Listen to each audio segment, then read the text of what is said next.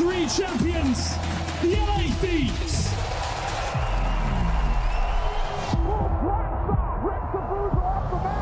2v2, Neptune finds one, but it's out to Jodeci for the full ace. Oh! Neptune, can he clutch? He's in.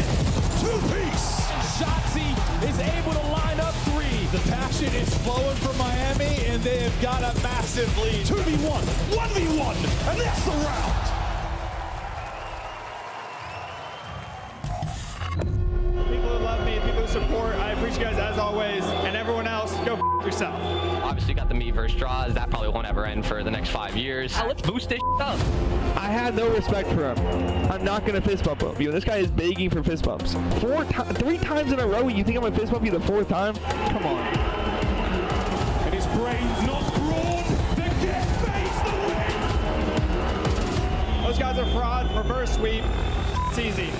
The LA Thieves, they have taken everything. It feels amazing. We've been waiting for this. It's been 6 months. Major 1 was so close, and I'm glad we got to win this one. 6 months in the making, LA Thieves hoisting the trophy at the end of Major 3. But today, we get the rematch we've all been waiting for. This one went to a Game 7, Round 11. Historic grand finals. We get to see it online today in the best of 5. Hell yeah, we do. And what's crazy about this is both teams have had a couple of slip-ups recently. We saw the Weird Dave upsets yesterday for LA Thieves, and Atlanta FaZe Hardpoint has been a really tough run for them recently. Let's start here with our major winners, because if you were tuning into EWC, you saw Atlanta FaZe raising the trophy there. They went on to win Major 1, Minor 1, Major 2.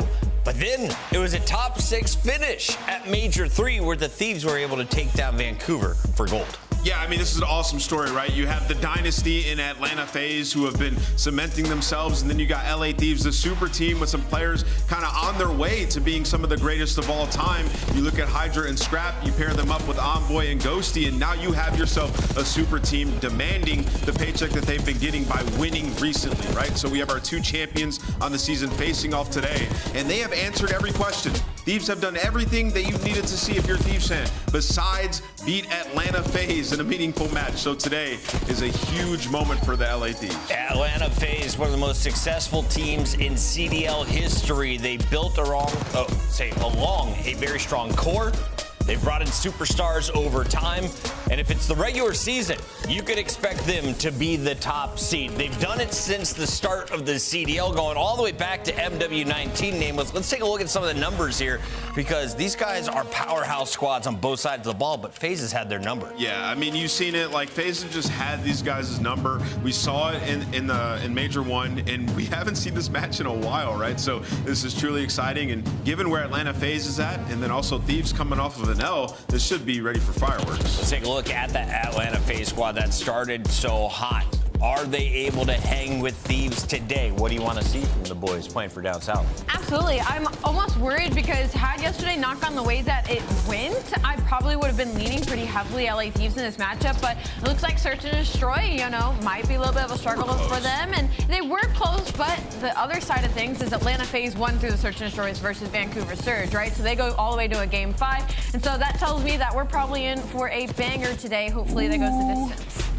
Yeah, I mean, this is going to be an absolute banger. I mean, you're talking about this Atlanta FaZe team that since MW19 has been top in seeds. Well, this year, right now, LA Thieves has the edge, right? So by 10 points. Yeah, by 10 points. But it's narrow. It's so narrow. Atlanta FaZe catches them with a win today. Both teams sitting at 9 match losses. Thieves had that bonus land match to give them a slight edge. As we take a look at the rest of the numbers, though, Allie, really, it's all about finishing top 8. Optic Texas breathing a little sigh of relief after yesterday, and we have more teams, though, still in the mix like Cloud9 trying to catch up. So as we get down to the final, 7 days of qualifier here? Yeah. What are expectations for teams like Cloud9? I mean, the expectation's kind of high now, right? Like, they beat Vegas Falcons, and should it be the previous iteration of the roster? You can sit here and say, well, it's the worst team in the league. Like, you would hope that they beat them, but it's a star-studded roster that clearly, example against Optic Texas, can take series and can take maps. So with Cloud9 changing half of their roster heading into this split,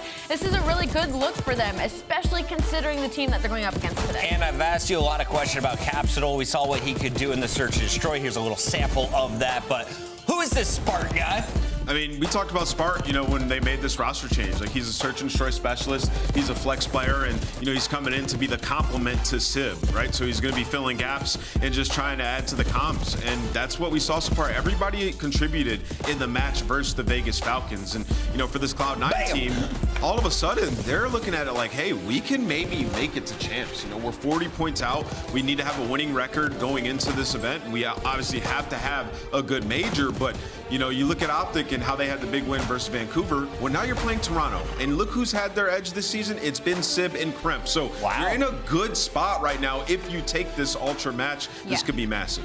You're in a good spot if you take it. I think that wording is important there because Why? their You still have to match is play hell. Thieves Because their and match, FaZe. their schedule is you're in a good spot for literal winners. hell for Cloud9. But the thing is, going up against Toronto Ultra, they're now a very high-paced team with the addition of Kremp and Capsule, and that mirrors Toronto Ultra incredibly well, right? With the likes of Jodeci's and Beans back in the roster in the lineup.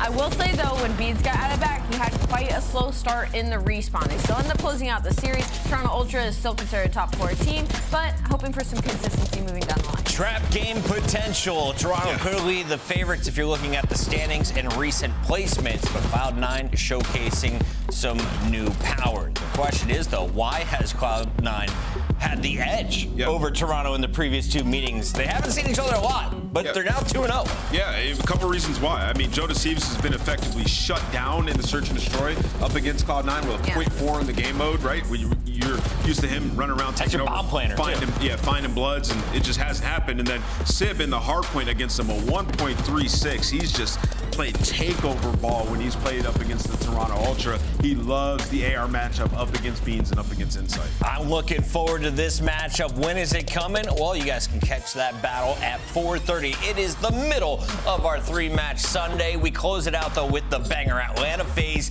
taking on LA Thieves. Your Major 1 and 2 champs taking on Major 3 champs. That is at 6, but we start things off with Miami Heretics, the squad that just took down another juggernaut. Do they keep it rolling against the underdogs, or is it LAG playing spoiler? Stay tuned. This is CDL.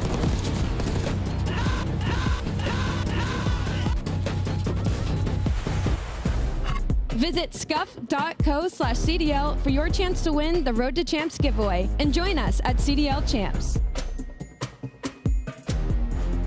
The Esports World Cup is an official partner of the Call of Duty League. The Call of Duty League is brought to you by Monster Energy, the official energy drink of the CDL. The 2025 Miami Heretics team pack is available now. Each pack includes home and away operators, as well as this spray. Vamos, vamos, vamos, vamos, vamos! Next time you boot up, suit up at the in-game shop. That's right. Get your team packs now and show your support as we get into Major 4. We have our first matchup ready to go. It's LAG versus Miami Heretics, and this one just tickled my brain a little bit because the Heretics have been quite fun to watch. LAG, quite the disappointment on the season. So I think everyone is kind of cheering for the double rookie duo over on Miami. Let's start there. Absolutely. It's just another situation where Miami is in a fantastic spot to go for winners for DreamHack because they get an not expected win versus the LA Thieves yesterday, and the following of their schedule is versus the Gentlemates that hasn't found any success. It's versus the Vegas Falcons, Cloud9, Carolina. So they're in a great spot right now to try and start in winners, and then also Super's been playing Unreal. A 1.31 overall already in the split. Granted, that's the single match versus LA Thieves. 3-11. So a little skewed. I mean, yeah. However. Yeah, he might be the best search player in the game. I mean, the way that he plays the situation is just flawless every time in the clutch. And, you know, they've had a massive improvement in the game mode. Like, they were not a good search team prior to him getting added. Now, you look at, he's got a 1.41 last 30 days. They're #1 in retakes, which also leads to them being 44 and 24 on defensive rounds. Like, their defense is just an iron wall in search and destroy. And a lot of that is because of Super. He has overhauled this roster in that game mode. And, you know, right now they're coming off a massive win. They're going up against the Gentlemates. Like, they're looking to just destroy them 3-0 Swift. They might. I mean, they lost to them last time all the way. They went the distance. But you look into the numbers, like Riel and Rencore had the time of their lives dropping 1.2s, and this is before Super was added into this roster. So you put his 1.3 in there, LA Gorilla Mates, you might not be in for a good time. I have great news, though, if you're a Gorilla Mates fan. What could that be? Protocol Hardpoint is no longer in the mix. You are That's 1-6 on that. Rewind is in, and you got Johnny playing at short range. I got news for you. They're 3-18 map count last stage, so I don't think it matters. They got 3 map wins, though, right? They do. 3 map wins. They did. It's impressive, LAG. Let's take a look at all 3 of them, shall we? Or just the roster. Here we go. Pre-game. Fighting for wins. Are you making it to champs? Probably not. Mathematically, nearly impossible unless you win Major 4. You play the bottom 3 teams, though, this split. So 3 of the bottom 6, I should say. Not the worst strength of schedule. In fact, it's one of the best. It's not. And you know what? For them, they kind of have to treat this and EWC maybe like champs. But for them, the players, this is kind of like solidifying their spot for the next year at this point. Like, I hate having to bring up in that conversation, but there's no strengths across the board. You have 1 hardpoint map win in the past, like, I want to say 6, and then you go into the control. You haven't won any there. You're on a 9 series loss streak. So it's hard to talk about a team like this because we know the talent of all these players. We know 99 Kids. Lunas have had some glaring moments. Johnny is a very aggressive player. Last year when he was in the league, we thought he should start this year.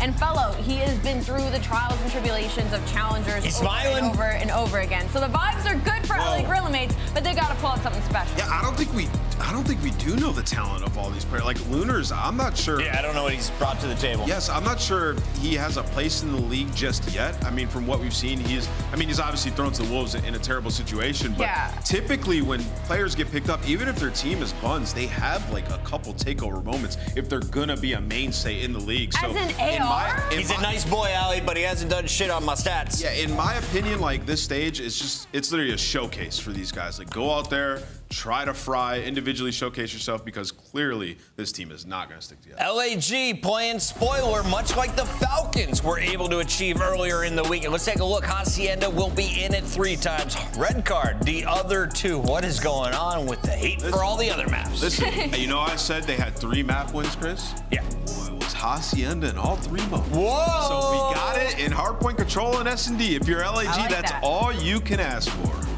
Wow. This game could get fun or extremely boring, depending on how much you like watching these 2 maps. Not a lot of diversity, but now we'll be able to see these teams on their best maps and modes, or how do we see Miami stacking up? I mean, that's the way you do have to skew it. I mean, when you look at stats on a team like LA Gorilla mates, you got to find the light again, the tunnel where you can, and obviously Hacienda being in all 3 game modes, that's going to be the one hope that they can grapple on. I think like the interesting thing here for Heretics is just the control, like the story of that game mode for them. It's been just bad throughout the season and even as of late. And like for them, Hacienda, like that's a map they really want to add to their map pool if you're the Miami Heretics. So curious to see how they perform. They're 2-9 on the season on the map. I'm gonna go rogue after watching a lot of esports over the last 20 years. I have never found it fun to watch the same map for 3 different game modes in a best of 5. Spencer Peterson, let's do better as we keep this party moving into the first matchup. What? Find me, son.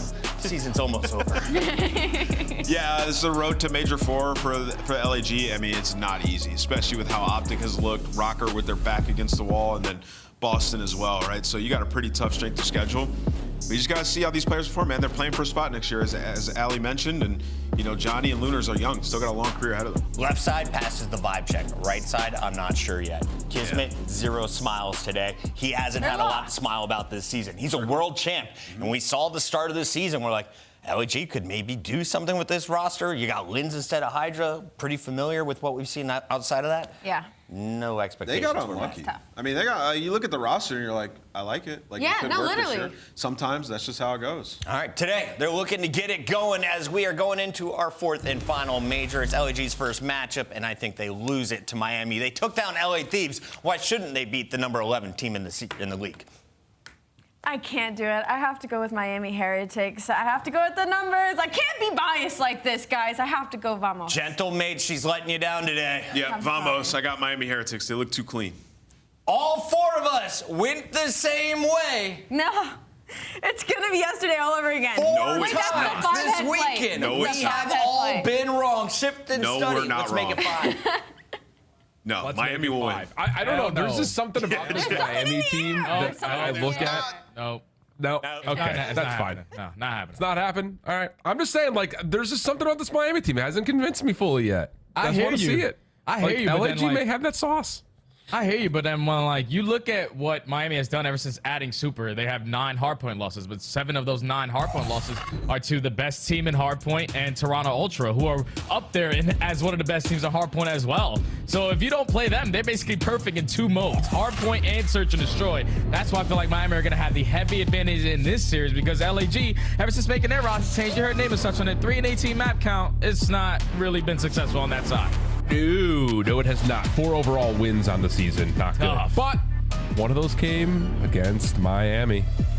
You never know. I don't know. I just feel like there's something in the air today. That's all I'm going to say. And it's not the pollen. Well, it is the pollen. I am stuffed up. Wow. Hacienda red card, Hacienda red card, Hacienda for our best of 5. And this map in particular, I think you look at and you say, okay, both teams some significant reps over the course of stage 3. Some improvements needed though, as both teams have really just kind of split the difference in terms of overall wins. Let's see what we get. Miami, LAG. Let's get it home.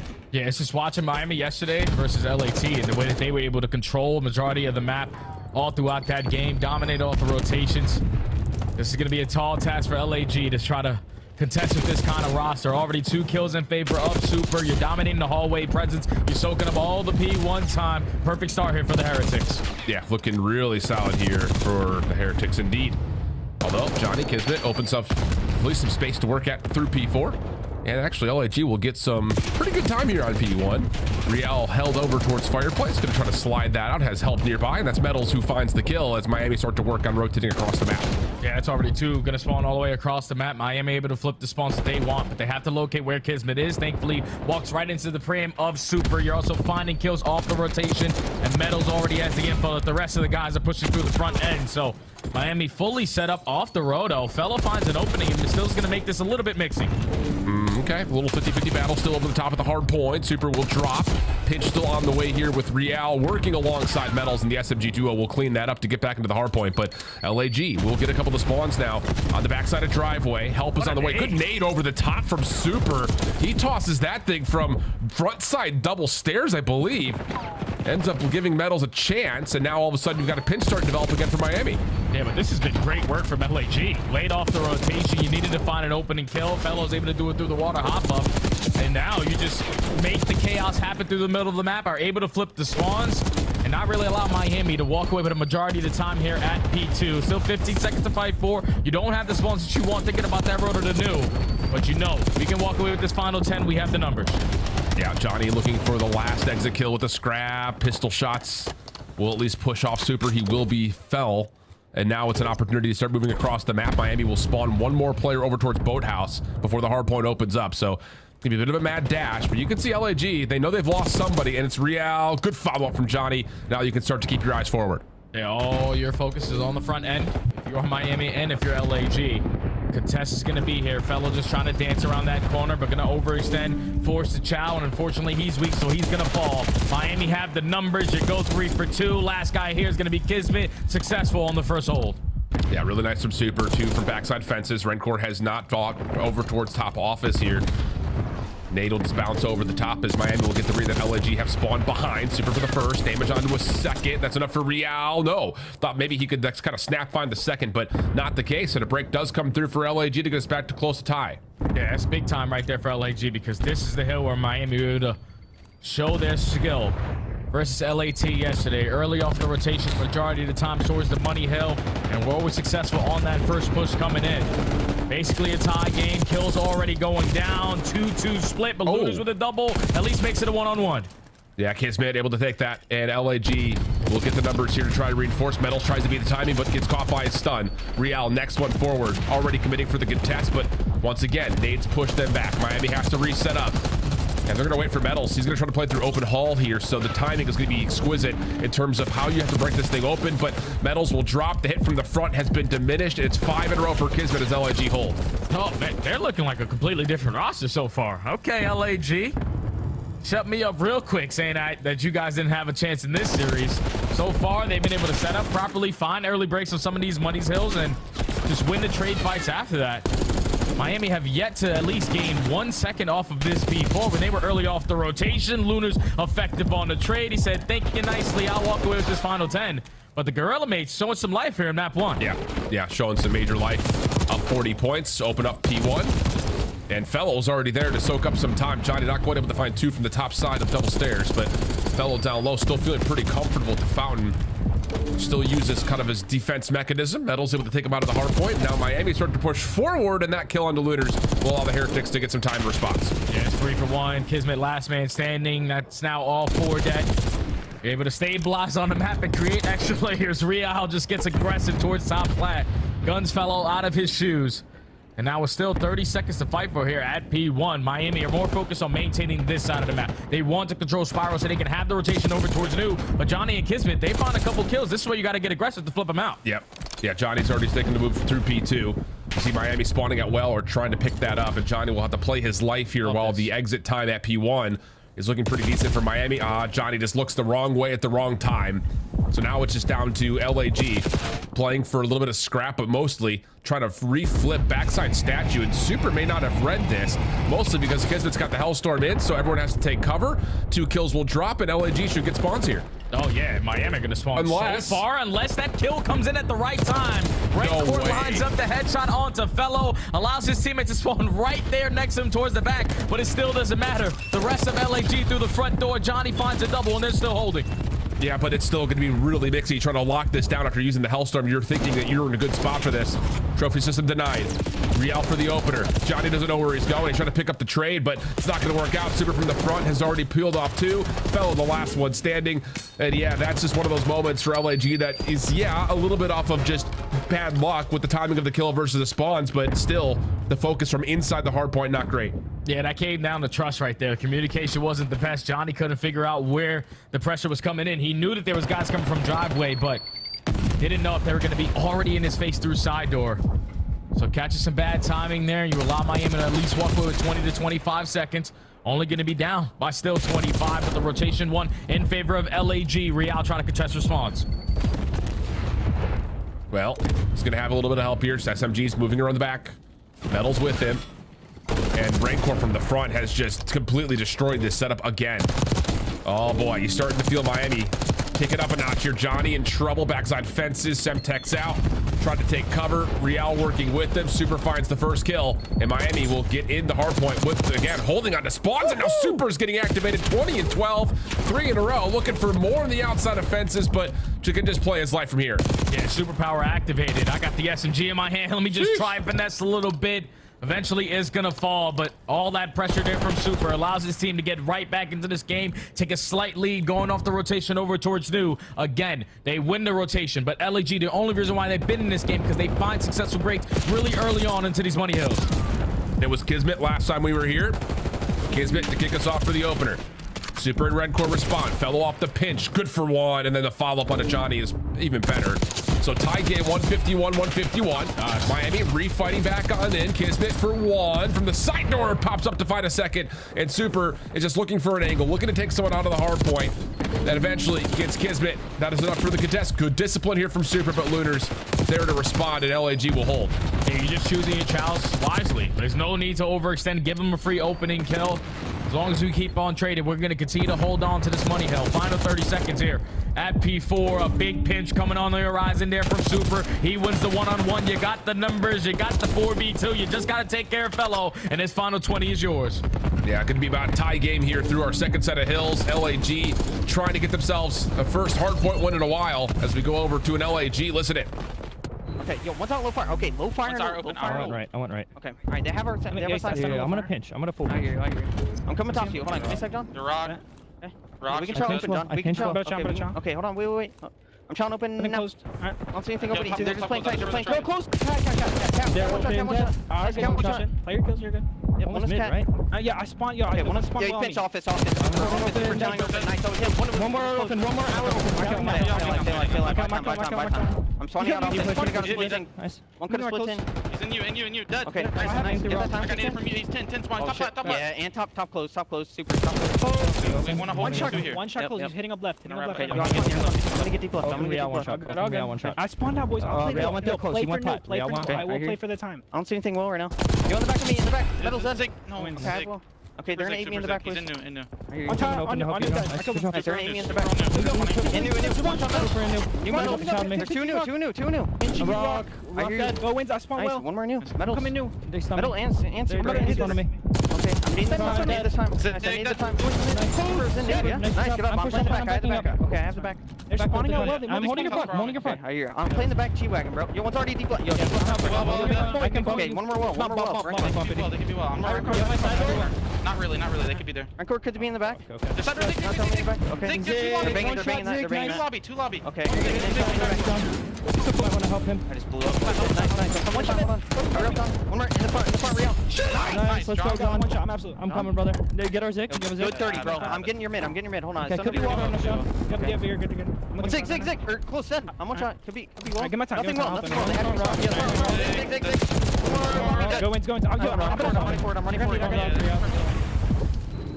Couple of pop-off moments. Johnny able to secure essentially what is a 1v3 for the time. That'll get LAG a convincing lead now as we move over towards fences. And Kismet's already working on this rotation, trying to put some pressure on Miami. Oh, yeah. If you just had a very successful P2, and to talk about the communication a little bit more, when you think about listening to them, you don't think that they have only 40 CDL points and they are sitting at 3 and 18 in map count. Yeah. Everybody's so calm, cool, and collected. The small talk is on point, filling gas properly. Kismet saying, okay, potentially someone's going to slip on by.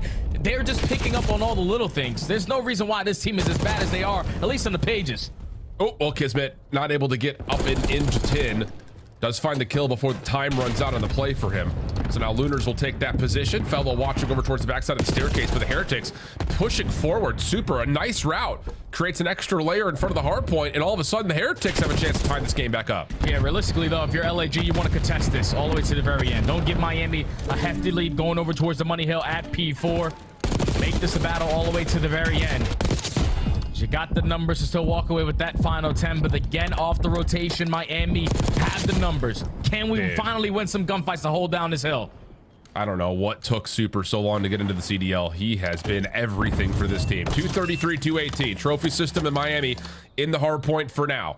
Kismet working on a water route while the rest of LAG really haven't even shown themselves yet. So if you're Miami, you're sitting here like, where is everybody? Stuns and nades start to make their way through. Here comes Kismet with the pop-up. He'll find the first. Rancor stuck in the corner. And how about the cleanup from the SMGs? Real, the last one left, has to keep his life if Miami want to have a chance at this. Yeah, he finds an opening, but you still cannot go. Your teammates are yet to be into play. Now it's time to go. LAG only need 7 more seconds. They're winning the trade fights. First couple of shots are good. First kills are even better, though. Last one to find is Rancor. And how about LAG? One more maybe hit to come through on the backside of this play. Kismet just needs to not scam, and he does better than that. Finishes on 6 in a row, and LAG kick us off with a map 1 win. My God, that is a magnificent map number 1 there from LAG. We're talking about losing a majority of your rotations, but always finding the key initial gunfight off that break to always not allow Miami to fully set up on these money hills. They won every single roto over towards P2. They won every single roto over towards P4. But it's just the gunfights and how they were setting up these breaks was absolutely beautiful to watch on the side of LAG. Kismet had his moments. Johnny with the AR and the SMG also had his moments. But dude, the fact that they just played a team like that as tight as they did when people don't really expect them to play the way that they did. Yep. Man, the work on the back end for LAG has been showing, man. That's a magnificent map 1. 36 and 28 for Kismet with 30 non-traded. All over the place with them nearly a minute 30 inside the hard point and the top objective kills in the lobby. Talk about just doing it all. Of course, you also had the 1v3 from Johnny. That helped a lot through P2. That probably was the difference maker in this game, for being honest.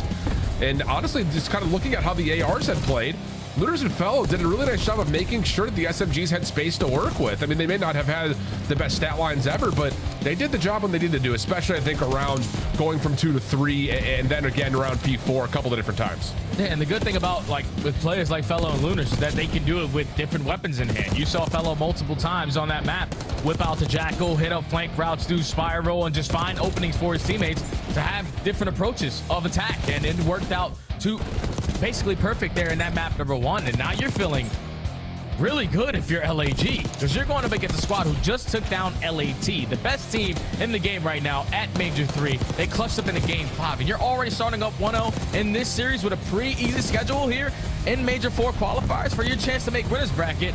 And also, you even heard the Death touch on it about their careers as well. Like, with 40 points, you obviously know you're not going to make it the chance. But if you want a chance at making it into the season next season, performances like this need to show. One of those things, man. I don't know. There's just something about this Miami team. I feel like they could just, at times, just fall a little short. And here, you really can't point to too much, I think, in terms of, like, where did Miami fail? I think it was just LAG was playing a better game today, or at least in this opening map. The Search and Destroy provides interesting context, though. I think that's the next part about this, because the Search and Destroy has been pretty miserable. I mean, really all the modes have been for LAG. Whereas for Miami, you know, I think they've been on an up and up, especially after winning 2 versus LA Thieves yesterday. Yeah, it's tough, though, because if you're LAG, obviously certain teams or certain players able to instantly mesh into a system for Search and Destroy the way that Super did for Miami. But on the opposite side for LAG, even though they have phenomenal Search and Destroy players, they just haven't really figured it out together as a collective unit. And when I watch them in Search and Destroy, it's kind of tough because Kismet and Johnny sort of do the same thing. Like, they're both individual playmakers. And if they don't catch their timings and they get picked off first, then you're just putting your team at a heavy disadvantage. There's also situations where Johnny's just completely out of the play, working a deep pinch, relying on a 3v4 out of his teammates to try to clutch on up. There needs to be more team coordination in Search and Destroy, and obviously with a new roster, that takes time to build. But I think like the combination between Johnny and Kismet, if they can start to be more in sync together of what they want to do, sort of like what an 0-4 and Neptune do, then that's when they can start finding a lot more success here in this mode.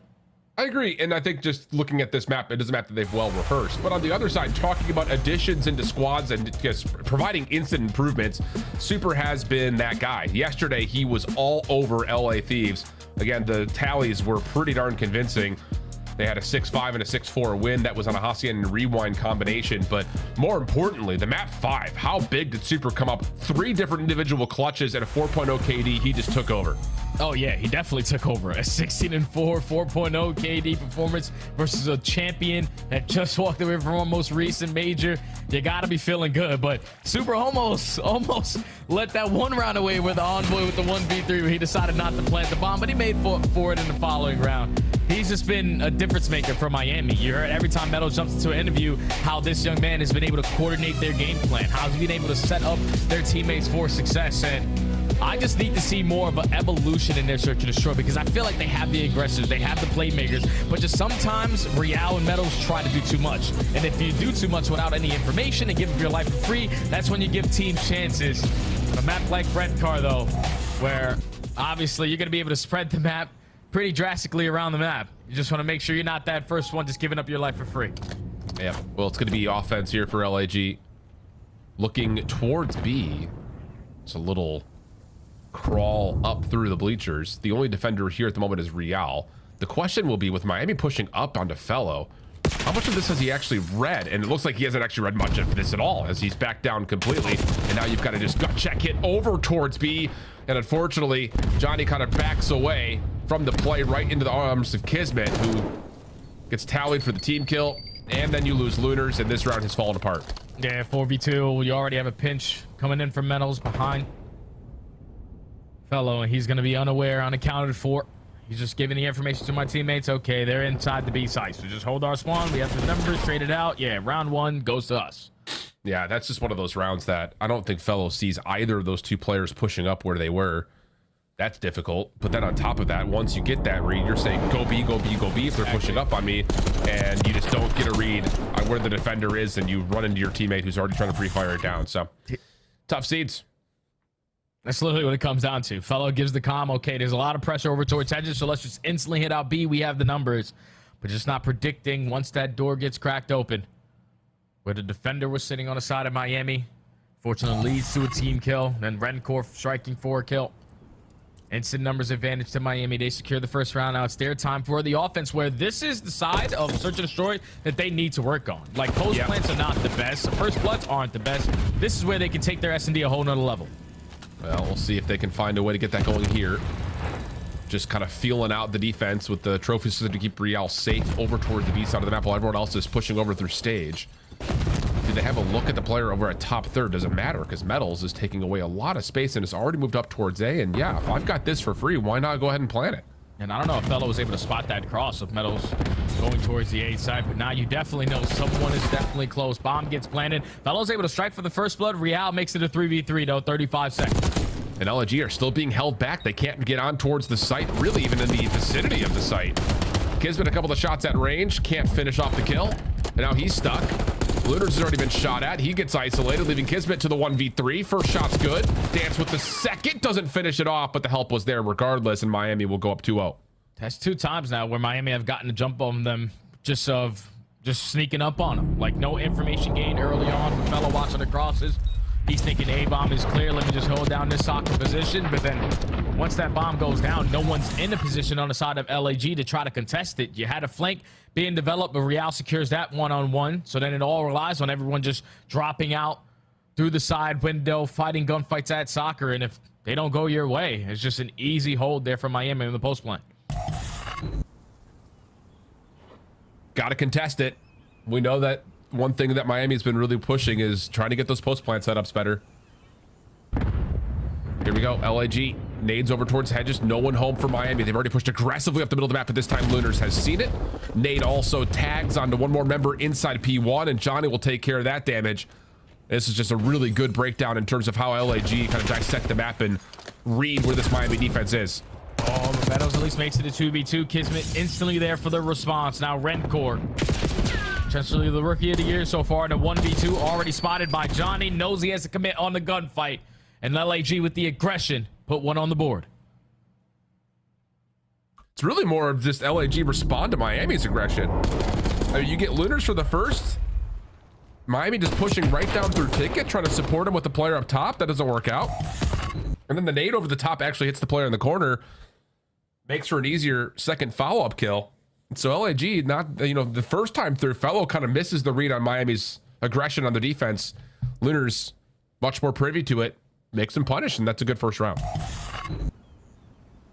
How can we start to rally some of these rounds together if you're LAG? Last time they got the jump on you at this A site, but some are going to be a little bit more aggressive up towards Hedges. 2-2 split. Sun's getting invested with an opening nade from Johnny. Strikes for the first blood. Yeah. That's going to just completely stall off this offense, especially with the aggressive crossfire that's already been set up. Yeah, Fellow also able to track down Rencourt. And opening set nades will likely dictate the outcome of this round here, as LAG was not only fortunate to find first blood, but they also got aggressive enough to take away the map from anything else coming through in a 3v4. So, yeah, tough scenes here for Real. Yeah, I love the round call or play call there from LAG to go for the 2-2 split. Aggression over towards Hedges, finding opening nade over at the B site. It was a team nade too. So the teamwork already showing here from LAG, putting into practice. Able to tie the game up at 2. Just like a perfect game plan there. Just take space on both ends, find the opening first blood, force them to think, okay, they're taking space on that side, so we can go the opposite. But they were prepared on both angles to tie the game.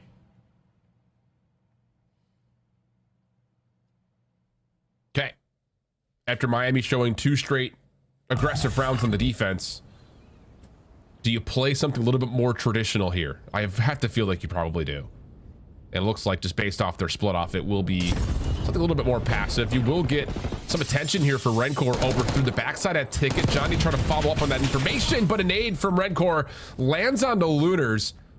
Seems like a bit of a mistake there, but we didn't really get a chance to see what that gunfight looked like. Lunars very well may have been one shot. Yeah, Nakis just trying to take space. Real ready for the gunfight though. Makes it a 4v2. And now Johnny and Fella left to clutch on up. 55 seconds to work with. Miami getting active on the pinch. Johnny might have his hands full here. Fellow trying to get in. Johnny gonna give him a read, but the first shot's not good enough from Johnny, and now Fellow's been pushed back in. The hunt is on for the Heretics. Fellow will take care of the first, but nothing beyond that. And yeah, that's just one of those situations. Again, we didn't get a chance to see what that 1v1 looked like between Rencore and Lunars, but try to follow up on that. You don't get the kill under Rencore. In fact, it's Rencore who finds that late nade. Just completely changes how that round unfolds for LAG. No, 100%, man. He finds that opening first blood and is able to get out with his life. And then you got players like Real, who just win some insane one-on-one gunfights. Was able to find 2 on that round. 1 on the Kismet, 1 on the Johnny. And with Gunny like that, you're going to find a lot of success individually. Miami take the advantage. 2 defenses now for them on that end. They go back on the attack. And I would just answer with aggression. Like, just that's what works for us. Just keep doing it. Well, Miami's going to hit very quickly through ticket to B. Nades and stuns over towards lockers, and now they're going to see that they've got a wide open B site. This is going to be a tough retake for LAG here. Now, I don't know how much they've thrown in terms of utility, and there's no trophy system down immediately here for Miami, so maybe there's an opening there, but this is a tough 4v4. Oh, yeah, because no tax get invested early on. Now you're going to use them to try to retake your way into the side, potentially look for the first blood. A half player's weak. Real cannot fully commit on the chow, and LAG just waiting for their moment to strike. Yeah, I don't know, though. That's stuns and nades that find value landing, and now there's a trophy system down for Miami. They may have missed their window, have the Gorillas. Yeah, they definitely did. I mean, you had Real down to a bullet. That just felt like a moment where it's just like we weren't ready to actually commit to the re-execute back onto site, and I mean, the trophy system gets down, you're throwing more nades late, and they don't hit, and then you can't follow up on the damage you already dealt. Yeah, that round just doesn't make any sense to me because you gain the information that they're aggressive as hell over towards B. You have all your attacks in your back pocket. You get a couple stuns to connect. You get a couple nades to connect. That is your opportunity to go. But when you're just allowing people to regen, reposition themselves a little bit, now you're just relying on straight gunny on some difficult gunfights where they had the head glitches. Yeah, not the best retaking opportunity there for LAG. Miami now pulling away 2 rounds in a row, back on the defensive side where they love to play. And here we go. Nades being cooked up. There's a trophy system down. Johnny still takes a lot of Semtex damage, but Real pushing forward finds Lunars instead and then follows up onto the weak Johnny. 2 for Real, and the aggressive Miami defense continues here in their 4th effort of it. LAG will recognize they've got all of the A site, but Super's picked up the pinch. And there's just really nowhere the fellow can go besides just to hold his ground here, backside of A. Oh yeah, 1v4. See you later, Tyler Fellow. Yeah. Wow. Game point goes to Miami. Again, Miami with the aggression this time through B. They invest 3 nades on that staircase on the top side of the bleachers. Have Johnny down to 20 HP. And Johnny, as soon as he spots that, like, he gives the info. Guys, they're getting super aggressive, so someone try to help me. His job is to simply get out of dodge, but once Lunars loses this first one-on-one, wasn't really prepared for the gunfight, was switching weapons in between, and then Real knows Johnny's weak. We just slide in and catch the free double. Game point now, Miami. Yeah, that's just Miami. Again, just going full throttle on their defensive tempo. 5 in a row for Real, 5-2 the score for Miami. Back onto the attack. Elevator route coming through for Rencor. All the rest of the Heretics are trying to see if they can get isolation over towards B. Real's got a route here. Oh, it doesn't make a difference. Fellow's already dropped, and now Real's got a ton of space to run rampant. Yeah, that's the first worst. I mean, that's the worst death right there you can get if you're Fellow, because you're isolated at this B site to simply play for the information. But once you fall, hey, teammates, it's sort of in a tough spot to try to commit on this. Kismet gains some info that they're crossing in towards B. You know the play's going to be on that side, but we still don't have the numbers that we want. Yeah, he doesn't have the ability to peek and stop this plant from going down, and you're kind of seeing the war on 2 fronts right now. Metal's watching for the long flank. Here comes Kismet. Super seen it, deals with it. That's going to be the game most likely. Real, yep, there's information on Johnny. Can just keep playing on top of the bar. Lunars does find one. Real tagged, but here comes the pinch. Metals, yep, that'll work. That'll work perfectly. Beautiful stuff from Miami, honestly. That was one of the most fluid red card searches we've seen out of these guys, at least, in a while. That was clean. Oh, yeah, very clean, man. The strategies were on point. Like, aggression was the key. Take away hedge early on in the defenses, force them to go over towards B, and then just catch a jump on them every time they were going towards B's. Nades connecting, having people weak, forcing them to reposition, finding initial first floods, basically every single round. Just a dominant search and destroy there from Miami. LAG had no answer. Once those first couple of kills go down, or team kills are happening, or we're just dying in the first 15 seconds, everything is just put at a pause, because Miami, once that first kill happens, they don't just give it up. Like, they still take space with it. That's why it's so hard to track them sometimes, because if Real gets a kill on the flank, he's still going to be working that pinch, so you have to be aware of him. But Miami showing their improvements in search and destroy. They needed to show some improvements on their offenses. The aggression was key. Obviously, it's going to help when LAG are gifting you a free first blood, but a 1-1 series, I wasn't expecting it to be like this, at least right now. Yeah, especially with the Gorillas looking really clean in the first map, and then we go to a control where, let's be honest, both these teams have really been struggling. So maybe an opportunity here for one of these 2 teams to turn this into a swing map as we head back to the desk. After 2 majors of 3-0s and 3-1s, we could see more Game 5s in Major 4 than ever. Let's take a look here at what has happened so far, because it was an impressive first game for LAG out of the gates. For Rosalie was not on Twitter, but they're still trying. They're still doing their absolute best, and honestly, you'll take that win if you're on the side of LA Gorilla Mates, on the side of Miami. Hacienda, hardpoint's been a weird one for them, but let's focus in on the red card first. Search is still clean. Their search and destroy has been unbelievable. There's a reason red card was banned yesterday in their series versus LA Thieves. They're just a really good defense team. I think Alan and Jay touched on it wonderfully. That's like this iron wall, as Ant called it, that you just can't get through when it comes to Miami Heretics, especially when Real on attack is getting kills like this. Yeah, I mean, Miami looks super clean here. And, you know, for their map pool, this does wonders. That's now back-to-back red cards. They played their last 2 red cards that they've now won. Consider it added to their map pool. I mean, you're seeing right here, just Real getting through, playing his timings. When he gets up close and personal, he's just going to find you.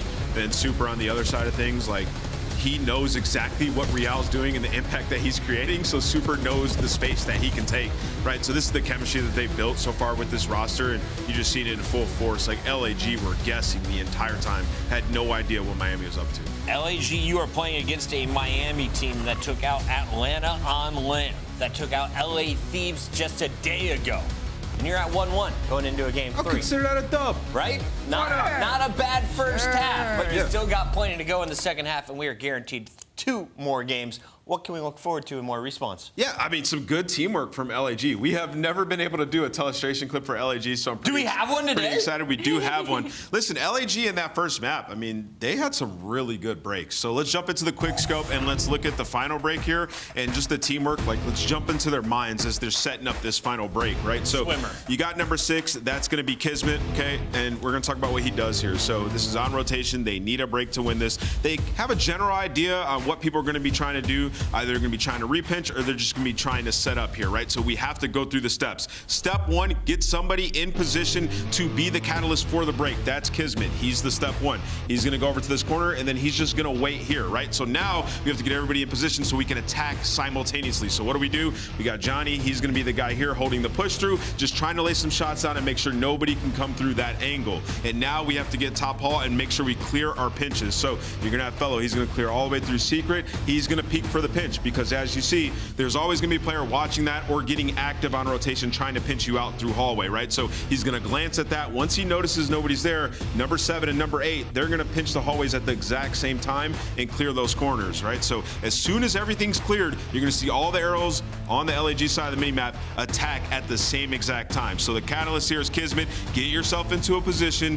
Be the guy who can make the big play for us. We're clearing everything on our minimap here. See Fellow peeks at the spiral flank. Nobody's there. 8 and 7. Double peek hallway. All right, Kismet, go in. Find us a first blood. He finds 2, gets more than enough, and now we're going to all jump in, play for these kills, and execute a flawless team break. Something that I don't think we've been able to say about LAG. Yeah, and it's hard to keep your comms flowing and clean in such a high-stakes situation like this. This is a 20-point game. They don't get this break. Miami Heretics close this out. It was really good teamwork from the side of LAG. And 99 Kids calling game. Let's give the man some credit. A 6 spree to shut things down at the end of hardpoint. It's now 1-1 after plays like that. Great breakdown. Yeah, thank you. And we said there's 3 Haciendas in the series. The 3 maps they won last split, Chris. Hacienda. They got to win. Would be crazy. They got to win this control. Miami, I mean, you look at them on the season, Hasi, it's been bad. They win this control, they're in good spot. It's a week of upsets. LAG, it's your turn. Time to take the lead with a Hasi control. Right, Shift? We'll see. We'll see. Why not? It's just so tough because you've got Miami, who's really struggled on this map mode combination, whereas for LAG, this has been one of their worst modes kind of overall. I mean, I think the biggest thing is like their protocol has been miserable. They kept trying to play through it last stage. So we'll kind of see what we're going to get from LAG, because since the introduction of Hacienda, they've been a touch better, but still, it's just not been good for either of these 2 teams across the season, even though the last 30 days may lead you to believe improvements have started to come through, Jay. Yeah, the good thing for Miami, though, is that they figured it out on their attacking side. Like, they're one of the best teams at just being contested, being in the gunfights, not really getting outslayed, averaging a lot of segments. 4.3 compared to 2.3 is basically guaranteeing you around 5 defense. But LAG, at least on the one time that they played this and they found success, was versus Carolina, and it was a clean 3-0. Like, they dominated on the defensive side. Kismet and Johnny continuously were just getting lost behind enemy lines, and that has to be what you want to do here. One team good at attack, one team good at defense. Who's going to be able to shut the other one up? Well, here's the streak of losses for LAG. I think the most important thing about this, though, is like, look at the quality of opponents that they've played in those last 5. Toronto, right up there in terms of the lists and schemes of what we look at for a good control teams. LA Thieves, same idea. Vancouver, one of the better respawn teams we have in the game. So not an easy batch of opponents, I would say. Kind of looking at what their major 3 qualifier stage was, like, they were in a grueler, man. They faced up against a tough Boston team. They had Carolina, Vancouver, LA, and Toronto. That is a tough 5-match stretch for a new roster. But here, maybe a chance to draw some blood as they will take the offense to start us off on House State of Control. And they already showed life and improvements in their opening HP. So waiting to see what they got in store for us here on the Control. You go 2-2 split so far in the gunfights. Fellows able to locate Super, but Rencor's to the last man standing. He's able to win on one-on-one. He is going to get traded, but first push already shut down. Yeah, Fellow just going to take that kill and run forward with it. See if he can maybe catch another off spawn. Rencor is too aware of that, though. Shuts down any nonsense. And Miami's defense starts to make their way forward now. Small progress being made by Kismet on to B. Help is on the way, though, for Miami's defense, and they will quickly find the kill and keep the clock ticking. And now Johnny, the last guy here, trying to create an opening for his team. Has another one right in front of him. Has him weak. Going to commit on the one-on-one. The game clock paused now at 44 seconds. A 3-stack over at this beat point. Johnny already reading the pressure on the pinch, and Nate is going to be able to back down Rencor, at least for now, but some fortunate timing there. Still leads, so at least 1 second guaranteed. Second on the way, but the pinch is also starting to develop here for Miami. Context is in. Rencor sliding forward to catch one, but Lunars helps out, finds a trade onto Super, leaving Kismet just to worry about the front, and he takes the win versus Metals. Trades are still decent, though, here for Miami. 1 life the difference at the moment as LA are trying to find some success playing up top in the hallways. Yeah, that's exactly what they're trying to do. Fellow already makes his way out through Rock. Johnny here to assist. That works. Finding his 2 kills. That works. Now Johnny finds a double, so you're already on the B point. That's already clean for that as well. This B point might be done and dusted. Miami spawning all over towards Bullhouse, and now we're going to be forced to give this one up and just play for exit kills. Well, it's a 1 life advantage. Never mind. I was going to say for LA on the exit. Kismet trying to track down another. Shots to Real decent, but not able to confirm the kill. Spawn trap not fully in play for Miami, but there's threat of it as Rencor's playing up in the lobby. Yeah, that's all you want to do is just be a nuisance in their spawn. Catch a couple freebies. Make your approach easier on your defensive hold. Real's able to take care of Kismet. Rencor is able to find a double off the respawn. Last player to account for is Lunars, and that's a massive double to at least alleviate a little pressure. Can you make it 3? The rookie having himself a moment. Yep, needed to see it. Des was talking about it. Even in teams that have not been all that great, we've seen some rookie pop-off moments. We really haven't had that from Lunars yet. Now on 4 in a row. 45 seconds on the clock. Give him number 5. Knows that number 6 is up top. It's a tough gunfight. Still locks into Lunars. Able to find his 6th. Challenges the 7th. Little heat check. Doesn't quite work out. But while all this is happening, LAG still haven't yet to really touch the zone. Yeah, I don't know what they're doing. Like, if I'm Lunars, someone just hopped the point. They're all focused on me. 23 seconds to go. We're up by 2 lives, but if they get 1 wave, it's basically a GG on the round, but thankfully you still got the SMGs roaming. Opening double goes in favor of LAG. First segment should be locked, but they just don't have the stack on it. I don't think that first segment fully came locked in yet. 7v4. You're trying to play a TDM out, but you're down to 13 seconds remaining. Kismet, good timing, finds 1. Trade is out, though, for Real.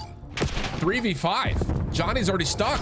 There's no way. There's no way they lose out on this. You had Lunars pulling all of the individual focus, and nobody from LAG can get back. I don't know if they fully got that first tick. I didn't see the scoreboard mark it, but I may have missed it. Regardless of that, that felt like a huge missed opportunity for LAG. Without question, man. Definitely a missed opportunity. When you have one player individually having moments like this, where he's just coming off the respawn, not even coming off the respawn, just finding a multi-kill after multi-kill situation, we need to be able to hop the objective there. Everyone can't play kills when he's already finding them. But even when Lunar's doing everything that he just did, you're only able to walk away with 3 segments there if you are the Gorilla mates. So Miami have an easier approach here on their attack. Yeah. I mean, it's just one of those things that, again, it's just, that's one of those moments that kind of distinctively gives a difference between the great teams and the good teams. And 100%. Yeah, looking back at it, it is just 3 ticks. They didn't get that first tick at A. So, tough scenes. Miami trying to set up something over towards B, but the first 2 kills for LAG will stop that in its tracks. Metals able to at least respond and maybe even just win it out outright himself, but not going to happen. Super last one left alive. Miami spawning towards B2. Yeah, now they got an OE through Rock's high. Super knows that he's going to be surrounded. Can't win the one-on-one versus Looners. And now you're just hoping that your teammates can hold down this Rock pressure. Allow your teammates off the respawn to get on. Now, good finesse there out of Metals to wait for the teammates to get back into the play. But 45 seconds to go. Miami, we need some segments. Yeah, we do. I won't say they're being too cute with this. They're still working for hallway control. Little peek out from Johnny. Gets the first and the second. Metals couldn't get the regen off. Real left to kind of display his life over towards bottom bar. Super, that's good help. You can actually have to take the mantle and just move over towards B, but Super falls before Fellow maybe missed out on an opportunity. So just down to Real. 26 seconds on the clock. Real's got to play his life. His help is trying to get here, but being held back. Yeah, he just got to keep on finessing. Your teammate got to watch over you. Rencore, unfortunately, doesn't find that kill on Johnny. Boy takes down Real, so it's still going to be contested here at the B point. Kismet with the movement and able to secure the one-on-one. And now Lunar's potentially creating an extra layer through the spawn. Only 10 seconds to go. Miami last push over towards B. Yeah, and it's being all shut down. Rencore finding one, trying to get over to stop the clock at A. Not going to happen. So as much as there was like a little bit of a scam there for LAG on the offense, they step back up and kind of give Lunars the respect that he needed after his individual play that he made of the offense to stonewall Miami completely on this defense. Yeah, that's what they do. On the defensive side, they are able to fill the gaps properly. Individuals are able to have big-time moments, multi-kill after multi-kill. Just never allowing Miami to fully set up on one of these pushes over towards a point. They were always scattered. Just like 2 guys off respawn, 2 guys in office. The guy in office goes into a gunfight. He loses it initially, and the players off the respawn have to take their time because you know that there's players in your spawn. So it's just a tough round there for Miami, not fully getting in sync. And now that you're down by 3 segments, you're looking for a shutout here. Yep. Kind of have to have it. I mean, you don't have to, but it would be nice to kind of reset the tempo and just touch. Stun will land. Kismet trying to work on this with Johnny, and that, what? Yeah, even Metals is just standing there like, did you guys really just lose that outright? I was hit by the stun and stunned, and then you still didn't find a kill. Crazy scenes. And now Miami start to make their play forward. Defense scaling across the map. Yeah, perfect break.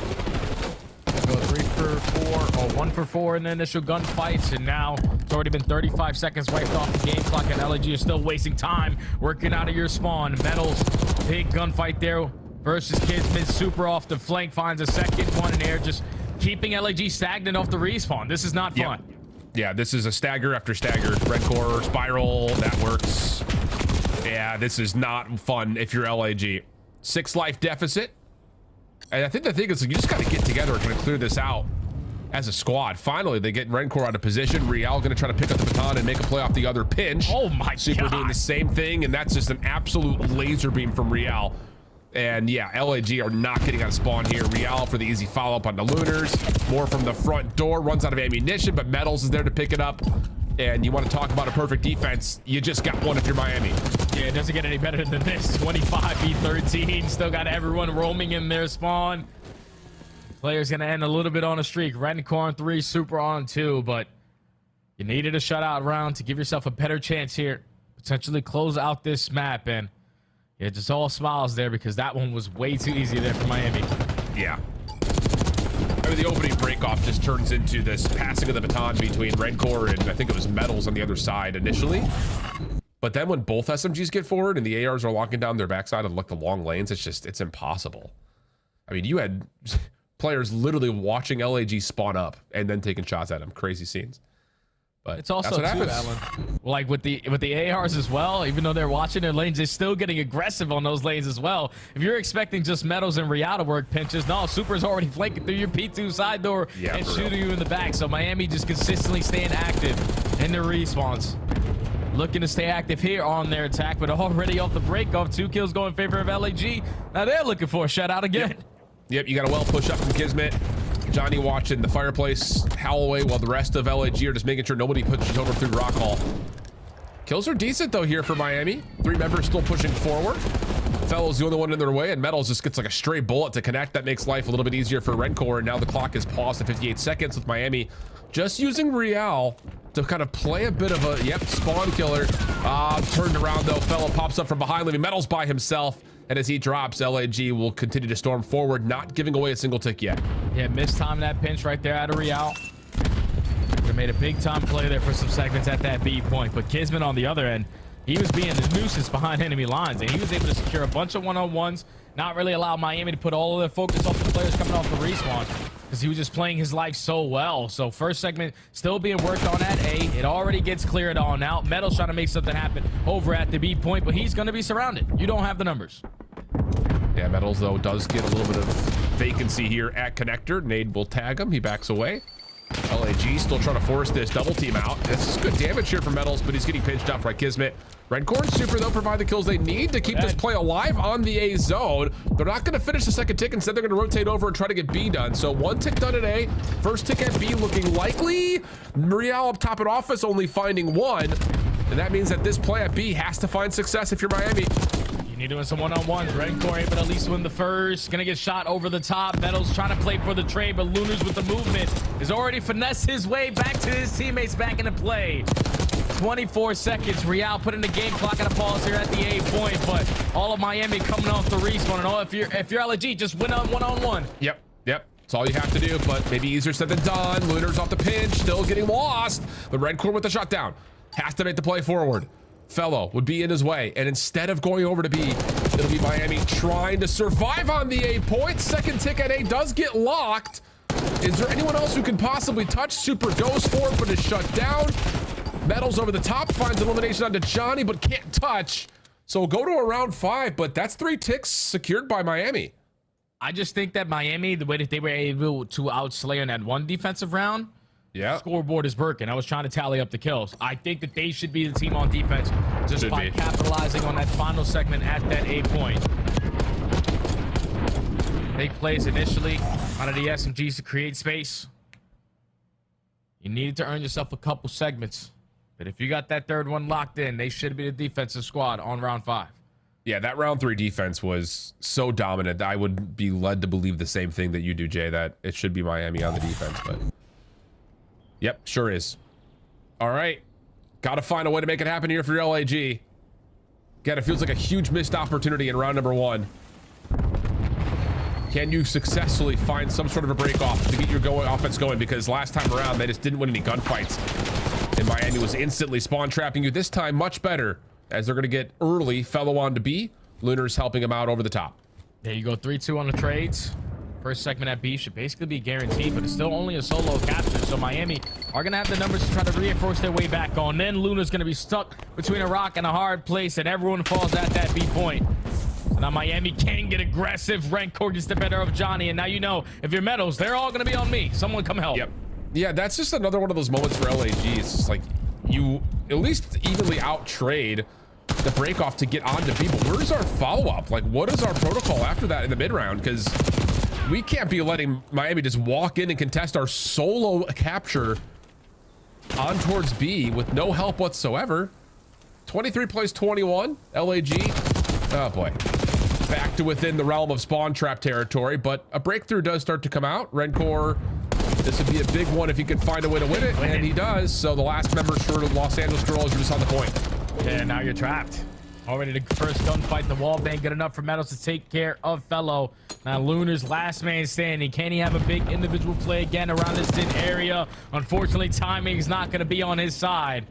And with 20 seconds to go, you got to get past Rencore with the AR in hand. It's not really easy to take care of him, but the nade good enough to find the opening. Super still in position. Metals also watching the cross through arches. But Kismet takes a different route away from both of them to keep the clock paused at 9.8. You need to find these kills, though, if you're LAG. Lunars for 1 trade.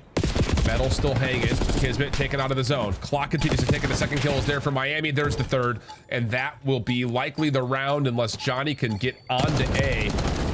No, not going to happen. Miami will take the control. And it's just, isn't that just the story of LAG, though? I mean, you've got a perfect opening breakoff, it looked like, on the first offense. You know, Lunars is doing everything he possibly can, and we still just don't capture any ticks at all on the A zone after B had already been secured. Pretty big miss. Yeah, that's definitely a big miss, man. You're gonna go back and watch that in the VOD session and like you're gonna see, wait, Lunas, you were doing all that? Someone just has to hop the point. At least give us some more time to work with, because we were up in live, so it's just not really the perfect game plan on the objective end, and allows Miami to capitalize on it. But Miami, they were one of those squads who found a lot of success on their offense. They didn't show it. They were able to show a little bit of defensive destruction, especially on that one round where the break off goes perfect. Oh, yeah. You go 4 for 1. You got the SMGs roaming through the spawn. You got the ARs holding down the lanes and also timing their flanks beautifully. Just the team that outslayed there put themselves on the preferred side, and Miami were able to capitalize on that control. Hacienda is one that they want to desperately add into their map pool because Vault has been shaky as of recent. So just putting that one underneath the belt, you're going to be feeling good about it. You're up 2-1 in the series, going into another hard point where you currently are on a 3-loss streak, but that's only to Toronto and LAT. You should stand a pretty good chance there is LAG. Yeah, that's very true. Yeah, definitely a strange control, but I think we're going to reflect on this, and I bet the boys in the flank are going to talk about that round 1 and their breakdown of this matchup. I would only figure. Just again, it's just, you know, newer team situations. I don't know. I don't want to like give them too much of a leash because it's been a full major that they've played together at this point now. The only difference is like in terms of a new team is concerned, like the only other team that's really kind of met the same types of resiliency in their schedule is Carolina. Like, if you're LAG, you played Carolina, Vancouver, Boston, Thieves, double dose of Toronto throughout Major 3. So it's just like, what do you do? Like, how do you really evaluate your squad when you're playing up against a bunch of teams that are red hot, especially in that major? Now you have a chance to play up against a Miami team that is just coming off of a high placing at the major itself. Still looking for an identity, though, I think, in terms of, are they actually a top 4 team? Yeah. The win versus Thieves would lead to believe that maybe so. But there's still these moments where like you look at this Miami team, it's like it's still not as good as you want it to be in control. They're still missing out on a couple of hard points. It's just their search and destroy that kind of bailed them out, especially versus the Thieves team yesterday. Yeah, 100%, man. The search and destroy has been the thing that's bailed them out of a lot of situations ever since the addition of Super. But when you watch them in Respawn, they've gotten a lot more consistent with Super because he's able to put up slaying. Like, it's as simple as that. When you're able to find your kills, set up the proper plays, or set up key team pushes off rotations, like that is going to be your key to success. And with this guy individually always putting up consistent numbers in the hard points, you're going to have a pretty good time here. You saw it in map number 1 at 1.5 is not good enough to secure the W.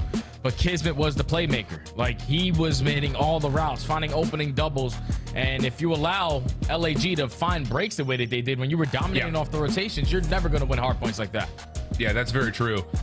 And just to kind of look at the track record here for Miami, we saw this map yesterday versus Thieves. It did not go very well for them. They were not winning any rotations really at all.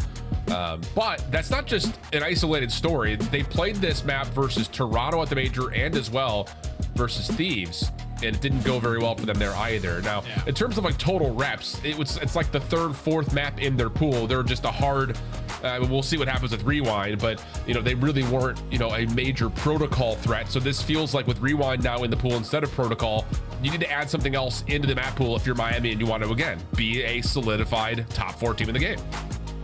And this map is a big one because every time you square up against the likes of LAT, this is most likely going to end up in that series. They are a perfect 8-0 on that map. Yeah. It's going to be very tough to take them down on red card, but just prepare ourselves to have a better chance of contesting with them. It has to start with rotations. Obviously, you won a majority of them in map number 1, but you weren't able to set up proper holds. Like, setups were abysmal. The same thing happened yesterday on this red card versus LAT. You weren't running rotation, and when you did, you were instantly getting broken into. So Miami just have to be better on their setups here in this map 4. Here we go. See if LIG can continue to impress us with how they were able to really kind of limit the damage, even on lost rotations. A couple of moments that you saw them, again, just kind of get into a hard point, fight for their lives, take away more time than you would have figured. And even on a couple of moments, I think especially like the P4s on Hacienda, they were good at kind of turning these 50-50 battles into, oh, now we've won a couple of key fights, we can turn the map into our favor. So the follow-up was really solid on Hacienda.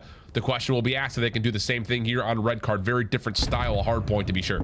Yeah, at least in the hard point, though, they show teamwork, and the search and destroy and the control is more about the individual play. So teamwork usually makes the dream work. You want to try to force this game number 5. Already action going down at this mid P1. Both squads are playing for the gunfights before they commit on the time, and Miami dominate the kill feed now. 4 for 1. Time to hop in the hill. And you've also found Johnny trying to hit a route. Same could be said with Kismet right behind him. Huge shutdown for Real. And Miami are feeling very comfortable in the hill at the moment. Now it's just down to getting a read on where the next hit's coming from. Metals opens things up. Follow up good. Another 3 for 1 exchange, and Lunars is nowhere to go. This has been a flawless start for Miami with a couple of the players still holding on to streaks.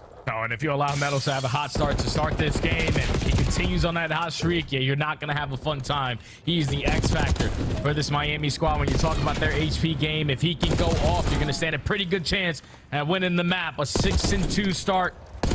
25 seconds off of P1, and you're dominating the stage presence early on, but a big gunfight secured there from Johnny. Spawns are able to flip, and Miami playing from the back foot now. Yeah, LAG just need to win this next set of gunfights, though. That's the problem, because you see this motion from Red Core and Super to the middle of the map. It's restricting LAG to have to play on stage or behind the goal, and now Spawns will move once again. Johnny, good first, almost takes down Super as well, but the shot's too crispy. And LAG will have to play from the backside Spawns. Getting some time for now, 23 seconds, next hit underway, but Super gets caught, and numbers are still here for LAG, at least initially. Break attempt from the front, start to generate some good progress, and that'll be enough to get Miami in. Yeah, final 15 gonna go in favor of Miami. Rotation's gonna go in favor of Miami. If you're LAG, cool. Final 3 seconds, let's just die, because we're gonna spawn at that new HP. Kismet with the perfect game plan. Johnny with the perfect game plan. You laid off the rotation, but we're already here. Red Core is going to be aware of this, though. Oh, gets away. Does he actually survive? No, not going to happen. Follow up from Fellow is good, leaving Metals to kind of work by himself through the bus. Good for 1, but nothing more. LAG still spawning in the backside of the hard point. Real's pinch is shut down, and now for Miami, this just has to be something from the front. Kismet's still worried about this topside staircase. Catches the first, does not expect the second. Timing good for Miami as they're at least able to neutralize the time. And 30 seconds still to fight for here. If you're Miami, you want to stay out, push towards the front. Trap them in towards the backside as long as you possibly can, but all of LAG rallying over through the street side. Everyone's going to be weak. Effective trades coming in from Miami, but the break is in for LAG. You're just not going to be in a position that you want for that next HP. Yeah, this next 10 seconds is critical as well in terms of LAG trying to get some momentum built. How do you exit from this over towards new? Miami doing a really nice job of just finessing these exits. Time is still good for the girls, mate, but nothing more. One spawn out, though. Keep your eye on Kismet. You can see Miami are trying to react to that, especially with Real spawning close, but Kismet still may find timing here. No, 100%. Real knows that, all right, I spawned right there close to soccer. Someone's got to be working the pinch, but you check the angle, and Kismet to take the super long route to find an opening. Now LAG have the numbers for the break. You already have Lunars and Johnny combining over towards stage side, and Fellow contesting through soccer. Spawns flip, LAG have the lead. Now you just got to watch the cross. Yeah, Kismet's got an AR to do just that. Up top. Stuns, nades, goes direction. Nice isolation. Red Core takes advantage. Here comes the contest up top on stage. Lunar is trying to keep the gun up, but it's Fellow who covers him nicely from behind. Real Metal still trying to work their way in, but this has been really solid for LAG. Last 12 seconds looking good as well. And on top of that, just to kind of add a little bit of insult to injury, they're going to find some exit kills and start rotating over to new. Yeah, this is fantastic. Now you sort of going to put yourself in a number situation off the rotation to new. You were late to the party, but you're already going to be in a position to contest it. Both the ARs find an opening. Fellow through mid-ticket looking for the trade onto Rencore, but he's prepared for the gunfight, and Miami able to hold on to the first wave. Trophy system down. Kismet on the flank. Took him a second, but still found the kill he wanted. Super should be traded here at Escalators, but slips away. Real at ticket keeps the hard point open, and now Kismet's essentially on his own. Does well to catch the first, but nothing more. Miami now with numbers. Follow up from LAG, going to be happening from the B-bomb site, but yeah, Miami's got a really good lockdown on this. I feel like that was one of those situations where if you're Kismet, it was cool to like create that extra layer there, but you're finding two initial kills. Your ARs are set up to watch over you. We could have been in position to soak up a lot of time because we knew where the pressure was coming in, but you make it hectic, and the Heretics usually love that chaos. Basically a tie game at the end of this P5 with Real ripping out an extra AR to find a couple kills. As we go into our second set, Miami are thinking, wait, we've dominated a majority of these rotations. They just keep on getting a lucky spawn here and there to allow them back into this game. Pinch shut down on the Lunars. You can still see Real worried about the flank, but this next hit's going to be all from the front, but Red Core His own flank up top has him looking down onto just about the entirety of that LAG break attempt. And the first 20 seconds are not just good for Miami. It's nearly perfect with a chance to try to push a little bit further out. Real, though, gets shut down, and the new battleground has been staged. Yep, that's all about the stage fight. Kismet able to take care of Super. Rencor, you're the next man up. Absolutely rips Kismet off the top side of the head. And if you're feeling yourself, you're going to go for the Ego Chow on the fellow. But he's able to find a double. Get him off for the time for now. Hope the teammates can get back into the play so we can potentially walk away with this final 15. But Real making the heads up play. We want the stage spawn. Let me hit a little bit of a flank. The last player alive is going to be Lunars. You don't find the kill when still before that new hill pops, LAG have the spawns that they want. Yeah, Super, though, over towards Globe, able to find Kismet in the old time. Hard point opens. Miami, the first one's in. A split spawn situation here. Lunar's finding the first 2 kills. And now you've got Kismet working a bit of a pinch. And he's going to find the opener. Really good stuff here from LAG, taking advantage of the off spawn. Now Miami are panicking a touch. Okay, what's their route to work out of this trap? Find an opening over towards Sage. Great shots out of Super. Now we can drop in, potentially contest the hard point, but Kismet keeps his teammate alive. It's all about these fights in the middle of the map, and Fellow with the AR lines up a double. Still the spawns in favor of LAG, and Miami now with 20 seconds left. Someone's got to OE. And it looks like they're all going to try to OE. You've got one member in what I believe is Rencor, who's trying to kind of finesse some of this time, but as they lose gunfights on rotation, LAG gonna have a chance to go scrap to initial from 2 to 3. Lunars just needs to stay in the hard point, and it looks like he's gonna do just that. Hard point will open up. LAG gonna be able to get a lead back here. And you know exactly where the press is gonna be coming in, because none of Miami contested on the old time of P2, so they all have to be working around the back end. And if you're Lunars, you got to time this to perfection. You know you're going to be surrounded. You got an SMG in hand. You're at least able to find a double to alleviate some of that pressure. But Miami have the numbers. They find the break. Yeah, all 4 members are here. Super stuns himself. Doesn't really get the bounce he was anticipating. Johnny for 1 up top on the staircase. It actually catches Super mid reload, and that's now 3 down immediately. So just as much as it looked like it was going to be a convincing setup for Miami, LAG able to break back through a full 4-man wipe, all of it coming flawlessly. And they can now grow on that lead with 20 seconds to the 5-4. Yeah, Miami are trapped. They know they have to work their way out of this spawn. We don't want to be on the backside of this staircase when that P4 pops. So thankfully, a little route there out of Rancor allows his teammates to spawn over towards Ticket. You win the one-on-one. You technically have the rotation towards New, but you're going to be outnumbered. Someone needs to win a one-on-one. Real wins a key 1 versus Kismet. LAG, wow, good clearance at mid.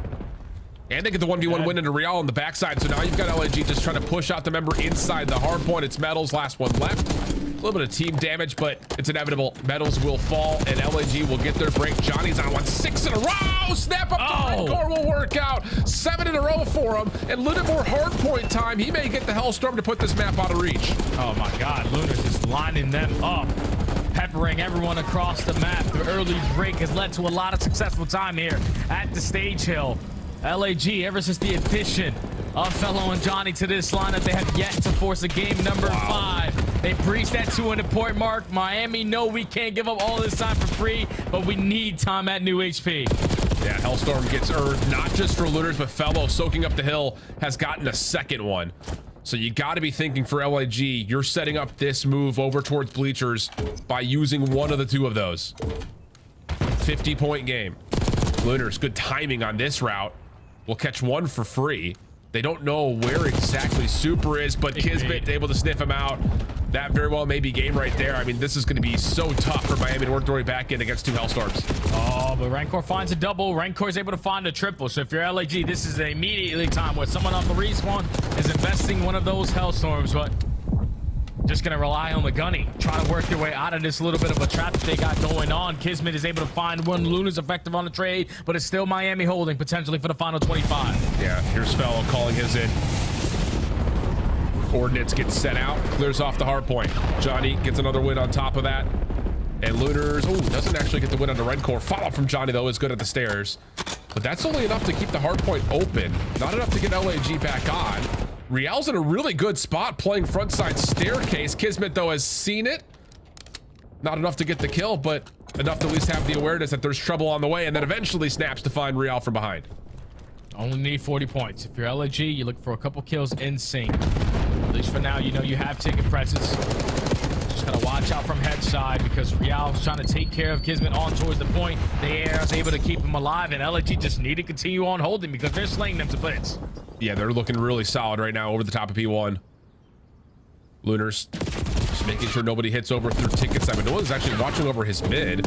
Johnny for one, snaps over, looking for another, but trades are good for Miami. 175-230. This game's not done yet, but it is starting to get to that point where Miami need to put together a clean set of kills that they want to try to rotate, not just to get this last time on 1, but they need to get a good setup for 2 as well. Yeah, it'd be cool to walk away with this final 10 seconds here at P1 because that basically guarantees that LG are going to spawn on the backside of that P2 and you can sort of have them trapped the way that you want. With a minute and 25 left to go on the game clock. LG only need 15 points. You already have a player playing the objective. Miami have the positions that they want. You just got to get in the hard point. Yeah, good help. Real able to only find one inside the hard point. Over the top, Kismet shuts down Red Core, leaving Super as one of the last ones left. And as he drops, now it's just desperation time for Miami. LAG's hard point coming to play in this first matchup of their Major 4 qualifiers. A last slide in doesn't quite get there in time, and LAG take both hard points, getting us to 5. That is unbelievable, man. For a squad who struggled so bad in HP. Obviously, you go to the Major, you get 3-0. You had no success all throughout stage 3 qualifiers and the Major. You go 1-8, but versus one of the top dogs, potentially one of the top 4 teams that we have in the league in Miami, who were able to show a lot of dominance yesterday in their hardpoint game versus the best hardpoint team in the game.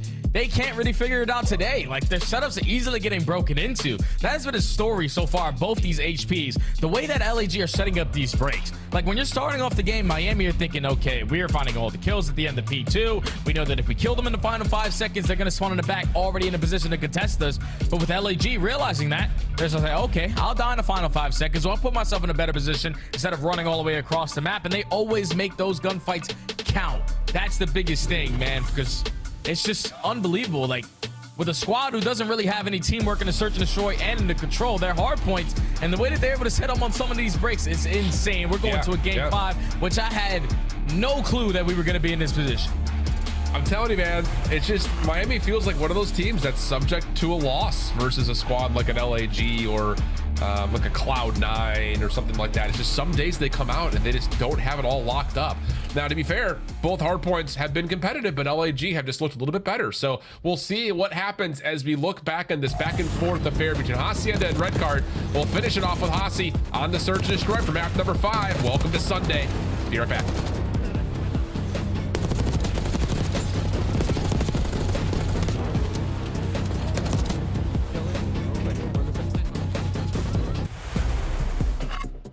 The Esports World Cup is an official partner of the Call of Duty League. Upgrade your game with the SCUF, the official controller of the Call of Duty League. The Call of Duty League is brought to you by Monster Energy, the official energy drink of the CDL.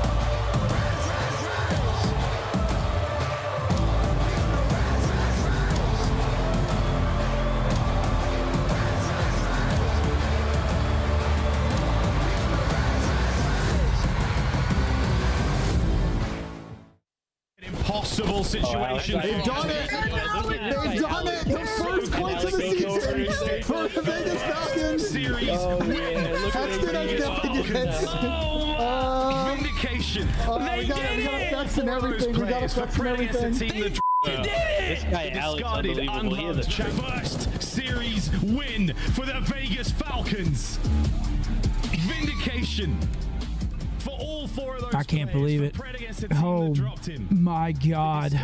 Unloved champions across the board. They have only done it. They watched us play Search like that? Oh my God, they're shit. I got it so bad. What is is this 9 and little 4. spot? What? Oh, that looks very uncomfortable. Very, very uncomfortable. No, it does. Yeah. You're basically balancing your nipples on a metal pole. For some, that's a talent. Yeah. Now the Ravens soar. Now the Ravens battle. The final 5 moments for them now. What a turnaround. What a tournament. Carolina survive. Optic Texas go home.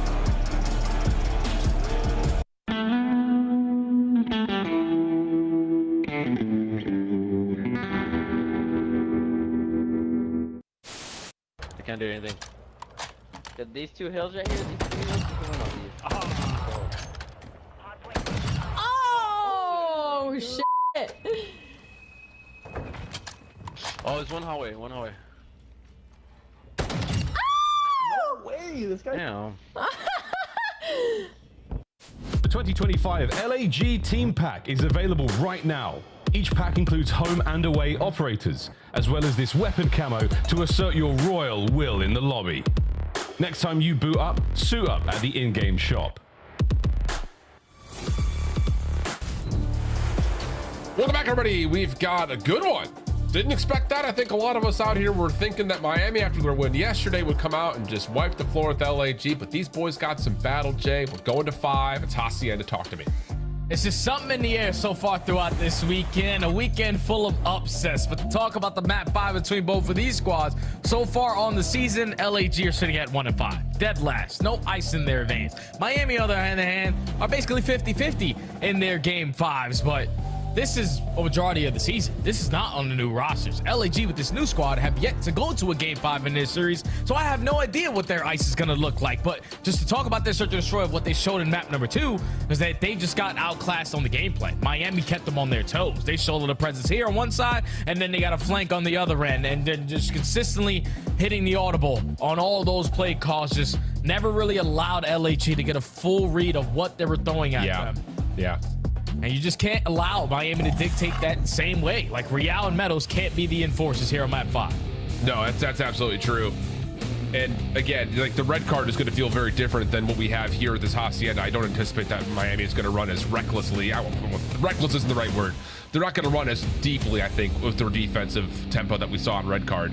But we have seen a number of moments where Miami have kind of flipped the script and kind of thrown a curveball in the search and destroys. I think especially early, like we even saw a little bit of that like versus LA Thieves, where it's just like they're doing stuff that just you would not expect. So could be an opportunity for them to kind of keep an edge there as we're about ready to go in, I think, to map number 5. I haven't seen that screen, so small little pause. Any other stats kind of stand out to you, Jay, though, before we jump to map 5?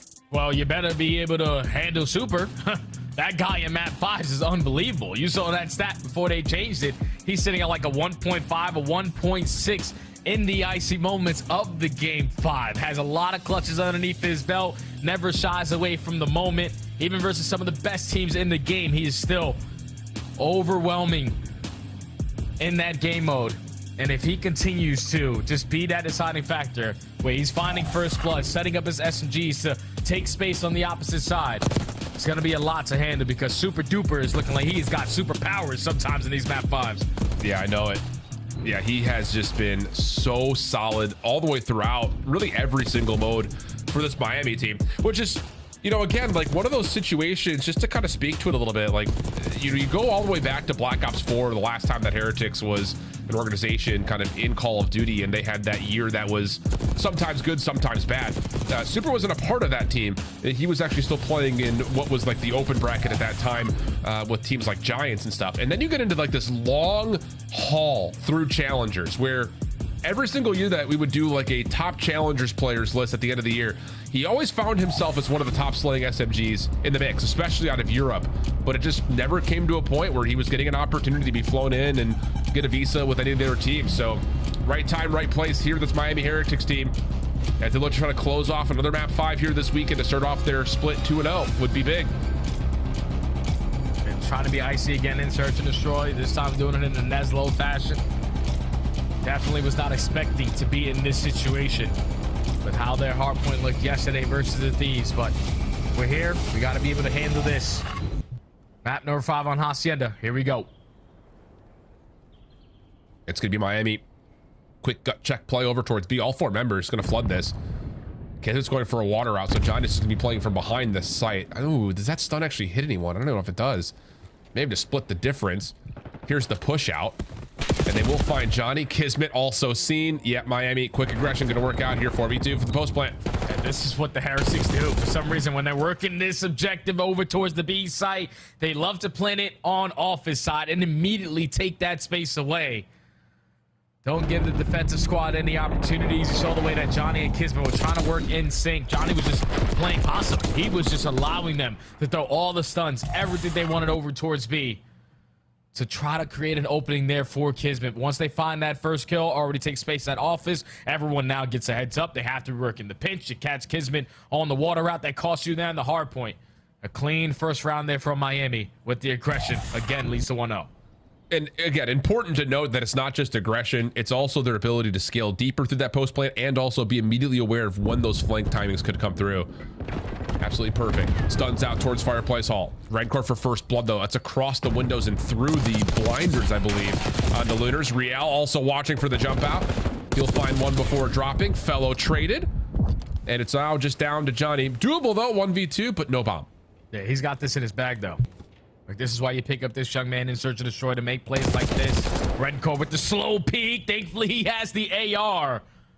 And he's able to gun Johnny to shreds. That's just one of those situations where, like, if you're an SMG player, you know that they're going to turn that corner. But just being prone in this angle when Redcore is preempting it, a couple shots able to connect right on the dome piece makes it easier on the approach. And Miami quickly up 2-0. Good stuff. And again, it's just another moment where you get someone through the play for LAG. Yeah, the first blood helps, but Rial's the one that I really look at to say he's the one who really stops that play for LAG. Him sitting up towards that top well archway, finding a kill with a jump out is so massive towards Miami, knowing what this setup's going to look like. And now double trophies may not be needed, but still down regardless. And it's a quick 4-man hit to A. No one home. Thanks for the free plant. Yep, and we're going to push through to your spawn, so you can work the pitch as long as you want. We already have space to your side. Thankfully, Lunas is able to find one. Super trying to play for the trade. Will potentially set up Rial for a free double. Everyone is weak. Rial keeps on sliding, but it's a 2v2. Metal still playing over at connector. Super rotating back to try to help him with that window play. Long drop for Kismet through well. Seen by Super. That is so much information. Now they're going to reset their post plant. Make sure nobody is pinching. You stun check it. It lands. Oh, gosh. And now you've got Metals in a perfect spot behind this play. He catches his first one. Fellow now in the 1v1, and there's just nowhere to go. That is so good for Miami. Again, so good. Just reading early on into the round. Okay, there's no presence over towards A. Let's see if they get the bomb down, take space on their side, and then once all the chaos settles in the top side of office, it's a 2v2. You got Super Duper making super plays. Like, he just throws an extremely good shoulder on the backside of Arch, gains the info onto Kismet, does not commit on the gunfight, just allows that game clock to keep on ticking down and force Kismet to try to make a play there. Just heads up play from Miami, playing with the information gained. They're able to go up 3-0. What a start for the Heretics. LAG trying something different. Redcore up top. He's seen that there's a couple of members who played through Fountain. What do you do with the 3 members for Miami defensively that are at B? And they're going to go for the long rewrap. And look what Rencore's doing. He's just going to play anchor all the way back in their spawn and let this flank do the work for him. Oh, yeah, he's a safety net. Okay, Rencore, you're playing for the info. If they push through our spawns, a couple free use for you. Just a lot of teammates to get themselves into the play as they are going to be instantly on the flank route. At this speed point, you're going to fly on in, force a team kill, walk away with the numbers, sounding it out. And the bomb hasn't been planted yet either, Jay. This is just the worst news right now for LAG because here comes Rencore. Although, Looters able to actually feel that one out, find the kill. We go 2v2. And there will be enough time and space for Looters to get this plant off. Johnny tagged. Oh, big win for Rial. Now it's just down to Looters 1v2. You're the rookie on the other end. Look, a floor clutch moment makes it a 1-on-1. Oh, the opening shots are good, but Rial a little bit too clean with the SMG. Will keep his streak alive, and most importantly, Miami will be up 4-0. These are just unreadable. I'm telling you, Alan, like, if you're spawning in your LAG, you're like, okay, we took mid-map. We showed some presence here at this A site. and they have yet to show us anything. And by the time they show us, they're already in the play to affect us on our game plan. Rencore backs up to the spawn. No one pushes through. Everybody else works the pitch over through well side. You force a team kill. You're able to also win on one-on-one and walk away with the numbers. And I thought Rencore, at least when it was a 3v2, plays that a little bit too quick, but thankfully Real's able to clutch up for Miami. And now their first look, trying to play something over towards Fountain. That nade does not really get there for Real. This is a bold opportunity, and are you kidding? With the pistol, Real takes care of 2. Lunars did open with the first double, though. So it's an early 2v2, but again, look at the space, and Rencore immediately knows he can plant. You're going to plan it for office as well, and if you're LAG, you're not expecting them to plant on this angle. Oh, gosh. But initially, they're already clearing out this space. Now they just want to hold down this position, but Real predicts perfectly. 2v1 now left up to Kismet. Yeah, and this is such a difficult decision for Kismet. Timing here is decent. Should catch one, and does. But now is the big problem. Where has Rencore gone? And the last place he may expect him is all the way back through Flowers. And Rencore is just going to sit there and say, I know where you're at. I know what timings I have to play with. And if you don't jump out this window in the next 3 seconds, I've got the angle to play from the low ground on this plant. And that's just a huge heads-up play. Again, Miami's going to go up 5-0 in map 5. And it's just like the plant spot. It's just too much there for LAG to handle, because once they turn that corner from their spawn and say, wait, he planted it for our side, they're thinking a step ahead that someone's going to put themselves in a position towards office to play the clutch. But then when you're trying to clear out that space with no information, not checking the right corners, Johnny falls. Kismet there to make it a one-on-one, but Rencore, 20 seconds left. I spot him working his way toward top office. It takes about 7 seconds to defuse. It's also another 5 seconds before we even get towards the bomb site, because he doesn't jump out the window. But Heretics now at game point, looking for the flawless 6-0. Another moment where, oh gosh, you look at LAG and it's just nothing has worked for you. Nade stuns coming through. LAG trying to make a play over towards the B site. Kismet on a water route towards Boathouse, but not enough help here initially for Fellow to feel committed to the plant. But now Kismet tucked in a corner by Tree will allow the plant to go through, but they find an isolated pick onto Johnny. Now it's a 4v2. Yeah, 2v4. If you're Miami, everybody just fly out and out, play a trade. They're going to clear out all already at Rock. Realize it's not a single player from this position. And they're going to wait for a kill before someone commits on the defuse. Oh, now they know where Kismet is. Should be an easy peek out, and there it is. Perfect. Absolutely perfect for Miami, man. And again, you know, you just look at how this team has progressed over the course of this year. Control still, you know, a little bit here or there. But remember back after, like, stage 1, we were talking about how this team needed to improve in search and destroy? Didn't really happen all that much in stage 2, but you bring in Super, and he's just completely changed the dynamic of this squad. Since he's joined the roster, they're what, 11-3, make it now 12-13-3 with Super on the roster. Is that accurate? Might be. Yeah, I think 12-3 is 100% accurate. Even though a bunch of their search and destroys have been going to like round 10s, round 11s, when they have blowouts, they show. And both these S&Ds were not even close from start to finish. First one was a 6-2. The final one is a 6-0. Just like Miami have way too much strategies in their S&D. You got players who are tremendously great at finding first bloods. Every single player is capable of doing it. And then they also have that clutch factor, that next play in the back of their minds at all times. Like, it's not just because Rencore is finding first bloods aggressively through one round. No, this time I'll camp my spawn. I will allow my teammates to make the plays. And when you have everyone who's comfortable in every single role in this mode, it makes your S&D shine brighter than anything else. Tight series overall when it comes to map count, but a map 5 that has Miami feeling good, starting their qualifying runoff 2-0 as we head back to the desk.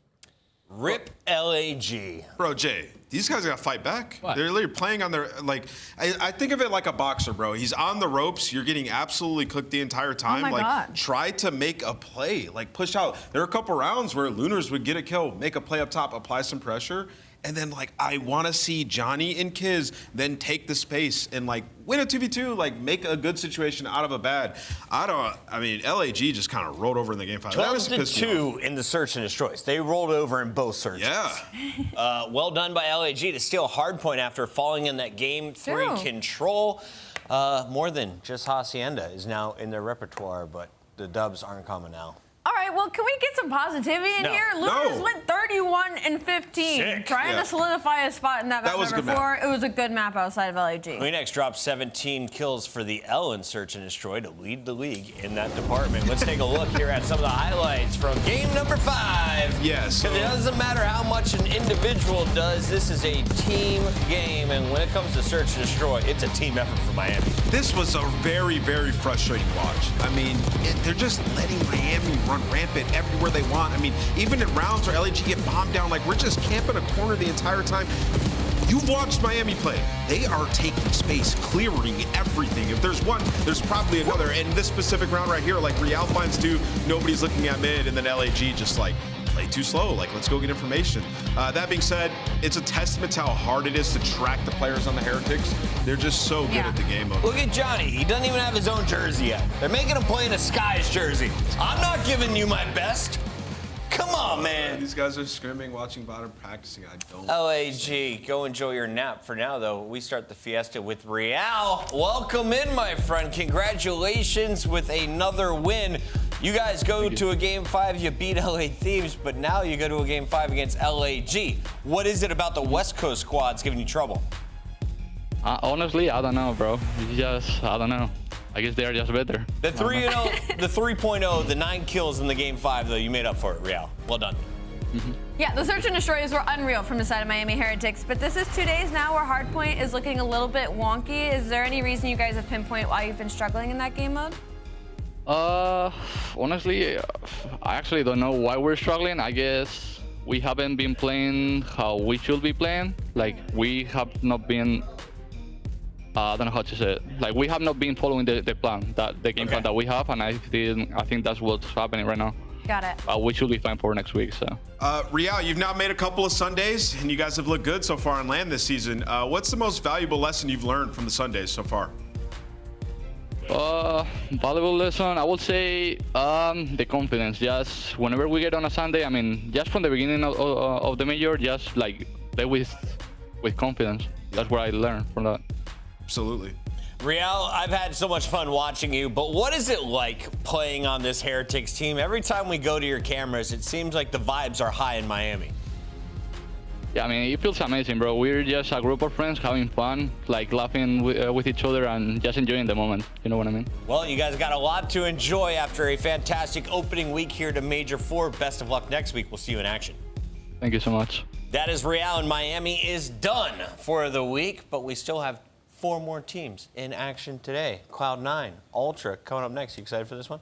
I am excited for this one. I want to see how Cloud9 continues and see if this is peaks and valleys for them or if they're finally hitting a little bit of a stride with these new roster changes going up against a powerhouse in Toronto Ultra. It is a week of upsets. We almost got another one. Will Cloud9 be able to keep the records rolling? Stay tuned. It's the CDL.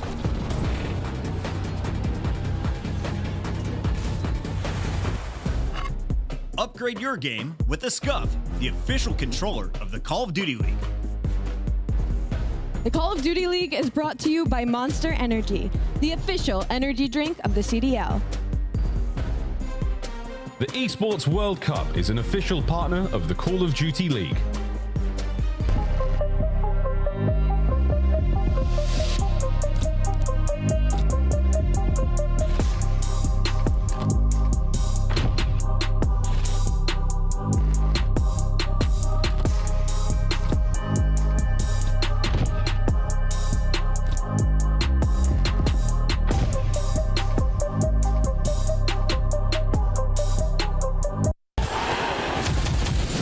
It's more than a game. It's for all who dare to compete. It's more than a team. It's our team. It's more than a feeling. It's unwavering passion. It's more than just talent. It's the grind that got me here. It's more than a moment. It's our legacy. One city, one stage, one champion. The battle starts now.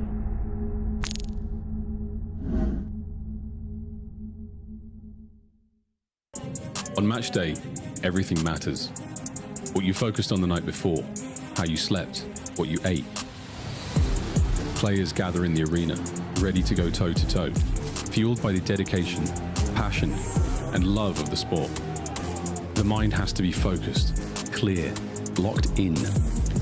Any unknown variable can mean the difference between winning and losing. And when you have your pride on the line, every decision has to be perfect. Every movement calculated, and every shot on target. If you want to be remembered here, you have to make them believe. Scuff has been a proud and passionate supporter of Call of Duty esports for 14 years and enables you to play like a pro.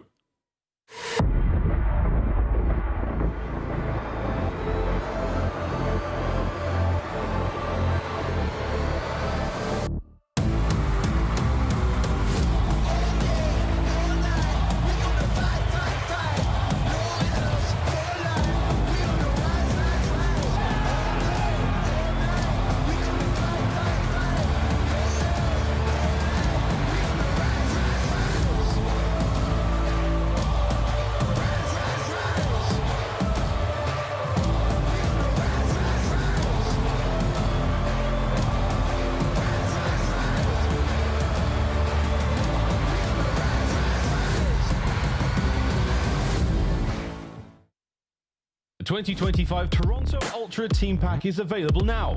Each pack includes home and away operators, as well as this weapon charm to bless your aim with the powers of tilt.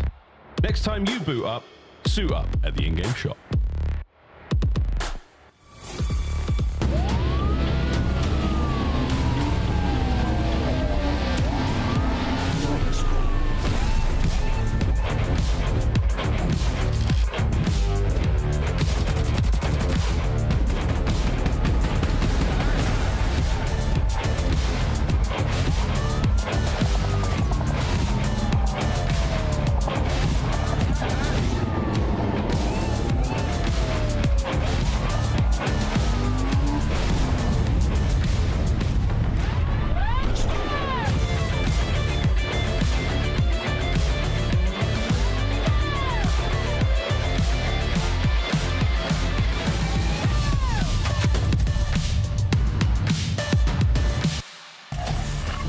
From the land of kings and queens to the home field in Toronto, here's a look at the opening pitch by Insight yesterday. Right over the plate. Yard. A little high, but my man got it there. I'm taking that yard. I'm talking 400, 110 exit velo. See ya. Well done, Insight, getting it done on Minecraft Day up in Toronto. Unfortunately, they got beat by Cleveland, which is where we're from, Ohio. Well done. Let's take a look, though, at our teams today because New York is in action against Toronto. Toronto, the clear favorite, though, right? Yes, 100%. But there's some lore here, Ali. C9 have had great success against Toronto on the year, 2-0, and large in part due to Sib. He's been unbelievable in the hardpoint. Let's start with this Toronto squad, though, because you had a fill-in with less than 48 hours. Mercules fills in at Major 3. He gets you another top 4 finish. It's back-to-back bronze for the boys up north. Now Toronto taking on Cloud9, who is desperate for CDL points. They are in that 9th place, chasing Optic outside of champs right now. They need to clutch up here in our qualifiers. Absolutely. A loss here would just be kind of unacceptable for what Toronto Ultra is reaching for, right? Because they've become an unreal hardpoint team right now, especially in control as well. They are top 4 in that game mode. And when it comes to search and destroy, you have the likes of Insight and Joe Deceives on your team, one of the clutchest players in the league in Insight. And Joe Deceives has been putting them on the backpack and search and destroy all season long. So for Toronto Ultra, they're looking to contend for championships right now. A loss to Cloud9 right now would be absolutely unacceptable. Not Joey D's best matchup, though, right? That's what I was going to say. He's got 0.4 in S&D up against Insane. C9, right? Wow. So he's been getting cooked in search and destroy up against them. But yes, the search and destroy has actually been the pain point for the Toronto Ultra recently and has to be the primary focus in this split if they're to win a chip. Who is shutting down Joe Deceives today? Well, you got some fresh faces on Cloud9 New York, and they include a tournament champ and Spark. as well as Capsule, who really made his impact felt in S&D. Yeah, we got a little sneak peek into it yesterday, right, when they go up against Vegas Falcons, and it was a swift 3-0. A little bit reminiscent to the Cloud9 that was beating everybody below them around, I believe it was Major 2 qualifiers. And when you look into it, so they drop attached, who has a 0.85 right now with a 0.62 in Search and Destroy. And then you move forward and they drop Mac, who has a 0.7 overall with a 0.7 to Search and Destroy. So they bring in Capsule Spark, obviously, to overhaul that S&D gameplay. When you're in a situation like Cloud9, you just need to kind of decide and full force into a game mode to try and create a lockup in some of these series, and it seems it might be in Search. Yeah, I'm glad that they made a roster that has an identity, first and foremost, right? Because it's going to be really difficult to consistently beat the top teams in Hardpoint at this point. We have world-class Hardpoint teams, so it's like, all right, let's focus our roster around the Search and Destroy, and so far, so good. But when you look at the makeup of the team, it does make sense there, and, you know, for them going up against Toronto, I believe that that's their path towards success, is trying to win Game 2, Game 5, and just have some ice. Ali, what is really going to inspire both of these teams in this matchup? Because we know what's on the line for Cloud9, but Toronto, are they really having anything to play for here? Toronto's having to play for championships, right? Like, for them, they can't get complacent right now, and Beans had a pretty slow start in their series yesterday, so definitely some fire under him right now. Not really to solidify his spot on the roster. That's not really a conversation, but just because we now have seen the peak of Toronto Ultra so far, they should only be getting better from here. It's our mustache matchup, I was just told by production. Great call out. Insight versus Spark. Battle of the upper lip hair. Yeah, I mean, right now, like, just from the visual, Spark's winning. I mean, that's a thick mustache, right? And yeah, to what Ali was talking about, like, you know, Toronto 3-7, their last 10 searches, man. Like, you're just not going to win a tournament. Dead last in opening duels, like, that has to be better. We're talking the last 30 days. But they have a tall task ahead of them going up against this Cloud9 team. They look clean. The dynamic between Cap and Kremp kind of running around together, just pulling so much attention. And then Sibs coming off a great split in that game mode as well. Like, this Cloud9 team does have the makings to be a solid roster. Sib is your all-star. That is your man dripped out, looking to carry the team. He has shut down Joe Deceives, the star SMG on the other side. Can he keep it going across Vault, Hacienda, Vault, Hacienda? Once again, our teams don't like to play in more than 3 maps. Look at the spread out. I don't hate it for Cloud9 at all. They are 6-3 on that Hacienda Search and Destroy. They pulled that from map number 2. Rewind, since they have overall half the roster, I'd like to think with the addition of Capsule and Spark, they get better at that map and game mode specifically. So should we go the distance? I'm favoring Cloud9. We're not going the distance. Okay. Do you know why, Al? Why? Cloud9's getting it done in 4. Oh. You ready for your Scuff Pick'ems? That's a hot take. That's a hot take. I kind of like that. Yeah, I'm ready for Scuff Pick'ems. Yeah, I'll go Toronto Ultra. Absolutely. He just said Cloud9's going to get done in 4, and then he picks unbelievable. That's my host, ladies and gentlemen. I'm going for Toronto Ultra in this series as well. Seeing if you'd follow the bait. It's happened before. Nameless? Yeah, I'm going to go with Toronto. Fans, let's be wrong again. We were close last time. Could have happened. We got Miles a chance. You were just on a right. Fantastic Sunday. We got 1 right. We're going to make it 2. Look at game 5, though. This is dub. Hello, Chance. How are you doing, mate? Ready for a killer series. We'll see if the honeymoon period continues or if it's going to be a violent murder scenario, White Lotus style for this honeymoon squad. Or did Toronto just walk away with a sweet dub and no one has to die? We're bringing out some energy, man. I don't know. Someone might have to die in the series, and it might be C9's hope and dreams. This is the type of series where if they like pull off this win, then like the champs race, we can really start taking it seriously for this team. Major problem though for Cloud9. Their split is insane. They're literally playing like the top 4 teams in order. They go from Toronto to Atlanta to LAT, and then Miami Heretics is gonna like be their next easiest matchup, like maybe, and they just beat LAT. So I don't know. It's bad. But if you get this win, there's the hope and the potential in C9. They handled the sort of chaotic gameplay coming in from the Falcons. Toronto is as organized as they come. So they'll be able to sort of test their limits in 2 different capacities. And if you pass the test, oh baby, we got ourselves a team. Well, it's a tough test to pass. Another test, though, I would like to bring up is the brand awareness that C9 New York have got. They've got rid of the red cups. They have a nice blue cup to match nearly everything about the brand right now. A little bit of blue, though, as well in the score department. I mean, aside from a crazy upset last time we saw them play, they've been a little down, a little bit sad. C9, we welcomed you back into the league with open arms and a big fat kiss on your cheek. But now we need to see you pull out the goods. Let's get it, boys and girls, into map number 1. And I saw Sib stats, the 1.45 in SB, the 1.36 there in hardpoint. But honestly, the graphic looked the most impressive out of all of them. That was clean. Either way, Joe Deceives, gameplay always clean. Should be traded out. And there you go. 4-man wipe in the feed for C9. They win the opener. See if they can keep it going. Counter-attack, instant hit from Ultra. Crazy fight towards the left-hand side of the minimap. That's going to be Capsule pushing up way aggressive. And more aggression here. Last man left alive here on time is going to be Krem. Reinforcements. Oh, no, it's a 2PC for Krem. He holds position. Now Beans has got to make his way forward again. Submachine guns for days right now for Ultra. That's always the plan when it comes to P1 for them. One of the pioneers of the all Jackal play. It's worked out for now, but what a battle to start things off. Yeah, and Spart having a hot one as well. I think C9 yesterday when we saw him on the P1s, honestly, pretty good at locking it down. And granted there, it's not like they get a substantial amount of time, but they do have the rotation to do. And Capsule can be the late man to the show and get a couple freebies. So if his teammates win the gunfight's over towards time, it's a good situation. Fortunately, a couple trades are rolling through and Kleenex last man standing, and that ends up giving Toronto the spawn. So it is going to be a mix fest on this time. Oh, but you got Beans in the back.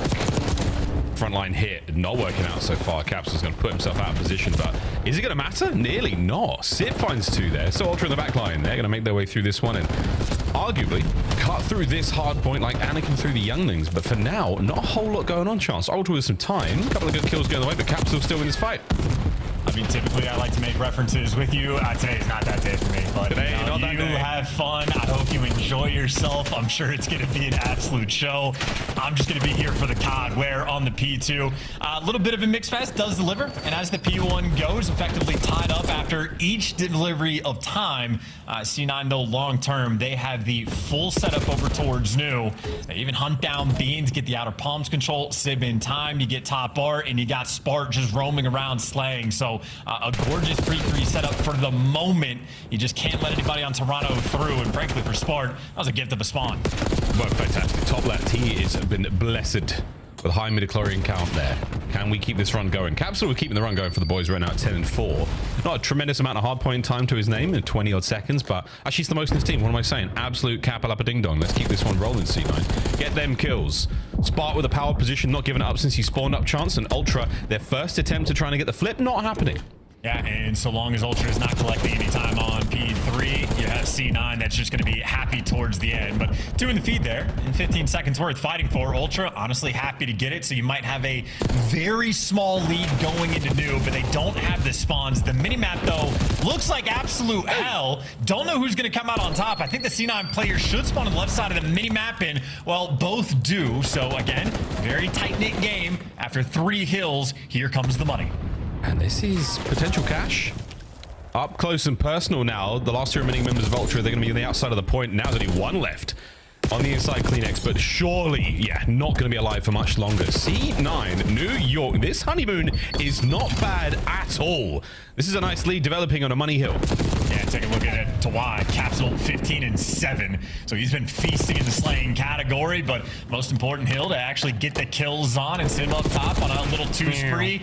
Thought it was good coverage. Joe Deceives fries him. I think he had help in the gunfight. And now you see Krem feeling the pressure on the time in Toronto without the spawns. Well, they back him down just for a few moments, but simply not enough. Ultimately, phenomenal hold there from Cloud9 New York. The P4 they convert to a money hill in like a tied up game, Miles, through 3 hills. Now they strike on the final one, and they got a 50-point lead.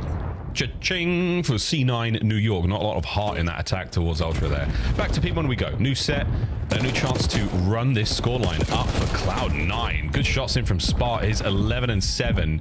Keeps things going. 3 dead in the feed. Last man up there on time. Gone. Cloud9 New York continue the run. There's a great swing by Spart as well. Nice little routes being taken in and around the time. Still looking for the extra bit of slaying, though. Difficult unless you have hallway control and Capsule at 18. Make it 19 and 9. Delivers. And C9, I mean, they've won every single rotation. Even when they're a little bit mixy, they're still at least there first. They got the right side spawns. Still slaying out everything. And honestly, they're making Ultra look a little bit weak. Both AR players for Toronto not able to get anything done. And Capsule continues just to chew on him. Oh, here we go. Capsule. More damage into the second man. The reach out is going to be there. He let the hate flow through him and wanted that fight. and it's not going to go his way. Well, now back towards P2 we go. Second go around, and this time Ultra, a little bit more presence here. They've got some guns up over Pool. They've got to take care of Spark, though. He managed to get away with his life, and he and Caps are now trying to get the backline set and sorted, and that is it, folks. We're in. Coverage from the front line, though, from Ultra as they're on the march forward. But again, what a battle in this hard point. Spawn's good for Ultra. Surely this is their break. Oh, this is tough, actually. Insight did a really good job of playing keep away out of the time, killing the players as they approached in. So Insight maybe buys you an extra 5-10 seconds of space to work with, and they're trying to overwhelm the time. But even if you're buying yourself a little bit, C9 still ultimately have been the collectors. Finally, though, for the final 25, Ultra, it looks like they should be clean and secure to get it.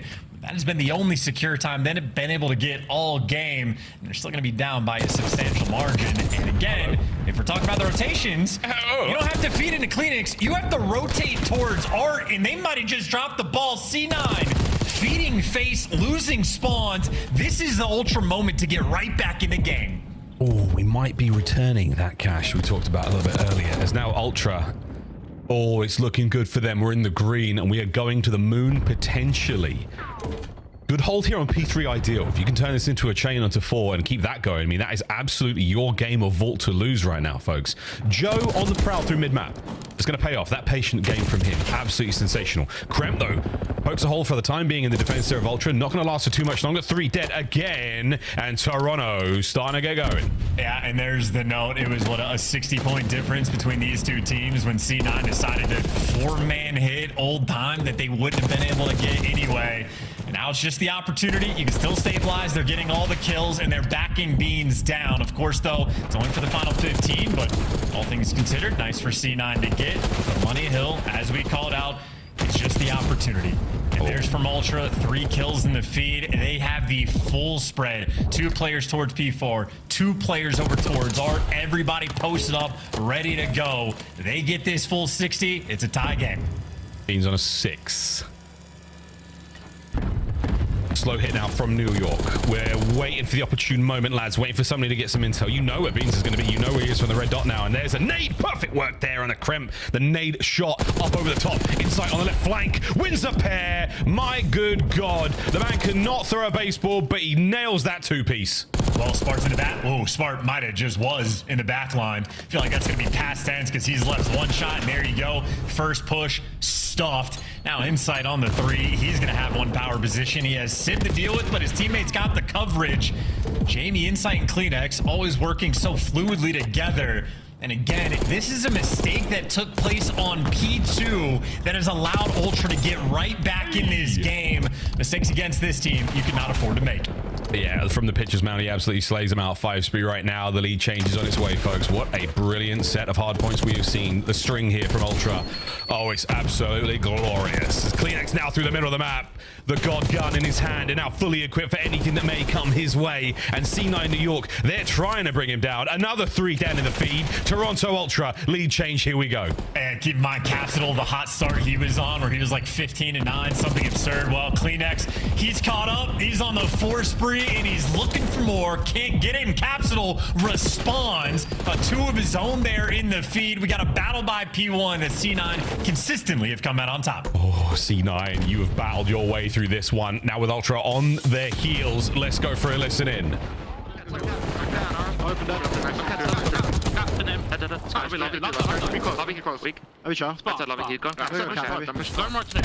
Needs up cap.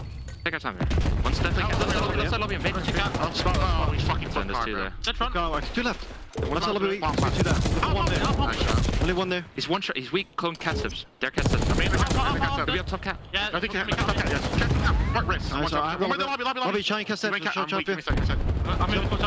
see him. He's trying me right now. I have shot goes. Back door. You guys trying to step. Go there.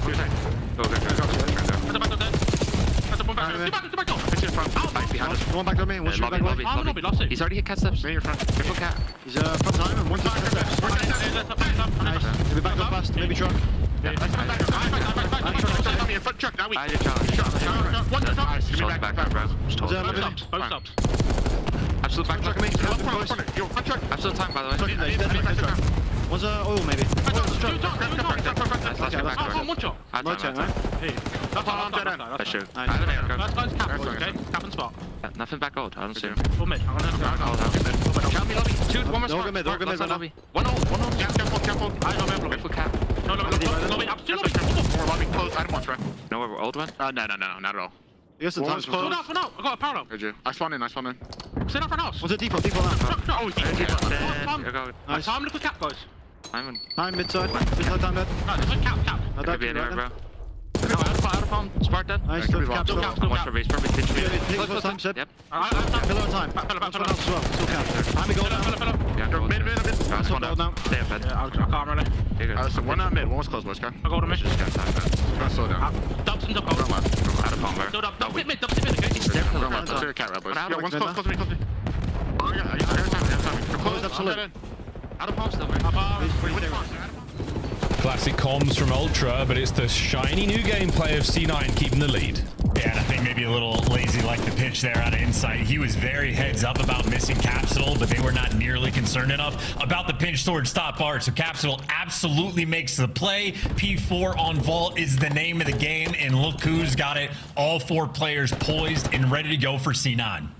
C9, this is your moment. On the approach now, Joe. Perfect work with his teammates, but not enough to get the trade fast enough. Yeah, you're not going to have the manpower to really break this point. It's all coming down to Beans up close, and personal Capsule sends it. Whoa, a little bit of gift as they cross paths in the threshold. Hello there. This hard point is C9's. Well, Toronto are soaring, though. They're actually coming nice and quick. No trophies in time to Capsule. He gets back down, at least gives you one, and you still have top control. We're belly flopping around the backside of time, but Ultra hit flipped, and in a desperation moment, they at least keep the game honest. A 50-50 battle, and Kremp, the men there missing, waiting for his moment to strike. But, I mean, look at those arrows. You're not breaking through this one. Kremp knows you're just playing for the exits. C9 trying to set up for the new time. Gonna have a little bit of a lead, but might have an opportunity to slaughter him out. P1 for C9. They have been on point. They got everything under control. Ultra, we've been here before. We've had a big old exciting P1 finish. Is this going to be another one? C9, though, they're in time. Looking for the break. ASAP Ultra. Spark still on the run. Can he catch a player out? He can. Traded immediately. One man left alive for Ultra gone. And now Insight, can you get the players off for time? C9 still in control. C9 still on time. This is Capsule's world. This is what he lives for. Wants to be in the mixy moments, in and around the pillar, stay alive, do the dance, get the kills. Out of the sky, through the carpet, get the damage, and look at the trades. They called games. C9 should get it done right here. That is it, folks. Insight, the last chance, last contest, not a hope in hell. The honeymoon continues. Cloud9 New York, welcome to a very strong start to the series. Commanding moments, a few moments, a hard point or two of weakness, I want to say, where Ultra managed to pull things back. Again, testament to their goodness. But well, folks, what do you know? C9 taking the lead here. We could be in for a long series. And I think ultimately we really can just sort of dial in on the P4s to tell the story of the game. C9 sort of dished it away, made the mistake on the P2. It costed him sort of long term, but then on that final P4, Ultra had the spawns, and during the listening, we heard them calling out repeatedly. We are missing Capsule over and over again. Not enough attention turned on the actual pinch. They end up losing the spawns, and in spite of CleanX dropping a 40 bomb with 5k damage, it wasn't enough to take down C9. Capsule there to match them, and everybody else soaking it up on the time. And that is a brutal stat screen. Nearly everyone bringing the noise in their own way. I mean, a tremendous amount of assists, non-traded, you name it. That hard point, it could have been closer than 213, but congratulations again to C9 New York. Brilliant highlights. Capsule had one hell of a map, started things off incredibly strong. Spark joining in is there as well. I will say, I mean, the new boys here on the Cloud9 New York roster, they are absolutely guns hot. Not a step missed from their climb out of challenges into the league, and it is certainly helping the firepower here of the Cloud9 team. Yeah, Capsule starting off 20-9. Absolutely filthy stuff. It just cracks me up. The CleanX was able to catch him at all. But even in these moments where Toronto dug themselves out of a 50-point hold, just wasn't enough towards the end. So I think, honestly, just a bit of a slow start on both Beans and Insight. First sort of like, first 4 hills in the game. Both those players double negative. It just felt like it took Toronto just a little bit too long to actually get warmed up. But for C9 again against Vegas Falcons, handling the chaos. A much more controlled team in Toronto, and they still found the ways to break them down. And honestly, I mean, this is a very hot take since we've only seen them play the map twice, but C9 look like they are fantastic on P1 on Vault. It's a small thing, but it can go a long way. I agree. Their breaks have been good, and they're looking at consistent 3 days off rip, and then they're getting great time. They're very, very good at keeping it scrappy there. A great comeback from Ultra. Nice stuff, but not enough in the end. Smooth climb. What an ascent to 250 that was. And nice, again, good games in the chat. As Vault comes to a close, and I think you're going to be seeing a few less Vault hard points when it comes up against C9 New York. They've got it on lock. Hacienda coming up now. We go back to Vault for control, though. That map number 3, that's going to be a lot of fun. Again, seeing how deep we have to go into this series. Hacienda and a rewind to close out this 5-map potential saga. Chance, how are we feeling about this next one, mate? How are we feeling about the S&D? Well, I think C9 happy. They're getting quite a few of the similar maps they played against the Falcons the other day in this series again. So I know for a new team, very difficult to get a ton of repetitions in. Hardpoint often, like Toronto, honestly, the perfect team to highlight it. They had to have Mercules coming on short notice. Their hardpoint looked fantastic. It was the S&D especially that took a long time to sort of like find that flow for. So for C9, very few reps as a squad. They have phenomenal S&D players on the team. Spart, that's always been his bread and butter. Capsule was lights out on the dealership. We saw him play yesterday. So they have the tools, but bringing it together on short notice is no easy feat, especially not against a team like Toronto. So we just got to test the metal, test their energy. And of course, lately, C9 is the mode they need to improve the most in. On the attack of the S&D, it hasn't been great, but again, a pinch of salt with these stats. They are sort of, it's more about the prequels than it is about the current situation they're in. So that's the last 30 days. Again, C9 New York, a very, very new roster now, and already improving standings, improving their percentages, and improving their chances in this series as well with that map 1 win. Chance, God only knows what is about to happen. What wild series is about to befall us. I have no idea where this one's going, and I love that. Surprise and fun is the name of the game when it comes to Call of Duty, and for C9 New York, they have kept a lot of us guessing what kind of results we're going to get. The desk went all in for Toronto Ultra, I think, on the pick here, but I don't remember, to be honest. I wasn't paying attention to anything they said. Yeah, absolutely did. Yes, no, 100% correct. But while we're talking about C9, sort of difficult to like match the chemistry as a team in this game mode. If they're just going to be playmakers, they can all make different plays on different sections of the map. Kremp on Hacienda loves the water routes. Sib, he'll be happy to square up in the hallways every single time. And I mean, Capsule, the way he was roaming around on dealership, it seems like he's happy to just bring a duo with him to any section of the map and just play for aggressive control. So it's a lot easier to build chemistry when you just got a playmaker you can just follow up on. So I think, honestly, C9, very lethal team and high expectations in this game mode. Maybe it'll honestly be a bit of a tougher test from Ultra just to manage a game plan that it'll be impossible to predict. I think, yeah, prediction is going to be the name of the game, and if you can get a good read on where C9 are going and what they're doing, then sure, you're going to be fine. But Ultra do seem like the kind of squad to get that sort of thing done. They're a heads-up team. I mean, again, the old long-running duo of Kleenex and Insight. Set your clocks way back to, you know, Moscow moments, back in Cold War, any of the Vanguard year. They were a super solid search and destroy team, and good job, Capsule. You got the bomb. That was the most awkward thing. Who's the bomb carrier for the squad? Gotta figure that one out. Also, wow, what is, does Kremp, I wonder if Kremp had some wild angle there, or if he was just doing something weird and like fisting his controller. Either way, first blood already rolling through for Joe Deceive, so you're gonna have to try to bail yourselves out of a 3v4 situation with no trophies. Good luck with that one. Just intel. Hello, Kremp. Gets to the party late. His vote counts towards the kill there. So now bomb planted towards A3v3, straight up retake, no trophies. Not sure how many nades and lethals or tacticals are left. Ultra all upstairs. Krem's got the intel. Yeah, the dust getting kicked up, high level strats. If you don't know about it in ranked, you should learn, but still gets overwhelmed. They still hunt him. Capsule looking for the trades, and or actually that's Spark for a 2v2. 25 seconds left on the bomb plant. C9, they're in perfect position to clutch this one up. He doesn't catch the player, but a Capsule does. So Joe makes his way through the middle of the map. Bean's now trying to turn it into a 1v2. That's not going to happen, folks. He's on the prowl, and he's been suckered into it. It's a trap. To quote the great Admiral Akbar. C9, map 1. Round 1. Was he great? You know what I'm saying? Huh? Was he great? Hey, he was great. Admiral Akbar, what are you talking about? He helped out at the battle. I don't know. I'm just double checking. Oh, he was I fantastic. honestly have Admiral no Akbar idea. and the battle of the second Death Star, the Battle of Endor. That man is an absolute. He's a hero of the rebellion, Chance. Well, just as Capsule and Spart were in this round, right? You get first blooded and you get that dark control immediately after the fact. You don't waste any time to plant the bomb. Admiral Akbar would be proud. Maybe? I don't know, man. I would be very proud indeed. It sounds like this. It's almost like a little bit of a Winston Churchill. Round 2. Ultra, fighting forward. First blood to Beans. Yeah, I think that's exactly what he sounds like.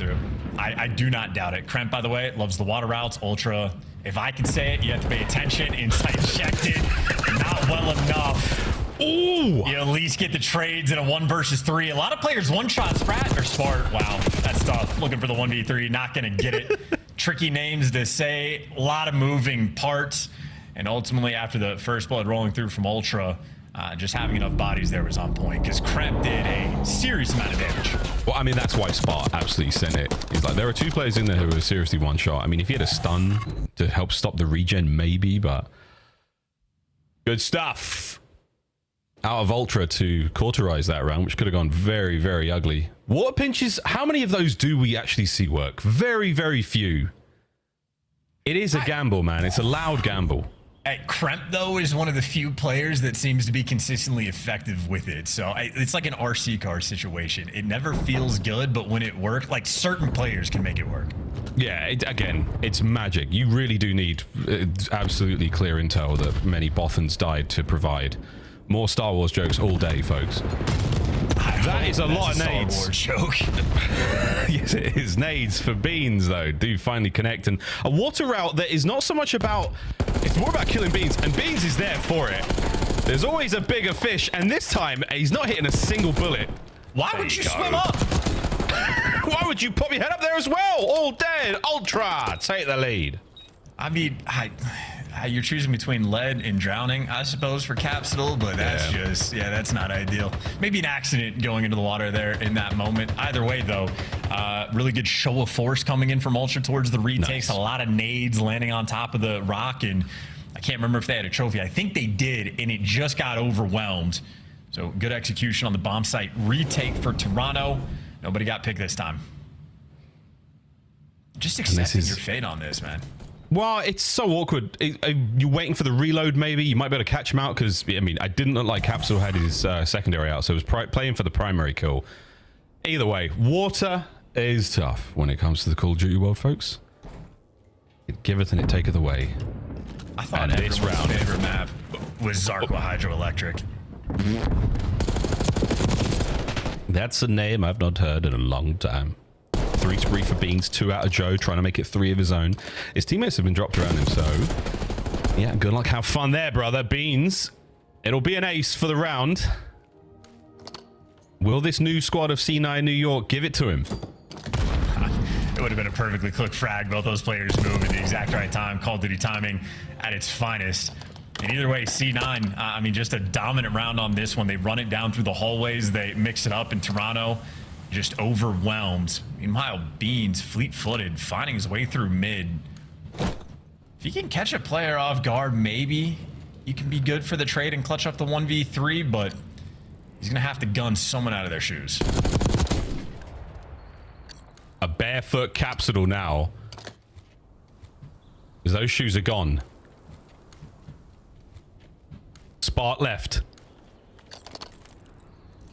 And it does look like with enough pace now, Ultra, you're in trouble. C9 should have the intel on him. Maybe they don't.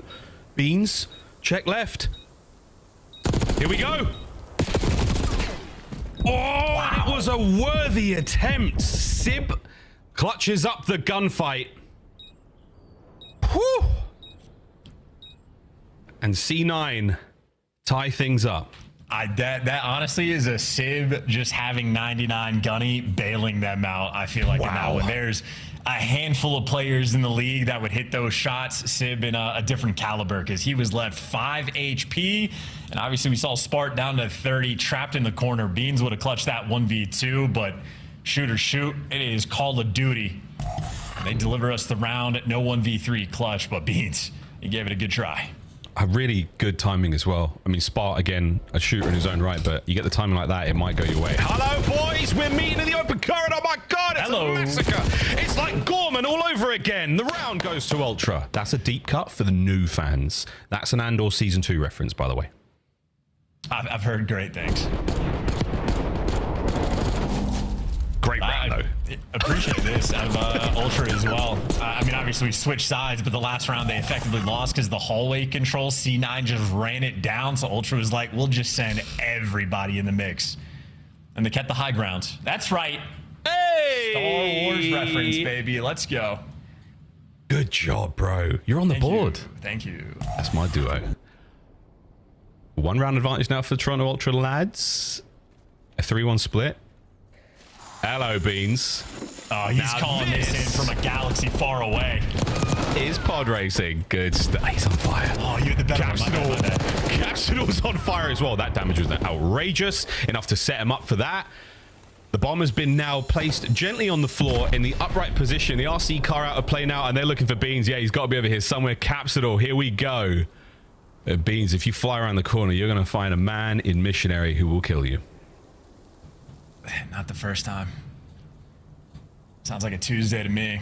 It's going to be a tough one. And once again, that dark hallway control, just C9 dominating, is a problem. Okay. It's not the first. And now it's a 2v2. Now it's a 1v2, and Missionary Man's going to have to clutch it. It gets it. Missionary impossible now in the 1v1. Oh, Kleenex is going for this. He's got the bomb recovered as well. So now maybe, do we take the fight or do we run over to B? Or does Capsule? Oh, he's playing the high IQ moment. But it's going to be a headbutt. And it's going to be Capsule. Takes the round. Missionary complete. Okay, we'll stop. Yeah, Pete, the body shots too. Capsule letting him know he did it with the gunny. Kleenex reads it perfectly. And just a snap and a little bit of extra love rolling through. These challengers kids, man, shooting bodies and getting away with it. Super looking incredible. If you shoot bodies and get away with it, that's like you're official. You're in the CDL. You're good. You bought yourself an extra year. Capsule shot bodies against Slasher back on a Berlin in Vanguard and got slaughtered immediately. So either he didn't learn from his mistakes or he has, and now he's got the ice. Yeah, the times have changed, man. Really have. 3-3 here on Hacienda. That 3 speed from Capsule there. He gets it done. Bang, super loud. Insight should have heard that. And it might not matter. A little bit of a reshuffle here. Bomb planted out. I'm not sure exactly the positioning of it, but you can bet your bottom dollar that Toronto... Oh my God, turn around, Capsule. Capsule, turn around. There's a man right behind you. Beans is on foot. There's 2 of them. Capsule, turn around. Capsule, turn around. There you go. The first. 3v3. Joe finds another one on site. 5 in a row now for Capsule. 2v2, 20 seconds. Oh, he's out as well. Ultra, they're chasing ghosts. Beans now makes it that bit more doable. Capsule, the timing of this. No! Ben Quadradero absolutely nails it, and the defuse is just about there. Toronto, woohoo! Get it done. Honestly, unbelievable clutch as well, because Capsule was quite literally in perfect position. Perfect. And that's a moment for Beans. When your teammate gets shot in the back, you have to make the quick decision. Do we hunt this man down? Do we go and look for like other players? I mean, Capsule just making things chaotic, but somehow Beans at 11-3, by the way, finds a way to deliver. So that is more or less a perfect setup for the post plant over towards the B site. But again, Ultra break it down in a different way. And C9, that's going to be a tough one to lose as well. Would have been nice to ride the coattails of Capsule's clutch to sort of build some momentum, but I got to strike back once again. Ah, wow, it was there. That was great. These are amazing. You're kicking ass today, man. I'm so proud of you. You've never seen those films. I'm proud of you. I'm proud of you. That's all that matters, bro. Ultra pull that round away by the skin of their teeth, by the hair on their chins. And Joe, oh, you nearly got absolutely done, but it didn't happen. In the first blood, you get away with your life, and now, ooh, where are we taking the bomb, boys? Not gonna be down low. It could be B. No one's active on the defensive side of things for C9 though, so this is going to be a free bomb plant. Finally, you see them talking it over and working through the game plan. They are taking control of the hallways, but the setup now for Toronto. Joe Deceives going for the pinch, and he might have the whole team to deal with. He's got the whole team, and can't get a single one out of it. His trophy's going to be under the real delay as well for the next few rounds, potentially, but man advantage New York. They don't have it planted for office either. This is a tough clutch now for Toronto. Are you going to do it maybe underneath the board? Here comes the first man. Oh my word. It is lethal work in sight. Good luck, mate. You got damage into the first. The second man makes his way down as well. 15 seconds, and Jamie Craven might have done it. Man, if the Blue Jays are calling him clutch, then you know he's clutch. He gets it done in a 1v3. And the swarm C9 had around the bomb site. It's like an attack of the clones, but they line up and just like stormtroopers, get gunned down. Oh, not a single. I mean, he did everything right there, man. Really good stuff. We're worried about the post-plant position, and it was planted for hallway. But the fact that Beans gets absolutely eviscerated right off the rip. Toronto fans the world over hit a big no, but not a problem. Insight. Saves it all. Map point Ultra. You got that one right. Yeah. No, I actually did. I have no idea what's going on right now. Hello. Don't shoot bodies if you're not gonna win the map. Said nade shot, and the words live on. Next map. Just get us the out of here, boys and girls. Ultra takeover complete. You may never find a more wretched hive of scum and villainy. It's the jail we send people who shoot bodies to. Kleenex. What mastery. Another outrageous three-piece in Search and Destroy. A little bit of help from his friends, but still, he got this one done solo. Never tell him the odds. Yeah, and how many times did C9 win the rounds on defense because they were running it down Dark Hall? Kleenex says, anything you can do, I can do better. And someone fact-checked me on it, but if I remember right, yeah, Capsule on a Berlin S&D shot Slasher's body after a clutch. And it might have been a similar situation. It didn't win a round after that. Wow. Shot Kleenex's body, and then they got slammed. Either way, though, they still won the hard point and looked great on Vault. And as mentioned, for a brand new team, S&D, the most difficult thing to sort of get together and build that chemistry. So maybe an expected result, and respawns will be where C9 try to set themselves apart because they got the firepower. The firepower 2-1 maps respawn modes coming up. Now to the desk we go. Another game 5. Will there be an upset? Yeah. No. No? No. Feeling Toronto through and through. I mean, no doubt. Did you just see what have Kleenex doubt. did to them? I for sure have doubt. I mean, the respawn looked clean in that map number 1. I also thought like their approach to the game 2 was fine. I mean, the 1v3 super unfortunate. Right. Some rounds where I thought that C9 could have won. I mean, the round where Capsule gets all the way pushed up towards boat, finds a kill. Like I think they should convert that to a round win. So I think for Cloud9, like even losing this, it was still a pretty good performance. And the general gist of how they're playing S&D, this is what I want to see from them. So I think they have a great chance still this year. Ali, Easy Mac came storming into the green room. He said, "And you sold me on Cloud9." And then you didn't even take Cloud9. He thought Cloud9 was a shoo-in to go up 2-0.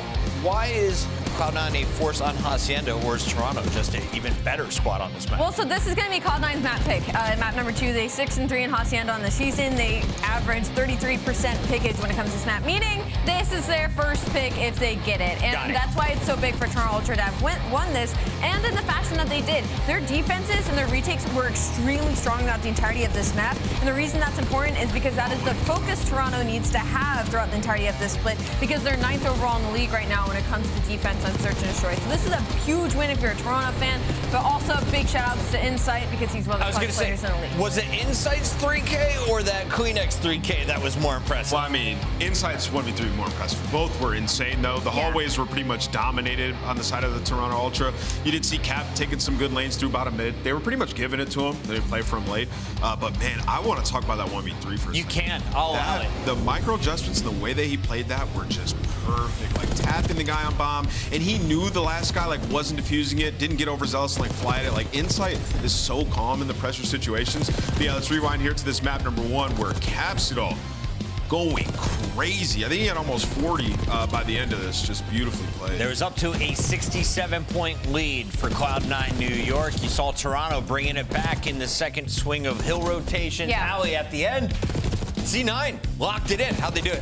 They did it through the P1s. Toronto Ultra's a really strong P4 team, but the way this map tends to play out, especially in these closer matchups, is we end on P1, and it is pivotal to be good at that #1 hill. And for Cloud9, it was Capsule. He held all control when it came to that down low. And even when it came to those top hallways, you saw Crimp. He was having the time of his life. Yeah, the second rotation, the P2 was massive. It was just Crimp inside of the hill, and they didn't have spawns, but they finessed and got a good 40 seconds from the front, just going back and forth, just good communication, good small talk. And they needed it, right? Because you mentioned, Ali, like once we got to the P4, just a lockup set up by Toronto, C9 needed the lead. We saw Shotzi drop 48 on this map yesterday. Kleenex just dropped 40 for the L, and you saw Caps nearing a 40 bomb as well. It's been a lot of slaying, a lot of close games on Vault, and that will be our map for game number 3. Is Control going to a round 5?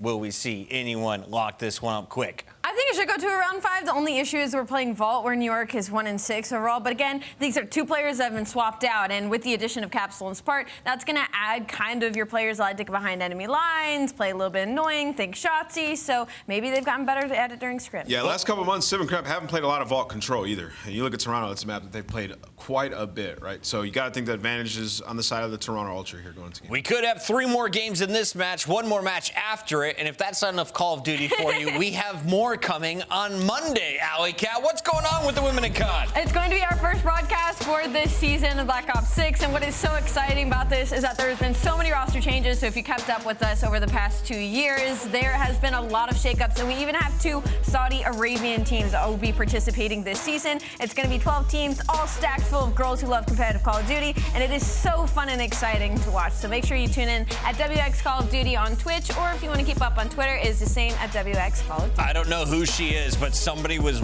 ripping a vape that looked like a lightsaber. She's my new favorite player. And that was right after losing too. It was like an insane comeback, and we went to face cams, and they were all just like, wow, I can't believe that just happened. So we have a lot of fun. Yeah. We have a lot of fun. Yeah, you need a deep inhale to get yourself set sometimes, right, Chance?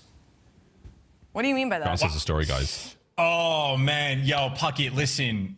Me and Miles were talking about Star Wars. I don't know what you just asked me. I'm so sorry. I bet it was a great question. I can't. I have no idea. I'm sorry. My bad. Chance had a really good story about a player from WXC who carried him big time in ranked. Yeah. Should I tell the story? Yeah, absolutely. We got time. We got time. Played with like Kels Rudy, I think is her name, a few years ago, playing with one of my friends, playing like Crimson Rank, something like that. And she hard carried. I think she legit went like 28-7 or something like that. We won the game 250 to like 70. And then I went in the stream and see what she was saying. She was complaining about her teammates, i.e. me, the entire time. I'm like, what do you want? We smoked them. We 100-point club. By the way, there are some phenomenal women playing Call of Duty at the time. Kremp, though, not one of them. Is phenomenal, just different gender. 1.47 KD, #1 in Control on this season. He has been absolutely lights out, and of course C9 sort of upgraded on the firepower front, looking to get it done in the respawns. 10 out of 10. Here we go. Vault, it's a different look in Control, but we'll see if the chem is still there for C9. Their opening breaks have been so good, and it's basically the same thing when it comes to these attacks. So here we go, folks. C9 New York going to be starting things off on attack. They're going to be seeing Ultra go a little bit more towards B. Do they have the break here? Oh, it's different from Hardpoint, Chance. Oh, we're going all the way around. We are taking routes. We are, complete hallway control. First pin just didn't work out. Kremp thought about it, and, well, he thought better of it.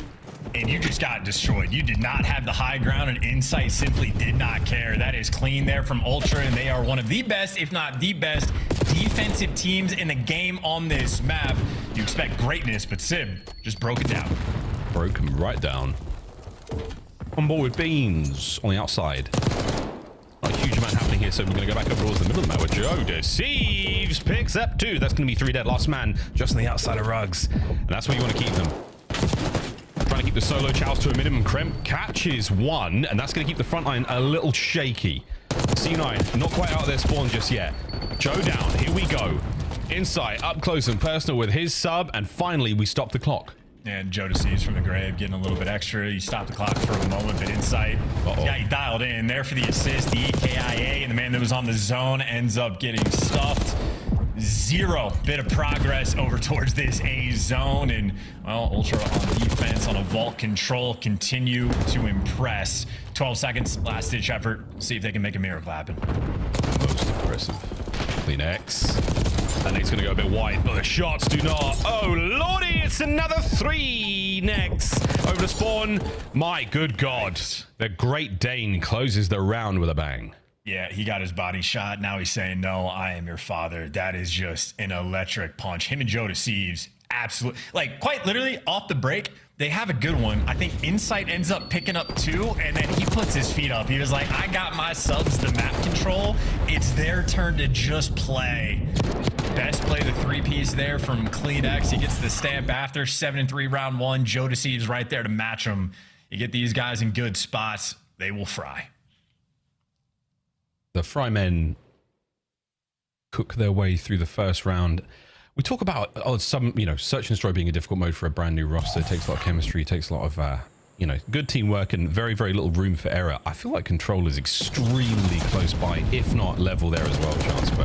And this map looking like that way, starting things off. Phoenix has just caused so much of a ruckus. He hasn't looked for the man behind him. Sib gets things going there, but the A zone is in trouble. Yeah, and I'm definitely not disagreeing, but I feel like Ultra on this map, not the fairest to test, at least not on the defensive end. Now that C9 are on defense, the opportunity to try and show off the goods, but obviously Ultra, for the moment, keeping up a decent bit of pressure, maybe 20 with the idea of the B zone, but that's just to keep the C9 players pushed back into Art, and it gives you pressure over towards A, where the Ultra arrows are swarming. Oh yeah, they're all over it. 2-man capture now, looking at 3 in a second, but you still have to worry about the pinch. Capsule Sim get their respective kills. Beans on the hit and run. Nice 2-piece. Not enough on the damage over the next man. He's still going to keep the capture going, but he has to find 2. Spark somehow pulls it away with a superb sticky. Jamie Craven cuts down a pair of birds on the way out of spawn. Can he get... Oh, 3. Quad feed was on the cards for a second there. But for now, take control of the power positions, finish A, and capture B. And this is what Insight does best. Opens it up, gets an R, and he just slows everybody else down. So they're not even in challenge for the moment, but any kill his teammates get, the spawns are going to be distant. He gets slammed by Sib, but he's got the pressure. A tick of progress through B already in, and Joe Deceives, well, now it's his turn. Yeah, Joe, he does exactly that. He deceives. He leaves out back, causing problems for Spark, but Spark not deterred whatsoever by these parlor tricks. Inside back on zone. A trophy now in place to help him out. The big old dive onto the contest. Love that. Out of Krem, but Beans, they line up for him. And he's got himself into a sweet position now to help his teammates out. There's the capture, and we are well and truly alive and kicking Ultra. Yeah, Spart was assuming someone was going to chow Art, but Beans instead goes towards the zone, so that just means you're going to have to fly into this one. Right in the arms of Beans, but hey, the flood work. Crank gives you 2, and you bought yourselves a little bit of real estate. Long-term problem, though. You're down 2 lives, and Ultra have 1 minute and 40 seconds to get 1 tick on B. You got to be very careful now if you're C9. What mind tricks does Toronto Ultra have to try to break this? Looking for a trade here. Gonna get it. Over to Sib now. Trying to plug up the mid-map play. Not gonna happen. Uh-oh. As Capsule are keeping this play just about bearable for C9 New York. The live count running out, though. The Force has a particularly strong impact on those of the weak-minded, but Caps stays alive. It's not over yet, Shots. Yeah, that's massive. I mean, he got out. Now he's actually in prime position to get some extra kills, so you're going to have to overslay in this moment, but he slipped the net. And once again, the Ultra Comms are going to be saying, we are missing Capsule. A 2v5, though. Look, if Cammy can clutch a 1v5, they can clutch it too. Absolutely doable, and they've got no idea where Capsule's ever going to be. Oh, they do, actually. They absolutely do at number 3. The Insight every time. That is the value of Insight, man. I hate when he gets criticism. Listen, I'm a stan. I understand Sib gunned him out of his shoes when he tried to slide out of Art. That happens from time to time, but ultimately, in great spots consistently, the comm's always there. And they lost Capsule, and you just watch them on the minimap process it, go and figure it out.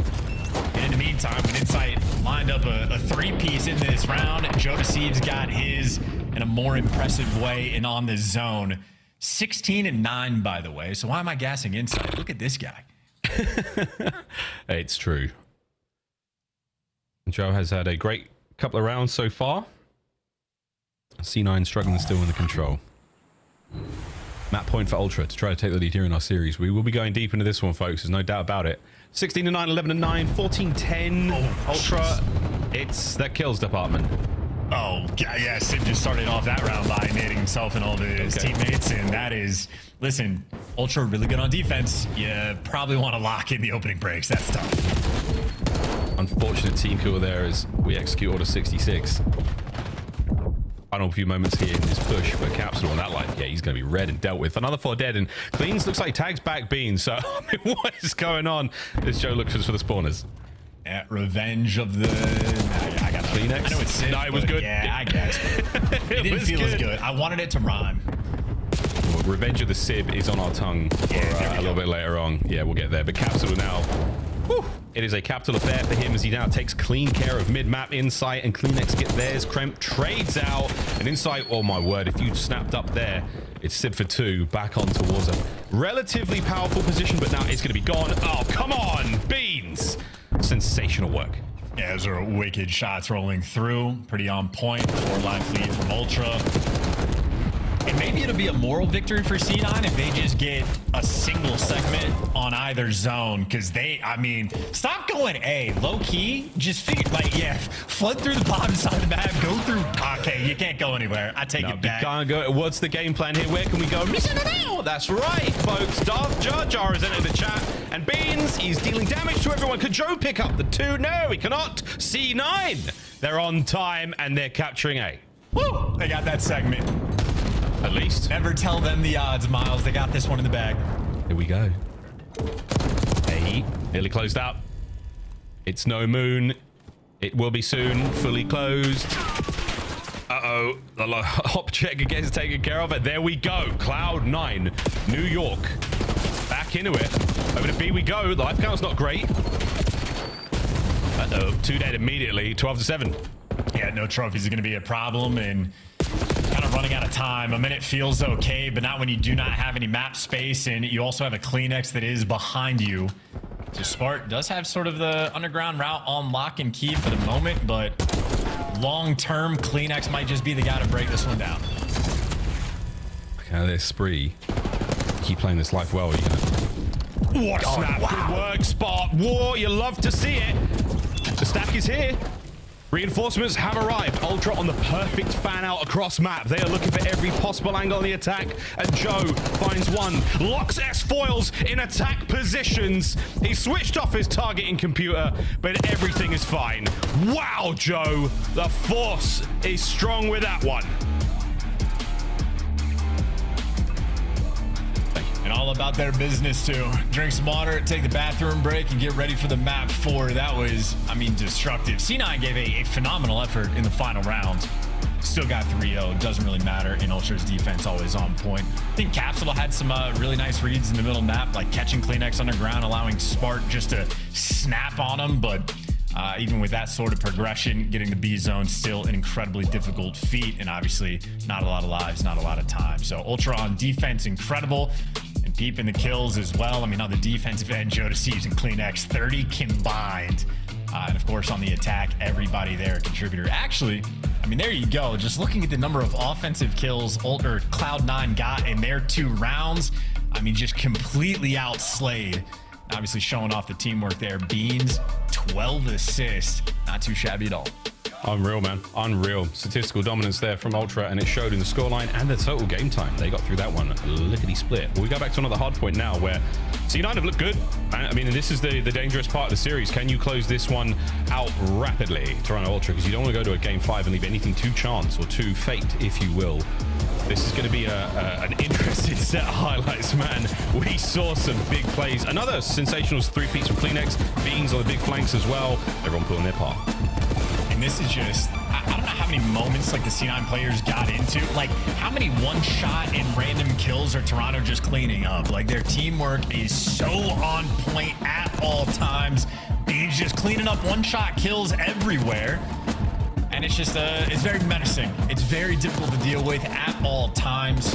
Playing against Ultra when their teamwork is on point. I mean, it feels like you're playing like 4v5 almost. Like, they just have an extra player around at all times. You got guys like Capsule taking the sneaky routes in a 2v5, putting himself in perfect position, and Ultra just read it. mean, I think that's why I was saying Toronto just felt like they were sort of like needed to warm up a bit. Like their comms were there and the awareness on the vault for like the P4 flips, but the execution was just not like quite there. I think the loss and maybe some of the body shots woke them up just a bit. Interesting. What body shots have been happening quite a few times now this series, and as we now get into our Hacienda, we're going to see if it is the revenge of the 6th. Get it? Nice. Or the return of the C9. I don't know. I nothing. The rise of the C9, rise of the Jedi. You know what I was going for there. But yeah, revenge of the 6th. Ultra haven't actually defeated Cloud9 this season. That was the first map win they got in the S&D. So you said that backwards. You said that backwards. C9 have never beaten Ultra. That's right. Well, there you go. See, I'm upside down, bro. Maybe I heard that backwards, but just clarifying. So, well, either way, I mean, we're trying to cram puns into what is a relatively short series indeed. But Ultra again going in the Hacienda, got to be feeling good about this one. But hey, Cloud9, man, they've looked great. They've looked superb in the hard points, and Hacienda, it can be a punishy map. It can really hurt you if you don't get it right. And we'll see if this young team can pull out the goods. They're explosive shooters when you need them to be. As Ultra look way cool. They're chilling right now. I mean, this is the dynamic of the team, right? This is the expectation. Inside in CleanX, incredibly calm players, not hyperactive. Their communication very low key. And when you bring in Beans and Joe Deceives, you know there's a lot of deads rolling through, screaming at the top of their lungs. So their personalities just shining through. Everybody sort of found their sweet spot, and I think Insight and CleanX have been able to rein them in a little bit in game. Out of game, though, there is no stopping those personalities. It's really interesting that we spoke to CleanX very briefly at Major 3 after his stint on the desk/beach, and he was saying that something about the comms right now, he is able to get a little bit more animated, a little bit more crazy, while they do love that approach of being very calm and very in control. When adrenaline gets going, it can bring out a certain fire and a certain, ferocity in a player. And I think CleanX is the kind of guy that we always see him in that calm state. If he starts to go a little red, that's where the trouble really is. And I feel like we're getting a hint of that in this matchup with the body shots and the big pieces he's been dropping. Is a mean CleanX a good one? I think so. I mean, a normal CleanX is a fantastic one. So if he gets any extra confidence, yeah, absolutely will be on point. And still for the SD, I just love the theme of CleanX shutting it down with the exact same strat C9 was running against him. But that's for the S&D. Maybe we'll get to a game 5. It's been a week of upsets. Good. In the hard point, C9 with the potential. And Joe Deceives, even while getting back down, still finding kills. Such a difficult player to take down. Krim was trying to find a very small window to work and do there. An exhaust port, if you will. And he doesn't manage to get anything done. Hard point now in the hands of Ultra as the contest is going to be there for a second longer, but wow, the players are everywhere. I mean, we are shooting 1-raps back home in our T16. This is a freaking shooting gallery to start the map off. Yep, and we're hanging out on the right side. Insight, not like super engaged, but notice they are at the very least maintaining those spawns, so maybe a bit of a bloodbath around P1, but Ultra just looking to keep everything nice and under control. Didn't even need CleanX to get a kill. Yeah, it's effectively a tied up game, but they got a full spread across the map. Joe Deceives has 2 to deal with. Yeah, and straight away, Joe over to Well. Great damage into the first man, and the kill, if you will. Spark's going to get through fences. Next man up, Insight. Again, this is the production line, conveyor belt. What a win from Spark. Okay. We're talking about filling these positions admirably, and well done, lads. Joe now to try to break the line of C9 on the approach towards time, and they do indeed. You might get a man in there, but he is dead to rights. Capsule, anyone you kill is a consolation prize. Hurry up, though. You got to get the kill fast and set up for the next wave, and here they come. C9 right back into it. Was that a stick? No. Crimp lives for a second longer. Lives for a lot longer than we thought he would. Oh, no way. He's doing what he can. They're playing hard for these final 15, and they're gonna get him. Yeah, how about that?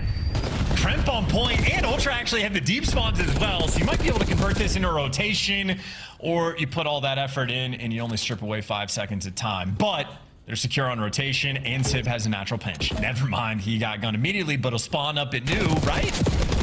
Right? Yes, yeah, we're fine. We're good. Capsule gets a ridiculous 2-piece as well. Can he get his 3rd hit? Joe Deceives. Oh, you can smell him around that corner, can't you, bro? You know. You felt his presence. It's another classic Star Wars reference there, folks. Oh, shots from Civ. Hello. And he's let it rip through the wall. Oh, what? The gunny is hot, folks. We might be going 5. They're in a pinch as well. Kremp, the quicker you go, the better in this moment.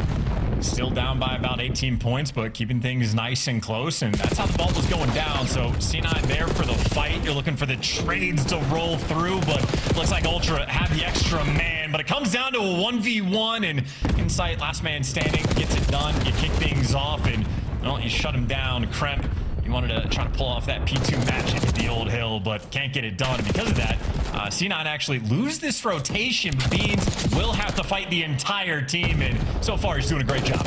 Absolutely. Wow. Good shots. Perfect nade. 10 and 6. Beans has the time. Yeah, and I think they knew Beans was by himself, so Spart was looking for some spawners, and instead Beans smokes his 2 teammates, and now he's just out of position. So tough sequence there for C9, but they're looking for the bounce back. 2 entry kills, and not good enough. That's a 4-man wipe, and Ultra, well, they're in a comfortable position now. Guns up, but they're ready. Forward. They come. C9, you've got to try to get a break sooner rather than later. Joe caught out on the spins. That's a good trick. As he gets killed. On the Beans next. Can't bring any more with him. Spart on the march forward. Here we go. Kremp, what an entry kill that was. Joe to see if they're in the contest. Is he going to stay alive? Nah, he's not. Final 13 seconds going the way of C9, and you want that to go back towards P1 right now. Civ finding kills. Starting to get the guns going right now for Cloud9 New York. Yeah, bullied him out for the break, but again, unfortunate mistake on rotation. They just let Beans almost solo win it. Of course, though, if the guns are hot, that's all good. That is Sip on a 4, Spart on a 3. Unfortunately, well, they're not going to have the spawns in the long term, but in the short term, good P1 time so far, and they got the hallway control. Yeah, good P1 is a great thing. And we're still maintaining this insane spree from Sib. 5 now in a row. Next player's up, taking all challengers happily. 20 points to go, and we're looking at the lead change. Finally, clean extra deceives Beans. 3 dead, 4 dead, all good now.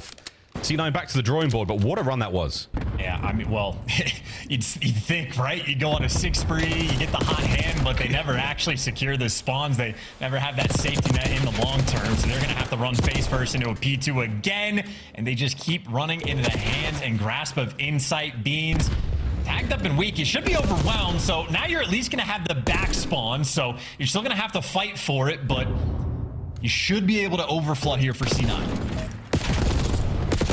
A little tag or 2 helps the defense for now. Joe, last man there. Beans as well gone. Broken. Cloud9 New York in position. Like Kremp almost like levels up in that Zig corridor as well. So C9 enough pressure on the back spawns, and now they're free and clear. This is how they get right back in the game. Yeah, Kremp right now doing the very best he can to be the Phantom Menace. Do they know where he is? Doesn't matter. Teammates are there to back him up. They always travel into these players. Hey, Sid finding a couple more from the back spot. Broken, but not defeated now. Cloud9 New York, 20-odd seconds to go here on P2. It is still theirs. Can they rotate as well? Now, Toronto are going to be playing for the trap, right? You're just trying to catch these players on the exits, and Capsule at least gets 1 before he falls, but where the Ultra player spawns. Yeah, Capsule just going to spawn right back towards New. So again, Ultra just on containment. You see free and clear on the rotation. It'll be a little ways before C9 can get there, but moving as a unit, they're in a couple of these gunfights, putting in some work, but first few seconds, Toronto still hanging out on time. Inside. Oh, what a drive-by piece of intel that was. 3 dead instantly. Ultra, a little bit of moment now to push forward. Get that lead back. Get back to that comfortable position where you're finding kills across map and dominating these rotations. Spart with a contest. Joe brought down as well, so now the time goes that nice C9 blue, technically white. But you know what I'm saying, chat. Counter-attack now on from Ultra, and we are in. It's wishful thinking. And C9 trying to get the break. C9, let's go for a listen in. Enter, 3 ult. Got one. There's 2 more there. Left them all. I'm pitching fire. Just get to make. I don't see new. They're new dead. Nice, good job. Nothing for new. He's gonna spawn out. Listen. I have all up front new. Play tight. He's gonna spawn off still, okay? Guarantee open and pinch. It's all you have to hold. 1 shot Beans. I have all up front. Guarantee. You might pitch our open, or he's gonna be out. He's going up. He's going down. Nothing front, bro. I have all up front. They could get splits maybe. Two open. They're all floating up in the front. Open on me. Come on here. You split inside. Open again. Watch out. Really kill right corner. Lambo after. Guys, so the defense will send over. See the three. I got one. I got one. One here. Triggers. Good man. Shoot him. Joe got me. The shoot front. One more there. Weak. Come over for you, bro. One's open. There's one for 2 times. I got one. Office. I'm one shot. I'm laying down. Office. One back to open. No one's open. 2 open. Then they're all around time. Okay. Plenty. I'm going to the cap. I'm here. How ready? You just open on us somewhere. They're top open. In the cap. What's top of us? Sit up. Our open window looking front. It's our front office. Left side. I'm one shot. I'm one shot. They're probably spawning on me. Yeah, rock on me, Joe. You got me. The spawners look like all rock. Open one shot inside. Literally a free kill inside. One close window. You're gonna be open and everything. Our front spawn on top here. One more. What's top close? I'll pitch your time. Time, Joe. I'm here with it. Hit across top close. I'm looking open. Academy. One shot. My shot. Heard you. I'm not cat. One shot close. Free kill. He's in the close corner. Dark corner. You're going back close. Close dead. I'm about to pick up front. I'm shot. Secret. Really weak. There's that fountain. And open one shot time. He could go front new. Inside. I just want to wall. Guarantee new. The guns might be great. The shots might be disgusting. But they will not win you the map. Beans back off spawn into the fray once again, gets bested by Sib. P2 rotation done. C9 life support. If you had more ammo, what could have been? I was going to say they might win you the map. No, those are some filthy shots rolling through. Of course, though, the back spawns, as you say, should be overwhelming. A lot of one-shot players, and CleanX delivers. Get the third, get the best play. Or maybe end up in a pinch, trying to fend him off and at least does some damage, and Beans ends up being the cleanup crew, so Ultra doing everything right. And listen, if you're gonna shoot bodies, you gotta have a lot of trust in it, right? I know you're trying to make something happen, but I don't think CleanX and Ultra are really that guy or that team. Oh, here we go. Insight. Dives from Spark, literally saves it on the 249. One more break, folks. Or do we go to new? Are Toronto Ultra going to sweat this one out, or are we going to play the most sensible, safe COD we could possibly ask for and stack up the new points, stack up time? This is it.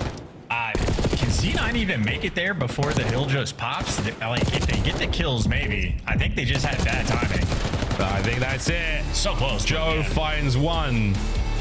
As Beans silences the haters. Ultra. Uh-oh, he's in game chat as well. Oh, Benjamin. That is a game chat. You know when you get real close to the mic, you do one of those. He's absolutely doing it. C9, it falls short here to Toronto Ultra. The form is absolutely on the up as this young team tries to find their footing here in the league. But that's 10 CEO points that you really wanted. Yeah, and their split is not going to get easier after this. They get Atlanta, LA Thieves, and Miami Heretics. So C9 up against just a lethal force, but the team is looking like a threat. They certainly have a couple good tools, but ultimately Ultra back in firm form. A little bit slow there in the vault hard point, but they absolutely bounce back and making good plays. Maybe one of my favorite moments in this game, you had C9 on the second P2, completely bullied him out, got the back spawns, and locked down like a near full 60. Like, great on that front. And Ultra don't overcommit. They rotate with 25 seconds left. They don't overchow, and they just contain them to set themselves up on rotation. It ends up being a tie game after the P2 hill, but Ultra just keeping it calm. They make those kinds of plays, and they just control the pace of the game. And that was the moment. It was the P2 where C9 take the lead, and it is where Ultra back down, restabilize, regain control of the game. And they never looked back. Clean 3-1 win. No, 3-1. Dire situation once again for Cloud9 New York. A new hope for them has now been dashed. Their dreams in disarray. Ultra, though, happy as Larry, right? Whoever Larry is, clearly smiling right now. But again, very, very happy to see a dub go through that one. The ball all the way through towards the back of the net. Shout out to those guys for a great game. And again, form looking good. At a time you really need it. Over to the desk. Miles, can I put you on the spot? Can you give me an R2-D2? Yep.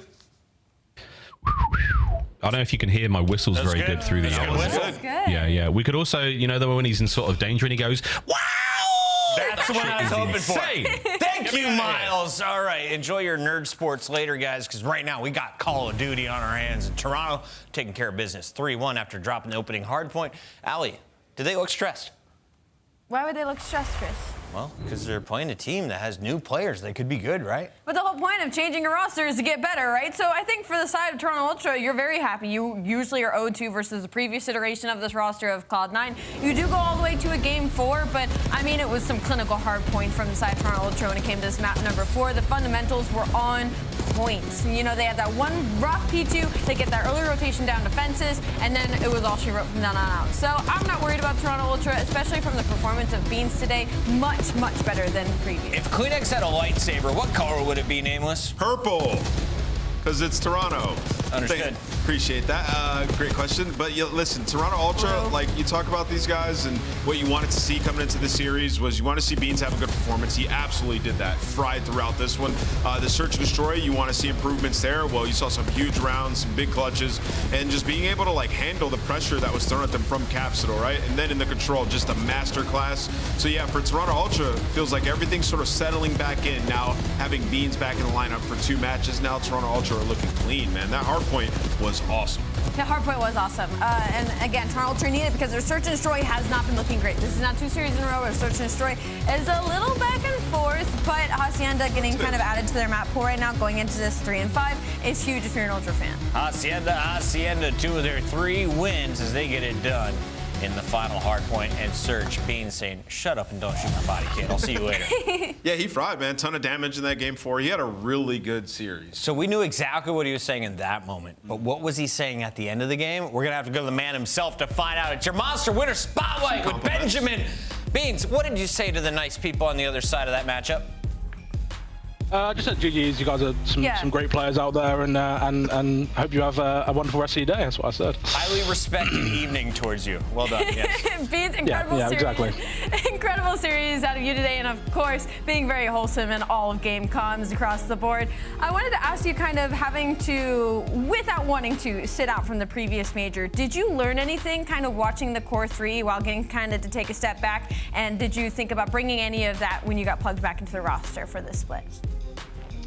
I just learned that my 3 teammates are absolutely gross. They can do it with literally anyone. Obviously, Merc was frying himself, no doubt. But I mean, you can't be put into a system and be that good unless the 3 players around him are that good. So, yeah, I just obviously there was some S&D struggles because that was just like it's hard with the pickup. But I mean, yeah, what I learned really was to try and keep my head as much as I can without falling off my shoulders and just wait for the comeback. Well, man, you were frying today, dude. Happy to see you back in the lineup. We missed you at the last major. But, you know, for you guys, you talked about the Search a little bit. Even before Merc came in, the Search was falling off a bit throughout this stage. And how are you guys going to fix that? And do you think that's the key to winning a chip this year? Yeah, I think our hardpoint's looking really good this year. I mean, there's been obviously little bumps here and there, but our hardpoint for the most part is pretty good. And Search has been, it's been good and it's been mediocre at times this year. So we just have to, I think we have to get our map pool a little bit better on Search and our situationals, and we'll be good. Sounds good. Beans, how nervous were you for Insight during the opening pitch last night?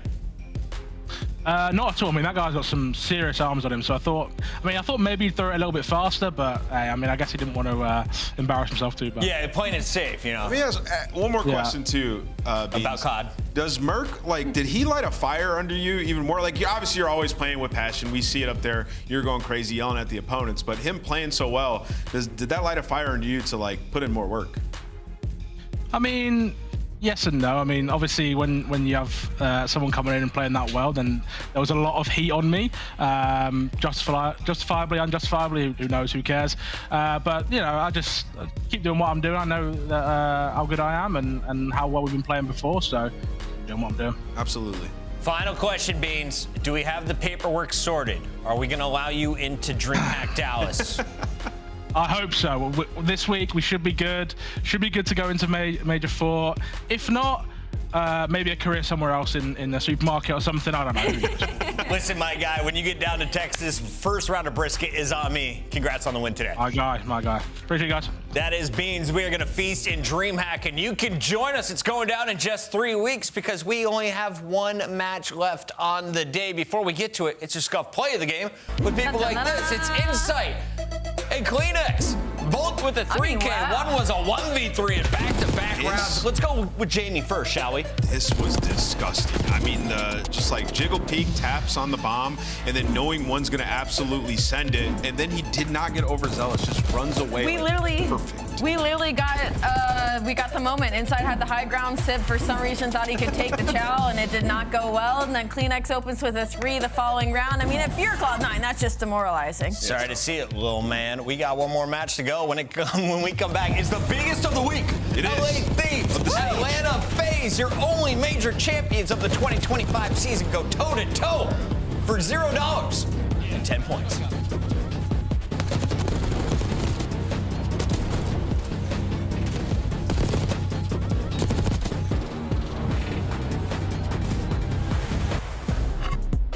Visit scuff.co/CDL for your chance to win the Road to Champs giveaway and join us at CDL Champs. The Esports World Cup is an official partner of the Call of Duty League. The Call of Duty League is brought to you by Monster Energy, the official energy drink of the CDL.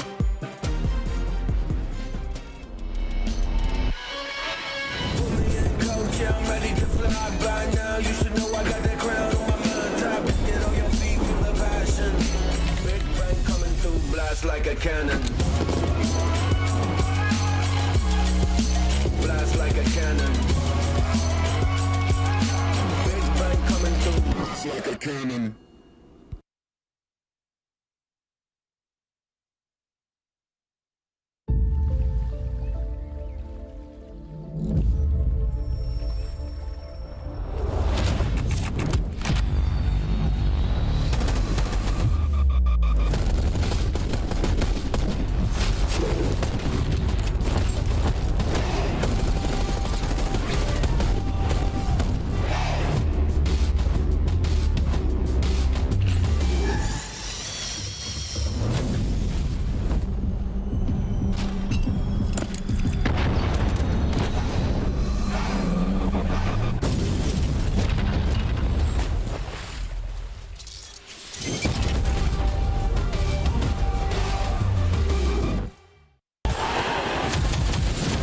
More than a game.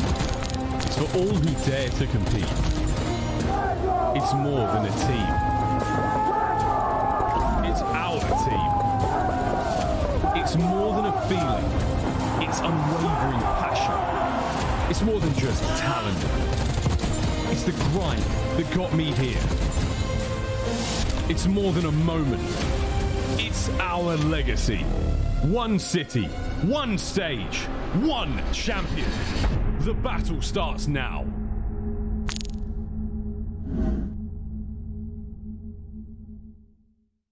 The 2025 Atlanta FaZe Team Pack is available now. Each pack includes home and away operators, as well as this weapon charm that's easy as FaZe. Next time you boot up, suit up at the in-game shop.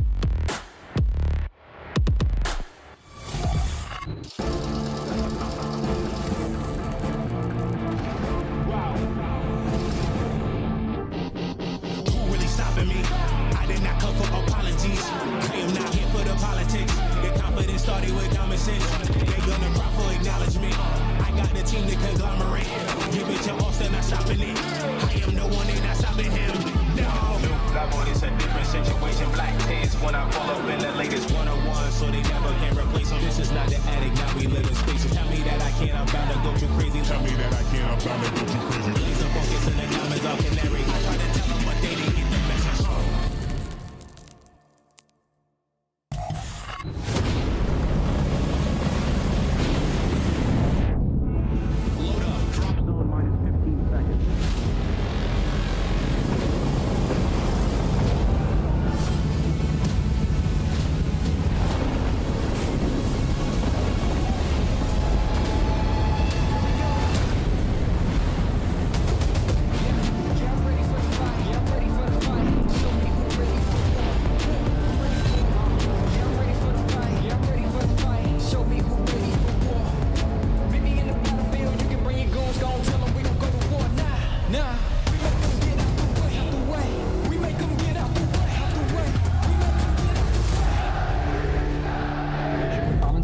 we're counting names, listening to each other. Listen. This time, we take everything.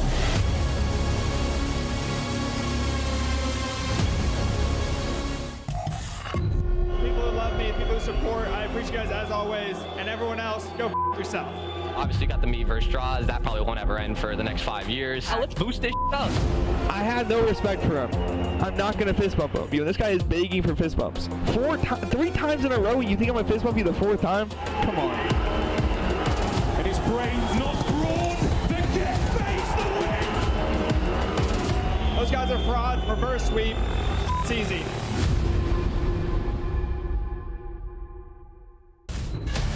Welcome back to the biggest match of the weekend. It's Atlanta FaZe taking on LA Thieves. Major 1 and 2 champs versus Major 3 champs and 2 of the highest paid salaries in the game. Let's take a look at our squads. And Ali, can we start?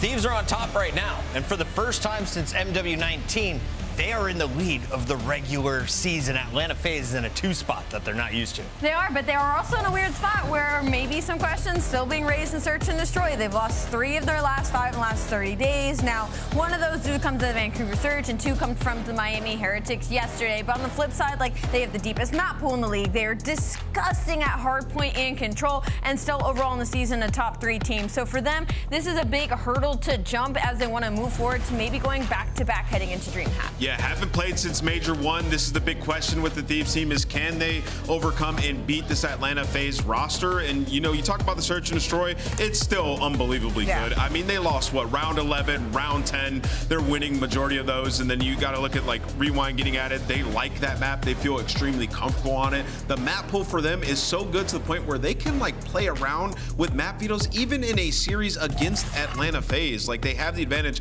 on every single hardpoint map. LA Thieves are in a great spot. Thieves, kings of hardpoint right now, but if FaZe is going to steal the double away tonight like they did at Major 1, how do they get it done, Alley Cat?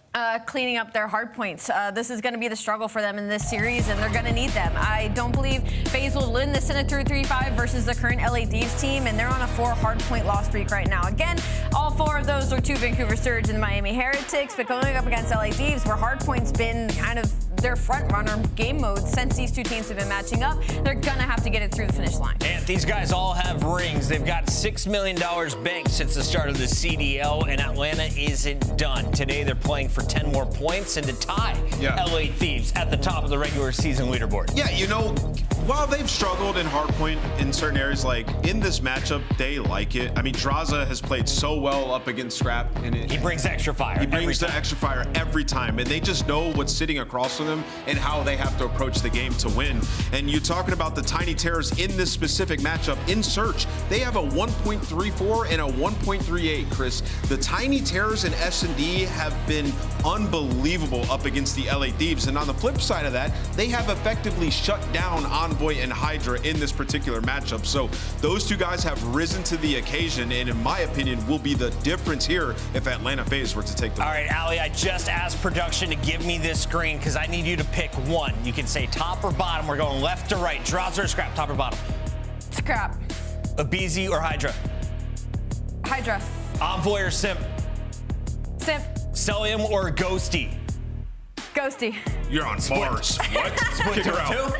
No, she went 3. Split 2 or 2. Get her out of here. Thieves players. Mars. I'm going with Celium, the player who's never been outside of the #1 KD spot because he starts on Rewind. We're going to see him on Protocol and then Red Card for our 3rd respawn. Yeah, so, interesting coming into this one, 3-1 for LA Thieves on the Rewind, but it was all in stage 1. So we haven't seen it in a while, but they're comfortable there. And then I actually thought coming into this that Thieves would potentially get rid of Red Card. Given they're undefeated on it, it's just Atlanta FaZe's best hardpoint map as well. So Thieves are just thinking, hey, anything you can do, I can do better. We're going to square up with you on the Red Card, and we're just going to beat you there. I really wanted to pick Atlanta FaZe today, but Thieves are so passing the vibe check Are you guys right gonna now. say that? Hydra And then you're gonna pick LA is Thieves. in the sun. He is smiling. I'm going LA Thieves today. I'm going with LA Thieves as well. Copycat. They've just shown me too much. I'm not. Just copy. Go ahead, Ant. You can copy me too. Yeah, I'm going with Atlanta FaZe in this series. I think they win. They all right? AF fans or LA? Back to our casters. Has to be Final a bad word. match of the That night. has to be a bad word. This is going to be a good one. I mean, again, we've been waiting for this one for so damn long. They've avoided each other for so long, and go figure, the next time they meet since that finals is here in a Major 4 qualifier match. Seems odd, but that's what we got, Jay. Yeah, I know it's tough, man, because obviously everyone is waiting for this battle at all times. When Atlanta FaZe win championships, at least in Major 1, they did it by getting through the Thieves. When Thieves won their championship, they didn't have to cross paths with Atlanta FaZe, but people just want to see this matchup every single time because it's sometimes going to be some of the best Call of Duty you can see. When you take a look at the maps and modes, the first 2 maps are like test outs for both teams. Like LAT, they haven't played it since stage 1. Atlanta, they played it a couple times here, took a tough loss versus Vancouver. But you just want to try to extend the map pool if you're Atlanta, because Protocol out the mix, that was your best HP. You need to add another one to make your hardpoint game somewhat compatible with this kind of roster. And then also with the dealership Search and Destroy, trying to extend their map pool on both ends. That one should be a fun one, but the last 3 maps are absolute square ups. This should be a banger, and I'm going to be devastated if it doesn't at least go 5. well, at least go 5. At most, it would go 5. Let's see what we got. Atlanta FaZe, LA Thieves, number 1 and number 2 in the league. They've avoided each other for so long, but this match, unavoidable. Let's get it on as Atlanta looking solid in their opener. And I will say, you kind of mentioned the Protocol hardpoint being out of the mix is a soft spot for Atlanta's hardpoint, you would think. But that told, even when this map was in the pool, Atlanta did give Thieves their first loss on this map, 244-250. Oh yeah, a 6-point game. Celium had an insane play to break them down at the end of that hard point, but that was 4 months ago. Now we got to try to continue to do that here, and at least if you're Atlanta FaZe, you soak up 16 seconds off of that P1, but now the battle for the P2 spawns with Sip hitting this long route needs to work. Yep, and it will. Catches Ghosty for 1, also backs up Envoy, who's there to meet him very nicely. So we open up towards P2. Atlanta trying to run through Burger Street, and an off spawn for Hydra will have him kind of choose and make a decision on how he wants to play this cutoff. And with those eliminations coming through, he's just going to sit his ground, wait a little bit longer. He knows his teammates are going to have the spawn, but Atlanta respond nicely. And even though Thieves have the setup that they want, they're still not able to get into the time until right now. Yeah, they just wanted to stabilize around the back end. Okay, now that our spawn is cleared out, we can put all our focus towards the front. Thieves take the lead by a slight margin, but there's still a lot of time to fight for here at P2. How do Atlanta decide to set up on their break? Celium from the front finds the opening, draws a slice through the side door. It's already 3 dead. Hydra, last man standing on this side. Yeah, he's just playing for kills at this point. Yeah, and again, just kind of reflecting off of how Atlanta played this map versus Vancouver yesterday. Really tight battle, just a couple of swing moments, a couple of 1v1s that go Vancouver's way that really just kind of bounce Atlanta out of some of their setups. But so far, so good for FaZe in terms of how they've been able to break in towards P2. And now with Easy working on rotation back towards 3, there's a chance, yeah, with the cutoff man happening from Draza at mid, that Atlanta could actually win the foot race over to New. Oh yeah, this is massive because Atlanta versus Vancouver could not find success from this P3 to P4 chain, and we know how impactful it is to get both of those hard points on your side because you can blow the game wide open. Atlanta effective trades through the middle of the map, still holding on to the HP, still have the spawns that they want, but Hydra trying to contest early on through midcourt. Yeah, Draza turning up here 10-4, selling off of a 7 spree. I know Ant is looking right at Alex' direction in the green room saying, you picked Cell? Or Ghosty over Cell? You're crazy for that. Yeah. Cell able to have another 3-piece here, 61-29. And Easy trying to open up some space through Burger. Not quite able to do it. Maybe a chance here for teams to contest late. Yeah, they can contest it, but there's still the battle for the spawns. You can see how safe Atlanta are playing it. Celium plays it way too safe that he actually falls out the map, and that might come back to bite you because spawns now get a little split, but thankfully, Abizi's able to line up 1 kill at the right time. 2 players spawn right next to you. Atlanta FaZe is still able to hold on to the spawns for this Money Hill at P4. Yeah, there just is an AR difference right now. I mean, it's easy to point to when you're looking at a combined 27-10 for the ARs of Atlanta FaZe. Right on the other side, Ghosty just 5-11, Scrap serviceable at 9-8, but it's just all these long-range battles that keep opening up in favor of Atlanta has their SMGs running wild over the Thieves at the moment. 87-39, opportunity here for Thieves to try to break things open, but Easy slip and slide and try to kill some time as Scrap comes in for the contest. But no, there is no trade. There's something to say. Simp was right there, but not able to find the kill. And now it's on to Cell, and he's going to get crossed up. Nice moment here for Thieves. Yeah, you're still here, though. If you're Atlanta, you just need to win a gunfight through the middle side of the street, but every single player from the Thieves will want an extra AR because those are the preferred weapons here at the P4 Money Hill. You're able to find a break, keep yourself into this game. Atlanta FaZe versus Vancouver, though, this P5 was their go-to. aBeZy is just so hard to keep track of in this generator side. They have the full setup, and they also find the initial kill. Well, follow-up gunfights turning in favor of Atlanta. Only one to tally for LA, and that's really on just Ghosty, just holding a position. Can't do too much with this over the top of the new hill. Draza, though, will fall. Opportunity now starting to brew for Thieves. They're trying to work from both sides at the same time, and it's working out pretty nicely to this moment. aBeZy, last one really standing. He's got to have a little bit of help from selling, but he's just roughed with a pistol. Might be good enough. And it is a double from Cell. 21-7, 3 in a row. Trophy system down. FaZe running it up. Oh, yeah, this is looking dominant so far from Atlanta, a team who has been phenomenal in rotations basically the entire year. You throw them on a map like Rewind, to where if you're winning rotations, you're going to stand a pretty good chance at dominating all of these hard points. You're currently up by 70. Atlanta, no, we have this in the bag. Let's step aside and go to listening with the boys in red.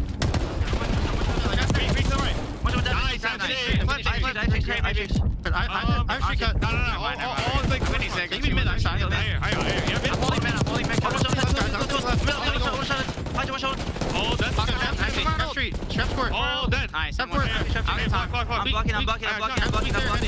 One shot street. Go street. Running through diner. Three street. Yeah, three street. Nice. I'm holding court. Street. Two court. I have luck.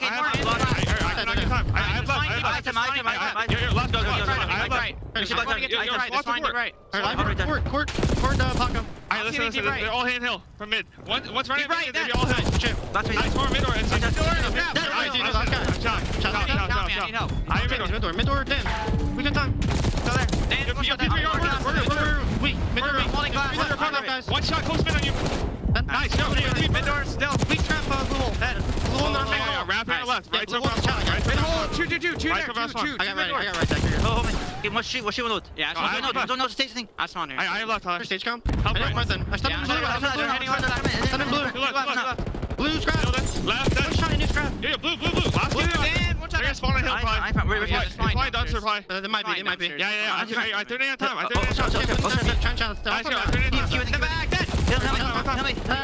shot done. Blue should be spawning out. One in the back. Radio. Back radio. One back. One shot dead. Nice. I see first. Yeah. I see radio. Yeah, I'm gonna go blue.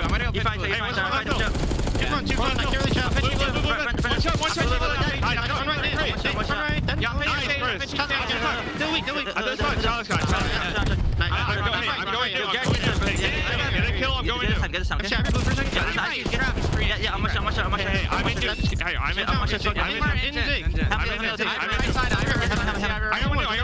one shot. I'm hitting the right side. Just running in front of you. Deep right, MC. One shot deep right.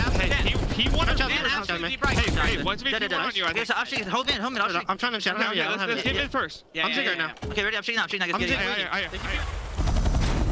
Holy beatdown. Cell is Mr. Untradeable right now. 32-12, calling in the Hellstorm. Able to get scrap out of the new time, and it's just Atlanta from start to finish, top to bottom. Yeah, Ghosty over this guy. You are insane, Big Hal. 35-13. Celium is dictating how this game is going to be played, and most likely what the ending score is going to look like. You breached that 200-point mark. Finally, Thieves are able to breach the 100-point mark, but just the entire map so far, they've been playing from the back foot. They finally have themselves a moment where they can stabilize, win the rotation over towards P4 to sort of get themselves back into this game.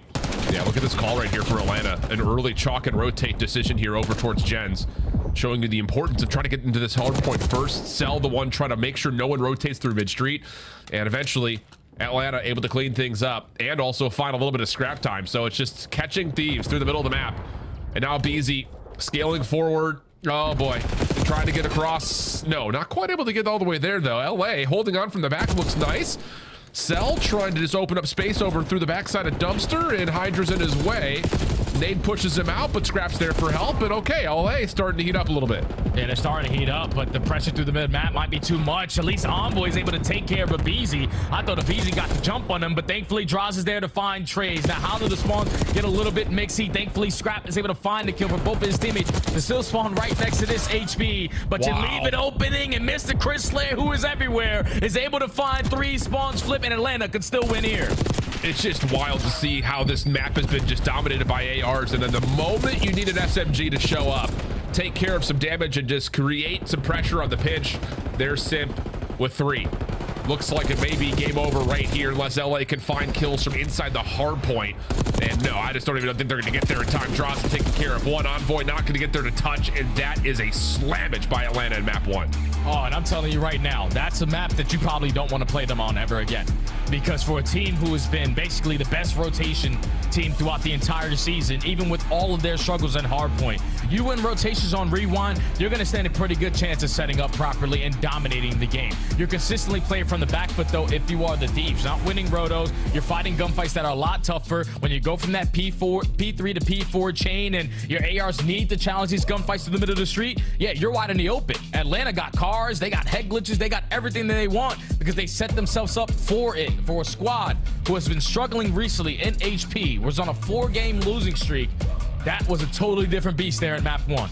Yeah, it really was. And just look at the numbers from Cell. 39 and 17, 32 non-traded, 15 in the objective, and a minute 33 tallied in the hill. Not top damage. That actually goes over to Draza with 10 assists. That is able to help him out at 28 and 21. But still, the fact of the matter is that was just AR dominance. And I like, it just kind of reminds me of, like, this is a weird throwback, but it kind of reminds me how Atlanta used to play Bacage back in the day in Vanguard, where they pulled out 3 ARs to certain hills and just locked down lanes. Same situation here. Just don't allow Thieves to rotate ever, because you're never able to hold on to the outer backside street or over towards Burger Alley. Yeah, it's just because these gunfights, you prefer an AR. Like, it's as simple as that. These gunfights are long distance. You got head glitches, and then when you're winning every single rotation, the guys are going to run right in front of you. So it's a whole lot easier to whip out that extra AR. Maybe 4 at times to dominate some of these hills on Rewind. But for a squad in Atlanta, like I said, I've been struggling in hardpoint, trying to expand their map pool in this game mode, and they might have just found the perfect map for them. Yeah. You got to keep in mind this head-to-head battle between these two teams, as much as the rivalry has been built up by the narrative of the trash talk largely, it has been Atlanta who have owned the edge in this matchup, 3-1 against them. Again, the series have been tremendously close, including a couple of map 5s and that, of course, that map 7 affair back at Major 1 Grand Finals. But this hardpoint game flow has been one of the most convincing that we've seen between these two, up until, I think, when Thieves, when they first played, like, smoked Atlanta on a vault hardpoint. But outside of that, this has been a tremendously tight battle, but anything but that occurring here in map number 1 as we look towards Dealership, Jay. Oh yeah, Dealership should be a fun one. Another map where both squads want to add it to their map pool. It's a 1-2 record for Atlanta, a 3-2 record for LA. LA have a lot more of dominant wins on this map. Clean 6-0, 6-1s at times. Their SMGs continuously are getting lost. The one mishap that they had at the major is when they were just getting caught. Like, it's as simple as that. Island players getting too aggressive in certain angles. You decide to run it back the same exact maps when you played Vancouver again, and were able to make the proper adjustments. But versus Atlanta FaZe, and also an Atlanta FaZe who starts up 1-0 in the series, you best believe they're going to be running at you with the utmost confidence here on Dealership. Yeah, and the thing about it is, like, Atlanta Search and Destroy has really, I think, been a staple of them in tight series versus great teams. Always. That's been the case. I think, you know, when you look at this matchup in particular, obviously you reflect back on all 3 Search and Destroys in that best of 7 going the way of Atlanta.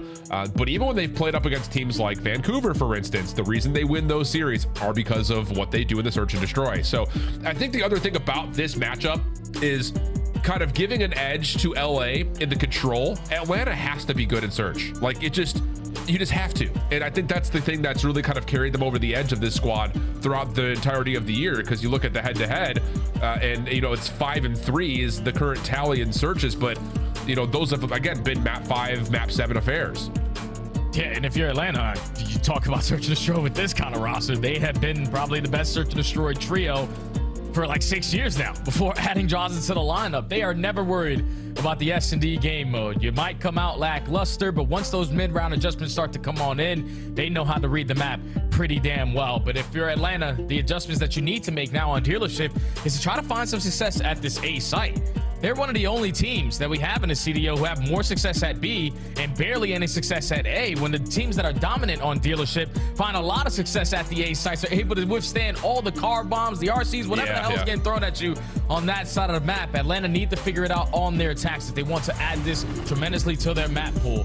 When you take a look at the standings, these guys are head to head. The two best teams that we have in the game, 10 points separating them both.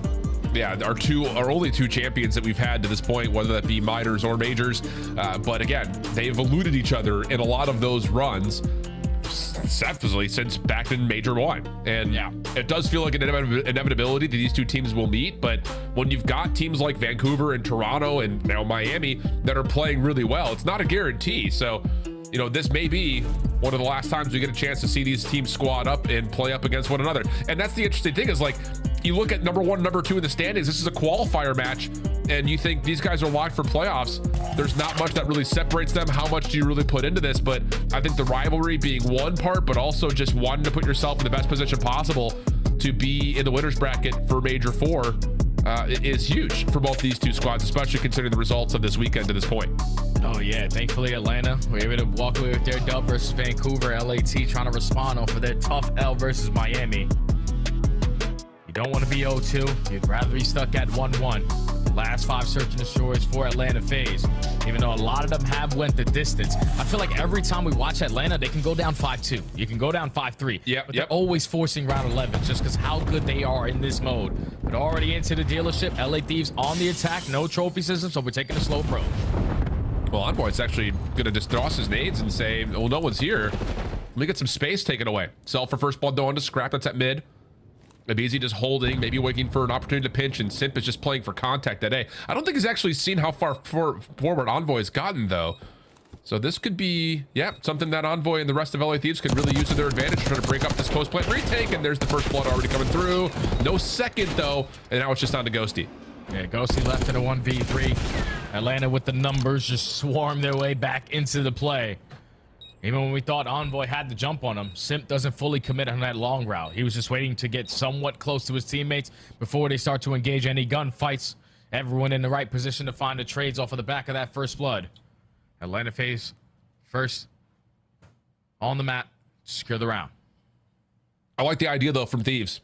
And it is kind of looking at how they've played this map, LA. You know, I thought it was very revealing when they played it against Miami initially. And I was sitting there like, wow, because I remember at the Major, I was really impressed with how Miami played this map. But Thieves 6-0'd them. And I was like, oh, okay, never mind. But then a couple of the tight affairs, well, really the one tight affair versus Vancouver has things kind of looking to see how LA are going to modify after they had lost one of the 2 matches on this map. 1-6 tally. Opening contact through mid, not going to come through. Nade cooked. Abizi will find some damage, but can't push out. It's Simp instead who finds first blood again on the Scrap. Oh, you just give up mid-map control. Atlanta FaZe, once Abizi just cracks the door open, realize, okay, there's nobody here. We can work this objective over towards B, and now you'll also find the first blood to go with it. So man advantage. Gonna put this bomb down. You got Cellium watching everything on the flank angle. But Envoy is potentially gonna try to line one up for free until his teammates get into play. The thing is, this double setup here for FaZe on this post plan is made safe by Simp still watching mid-map. And Cell watching the long pinch, so you've got an SMG setup here. But nice nades through mid. Can't stop that.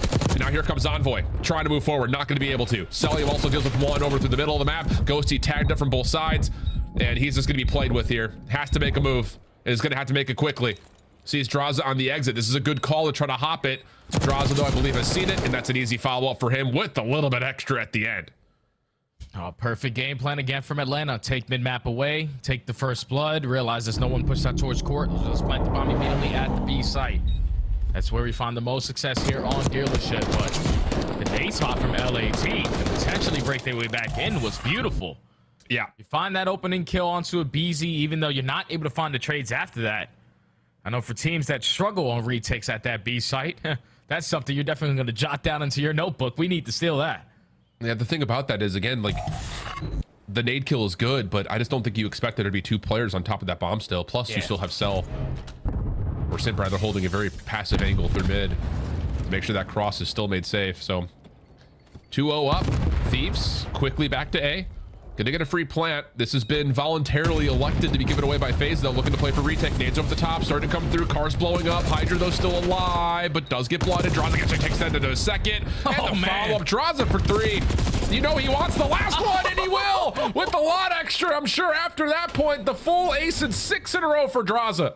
And I love the way that Atlanta are playing this. It's 2 times now on defense where they're just like, you guys can take A. We have no problem playing for the retake. It works out to their favor because they keep all the stuns and their nades in the back pocket. You shoot the trophy systems out. You get some damage in with the tax, sending everyone because you know everyone else is weak. And then Draza, the CEO, able to line up the ace there and lick his fingers because that's just way too easy there for the game. You know he's calming. Give me this last one. He knows it's scrap. What a start here for Atlanta. They dominate the opening hard point, and they're flawless thus far through 3 rounds in the search and destroy, with the RC already earned. Hellstorm close for draws, and a little bit of a split of the map here for Atlanta. Going to take a patient approach on this 4th round attack. Yeah, just going to slow it down. Allow the Thieves to essentially try to take some space away, but now we're going to invest the RC car. Information gained that they are aggressive up in through courtyard. So how do they react off of this? You're actually going to get aggressive if you are LA. Scrap finds the first blood. But Draza in a little bit of trouble, but is able to sneak away, keep his life. Cell trades out Abizi over through mid-map, but the 2 ARs for FaZe pretty remote right now as they don't have a bomb to work with in this 2v3. Yeah, I think if you're Draza, though, you're most likely just playing your life here. We're really close to earning yourself that Hellstorm. Absolutely. We know how impactful that can be, so just have Selim try to bait and switch with you, find a kill, earn that streak. But with 30 seconds left, we're just busting out shots through the courtyard. Draza doesn't find the kill, and now Selim, yeah, you're simply going to run out of ammo. LA Thieves secure the defense. Yep. Good response there from Thieves. And I was actually kind of curious to see that the RC was called there, of all things. I mean, obviously, we've seen the chain reaction effect that it has over towards the defensive side at A, but just as a way to kind of essentially check if LA are playing at the front doors of Arches, feels like that would have been maybe well served by just throwing a stun first, but it gets called. It doesn't really find much effectiveness, and LA get on the board. Yeah, thankfully the stun is able to connect onto the player in the side room.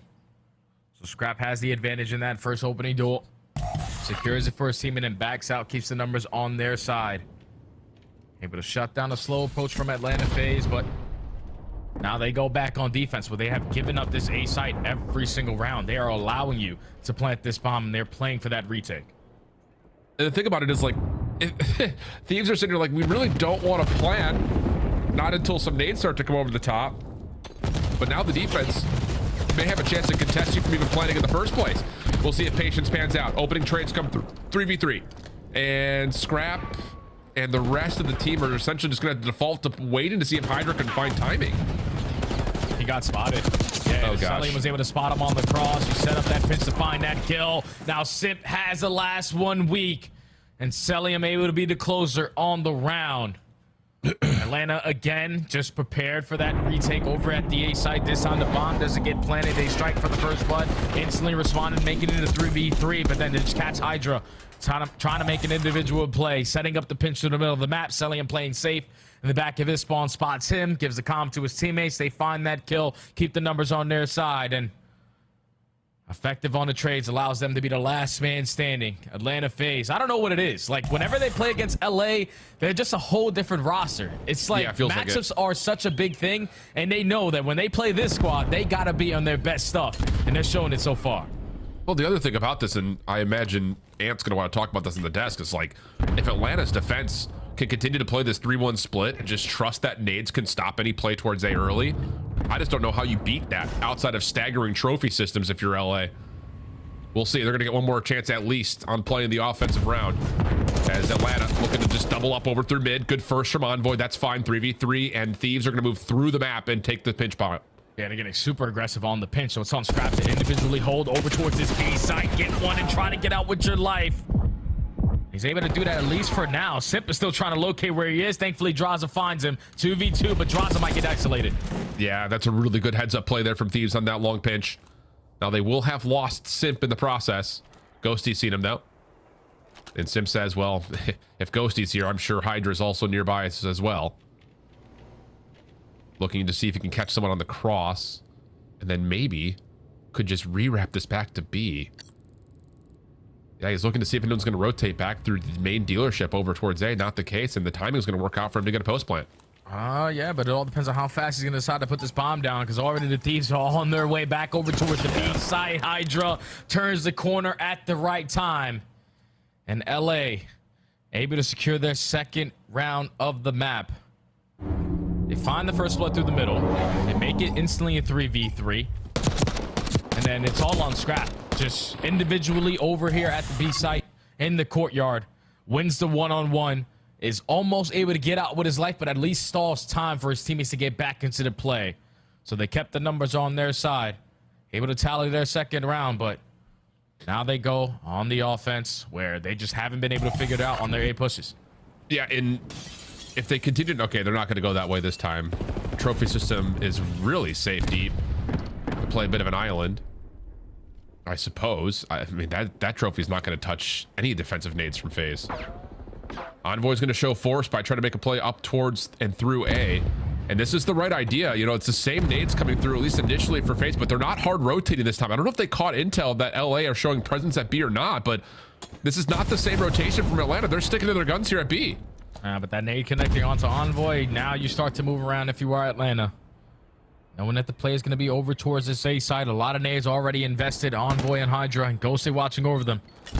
On a setup after this post plant. How do Atlanta decide to approach it? Yeah, this may have been just enough finagling for Thieves' offense to give them a chance. RC makes its way through the site. Envoy still touching the corner, but does get dealt with. AR's lighting things up for Thieves, and there's Hydra to finish off Draza for what will likely be the last kill needed, as Simp just does not have a chance to get back in. Okay, much better there for Thieves, trying to just, again, work out that FaZe defense. Don't allow them to get the easy prediction. Yeah, just a slow approach. Taking your time when you're placing towards A. Envoy taking space. Nades are getting invested. You're counting them. Make sure no one is going to be impacted by it. But just a 2-2 split. This time, the first blood still goes in favor of Atlanta, but the ARs were in the proper spots to find trades. Able to secure the round there. Finally, an attacking round for LA. 2 runs in a row now. Put us into the swing round. Critical one here for Thieves, and they are going to continue to play this battle over to the middle of the map. Abizi's the one responsible for it. He sees one slide through come out, and he's in trouble. Puts himself into a corner. You can see Atlanta not committing onto A. They have to play for trades they can, but as things come to a bit of a pause, now Atlanta can get their focus on trying to get this bomb planted. Yeah, they're just waiting for the nades to get invested, though. And do Thieves time this perfectly to slide out and potentially child the site, because you can find the opening first blood, but bomb does get planted. Yep, Simp will fall immediately after planting, though. Draza sliding forward. Good read from Envoy. Help from Ghosty's also right there to service it. And that is a perfect retake from Thieves. A flawless round, and we're tied at 4. Yeah, just way too clean right there from the Thieves. Like Atlanta, they're thinking, okay, I can just get this bomb down. Once we get the bomb planted, then we can start to reposition ourselves. But as soon as that bomb gets planted, Simp instantly falls, and then Draza is forced to try to make up in the numbers situation. It's just every single player from the Thieves was retaking from their spawn. No one working on pinches. They knew that they had the numbers once they initially strike for that first kill. And the AR is able to pepper a couple people down. Make them weak for the SMGs. And a beautiful retake there from the Thieves. Ties the game. And you can see Thieves energetically calming what they want to do this next attack. Again, they had the response in the last offense to what Atlanta has been throwing at them every single round, which is a 3-1 split off. They're not going to get the same thing here, though. Atlanta looking to get aggressive in through mid.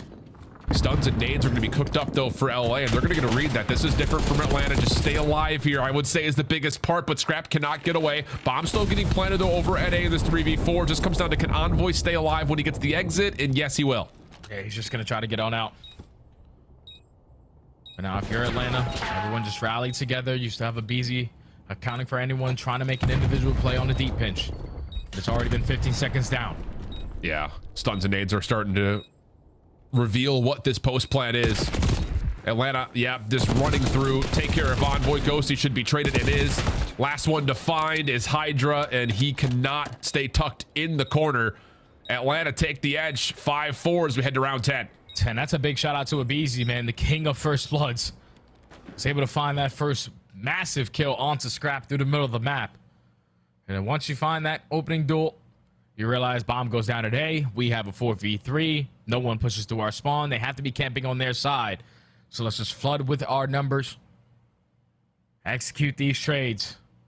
And it works out there for Atlanta to be at game point now. Thieves have shown a lot of defensive pressure through mid in the last couple of attempts. And they're going to keep that up. Avizi in the corner. Getting one would be fine here. Sim able to help out for the first. Trades looking decent. Plus you had Cell over the top. It's just a battleground here at mid office. Ghosty now the last one left. Got both weapons to play with, and he is chasing shadows in this 1v3. Yeah, bomb isn't even getting planted yet. Now it is, and Ghosty found the perfect angle there. Not even going to get weak in the gunfight off the trade, so down to 2v1. You know that the play's still developing at B, but Atlanta FaZe are more focused on just not getting caught off guard. We need both guns to be up for this gunfight. Yeah, they've gotten the bomb back, which is most important. Ghosty does get the visual check. Should know the bomb's been picked up. Atlanta may be showing a bit of a head fake, though, as they will come back over towards the B site once again. Ghosty will have a chance here. Here's a secondary check. He's going to get it. Now to the 1v1. It's him versus Cell. Ghosty out the door. 27 seconds. Cell looking to play for the angle just to try to get the gunfight win. Shoulders coming out for Ghosty. Down to a single bullet worth of health. That's enough for Cell to grab the bomb, but he's still looking to play for the kill. Now it's just down to who wins the gunfight up close, but it's Cell. Of course it is. The 1v1 comes his way. Ghosty in near 1v3. Not able to finish off the last couple of shots. And now Atlanta find themselves 2-0 up on the defending champs from the last major. Tenselium just keeps on letting Big Al know on the desk. Ghosty over me? Yeah, nice try. Celium stops the 1v3 from happening, and I absolutely love the way that he played that. Once you have him initially weak, usually the go-to is for the player on the objective side is just instantly get the bomb down, because you know that gunfight isn't going to immediately happen, but it was only certain angles that Ghosty could attack towards that B site. Preferably, you want to be from that top window because you can count it and you can instantly hit the rotation over towards A if he's not in that position. But Selim said, screw this running around, throwing shoulders. I'm just going to send it. And also had an S&G with me in my back pocket to make the gunfight easier. MC, the closer, on the search and destroy. But Atlanta FaZe's recipe for success, those defensive rounds early on were absolute perfection before LA started making adjustments. Just the adjustments came in too late, and Atlanta now up 2-0. Yeah, I really have to give a lot of credit to what Atlanta's defense looked like in that opening 3-1 split off. Lots of good stuff in terms of how they wanted to play retake, and more importantly, when they do change it up, how they can actually still contest the bomb plant itself. So great stuff from Atlanta, 2-0 up as we head back to the desk to give us their thoughts. Thank you very much. Now, while both of the ARs put up over 3,000 damage in game one of them finished with 17 kills, the other with 39.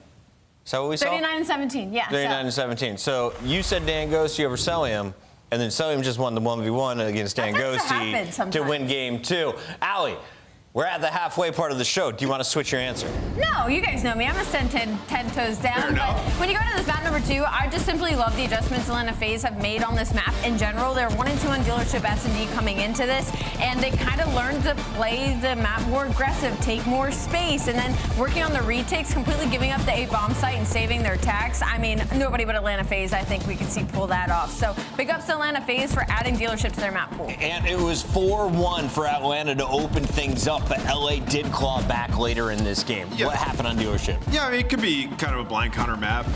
For LA Thieves, this is a map that they've liked. Atlanta, I think it was really just the retakes, right? Like for LA Thieves, they kept trying to get it down at A, and every single time, you're losing that round. They had a huge opportunity here in this clutch. So like Ghosty found 2 off the bomb, and then he's in a situation where he's thinking Celium might plant right there. You just kind of got to know your opponent and be like, yeah, all right, MC is not planting. You just killed 2 people on bomb. But yeah, for them, they're down 0-2, find themselves in a tough position, and this is why I pick Atlanta, man. When they go up against this team, they just ascend to another level, and you could see the matchup. Let's take a look at the numbers. Multiple titles are listed here. MW2, MW3, Black Ops 6. Overall, you can see Scrap 7 and 5 in the series versus Draza. But here in 2025, it is a 3-1 score in favor of Draza and Atlanta FaZe. Might be 4-1 if they get one more game here. At least, do you want to count it a 2-1 score or a 3-1 score as wins on the year, too? So Draza's definitely got the edge. Let's take a look, though, at one of the big plays from this series. We have Nameless with our quick scope breaking down something special. What is it for me this time? Yeah, you keep hearing retake, retake, retake. What's that mean? So let's talk about what Atlanta FaZe is doing on the retake here and why they do it, right? So this is like how you can transition from bomb to bomb really quick here. The reason that they're playing off of B off the rip is because it's a more difficult retake, right? Like you can make plays from, you just saw Ghosty killing people off bomb back to back, right? So you don't want to deal with that window. So we're trying to stop it early if we can. So you got Draza, he's looking at mid window. You got somebody behind him playing a trade. You got another player who's playing for the push through if they're trying to slide around the right side over towards B. And this is MC. He's the most important player, or Celium. He's the most important player in this setup and in this transition because he's just going to be lurking back spawn. And his job right now is to make sure nobody pushes through. And then when we eventually wrap back to retake, he's going to be playing for anybody trying to sneak through mid and go through side door, right? So he's just gathering information the entire time. And the reason that they're playing for a retake on A specifically is all these gunfights when you get back to A, they're advantageous. Like if you get here, you have a heady where you can kill the guy over here. You have a ton of cars that you can play around, and the nades that you can use to kind of push them back. You can pigeonhole them and know exactly where they're at. So I'll talk you through it as we watch it. All right, so at this point, we know nobody's at B. We're gonna start to get our attacks out, try to blow up some cars. We get some damage down if you're Celium. And now at this point, I'm trying to get some shots down to make the retake easier for my SMGs. Now my SMGs get close. You can see the advantage I'm talking about. He can find the first kill, and now Simp can apply that pressure down the street. And in this situation, after MC does that, he wraps back to get the information on the guy coming through mid, where they completely just trap that guy to give themselves even more of an advantage. So that's why they decide to play for B and then the retake on A. It's just easier around the site. Yeah, incredible breakdown from the side of Atlanta FaZe. The retakes were incredible throughout the entirety of this map. LA Thieves started to make some adjustments. They just came in a little bit too late, right? Like there was so many opportunities for them on the A bomb site where Hydra or Envoy had the space to push up, but they just didn't take advantage of it. And of course, hindsight of us seeing them anyway. We just don't want to, I wouldn't want to fight Celium back there. So that's true. I'm just going mid. Let's take a look at our first map of the day here between Atlanta FaZe and LA Thieves because MacArthur is on one, and he's done this consistently. Last time against LA Thieves was December 8th. He dropped 38 and 29. He's like, you know what? Let me one-up myself and then drop about 11 deaths. Yeah, I asked for this from Easy Mac. He's here. Shout out Easy Mac. He's in the production right now, here for a weekend. Legend. And because I remember last time they played, it was like back against the wall. Atlanta FaZe potentially going to lose, and MC's like, I'm just calling game. So Rewind being added back in is going to help Atlanta going forward because Celium might be the best Rewind player in the game. In Hardpoint. Yeah, what do you mean what? You see that? The best? He's unbelievable on that map. He's the best on all the maps, if you ask me and my friend Studdy, right, Stud? I didn't even hear what you said. Is Celium the best player in the game right now? If not, who is? Yes, no, without question, he's the best player in the game. Thank you. As consistent as he is on every single map, even in Search and Destroy, his clutch ability, you even see it in Search and Destroy. The guy's the hardest kill in the CDL history the last like 5-6 years, ever since he's entered the league. He's without question the best player in my mind, or up there with the best of them. Yeah, it's top 2 probably at worst, right? Feels that way. Might be sitting right next to the guy right next to him. Chris Slayer might be the guy best in the game. I was going to say the same thing. Odd to say, considering that Atlanta bowed out early in the most recent major, but after some hardpoint troubles, they were able to clean that up on the Rewind hardpoint 251-37, and now we go to a protocol control. This has been LA Thieves' dominance from start to finish, but Atlanta has played this map a handful of times. The interesting thing about it, though, when we have seen these two teams play on this map mode combination, it has been LA who has won it both times. So we'll see if they can use that again as a opportunity to kind of get themselves not just back in the series, but get some momentum to try to get this thing to 5. Yeah, LA Thieves always look for the bounce back here at Control. They only have 6 losses on the entire season. Since now you're going up against the best team on Protocol as well. So Atlanta are going to be prepared for everything that you throw at them. You find effective trades through the middle map. Still not a single segment earned.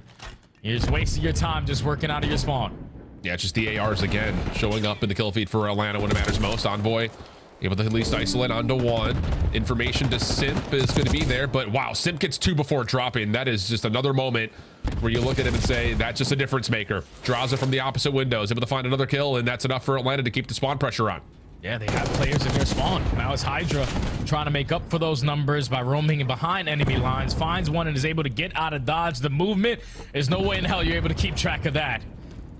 But still, none of his teammates are finding success off of the respawn. They are in hell with only 30 seconds left. Don't have a single segment to their name. Well, and the interesting thing about this for FaZe is that they've gotten spawn pressure, but they're not trying to like get full spawn kills. They're just trying to manipulate the map in a way that forces them to have to go to A, and then you can just repinch it from windows. So it's a different look in terms of getting forward at 10.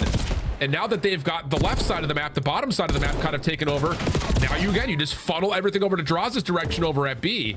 It's just a different way of kind of trying to play this spawn trap where you're not just trying to get kills as soon as they jump off spawn, but you're trying to force them to go to a zone that is that you're choosing, and then you're behind them the whole time. Yeah, but now with the final 6 seconds, these are able to finally manage the kills in their base. First segment is already going to be guaranteed, and now they have a 3-stack going. Second segment is going to be locked as well. But Atlanta FaZe, they find the initial gunfights. They're not going to give this up for free. If you're going to want this third segment, you got to gun me down. Yeah, Draza, no, not going to allow that to happen, at least not initially. 2 kills come through. Hydra just staying safe over mid, but Draza finds a third, and then the follow-up is there from Cell. It looked like there was going to be a chance there that LA get the third tick, get the extra 60, and then we're talking about a new game, but the long play from Simp followed up by just Draza staying alive for way longer than you expect on the zone itself has Atlanta winning the defense. Yeah, this is the best play right here. Draza weak off of the first gunfight, knows that Ghosty is laying down. Let me just line up a couple free headshots, and then raise the pressure still coming from Heli Steps. He just loves this matchup. He absolutely loves it. It brings out the best in him. He continues to shine in this series.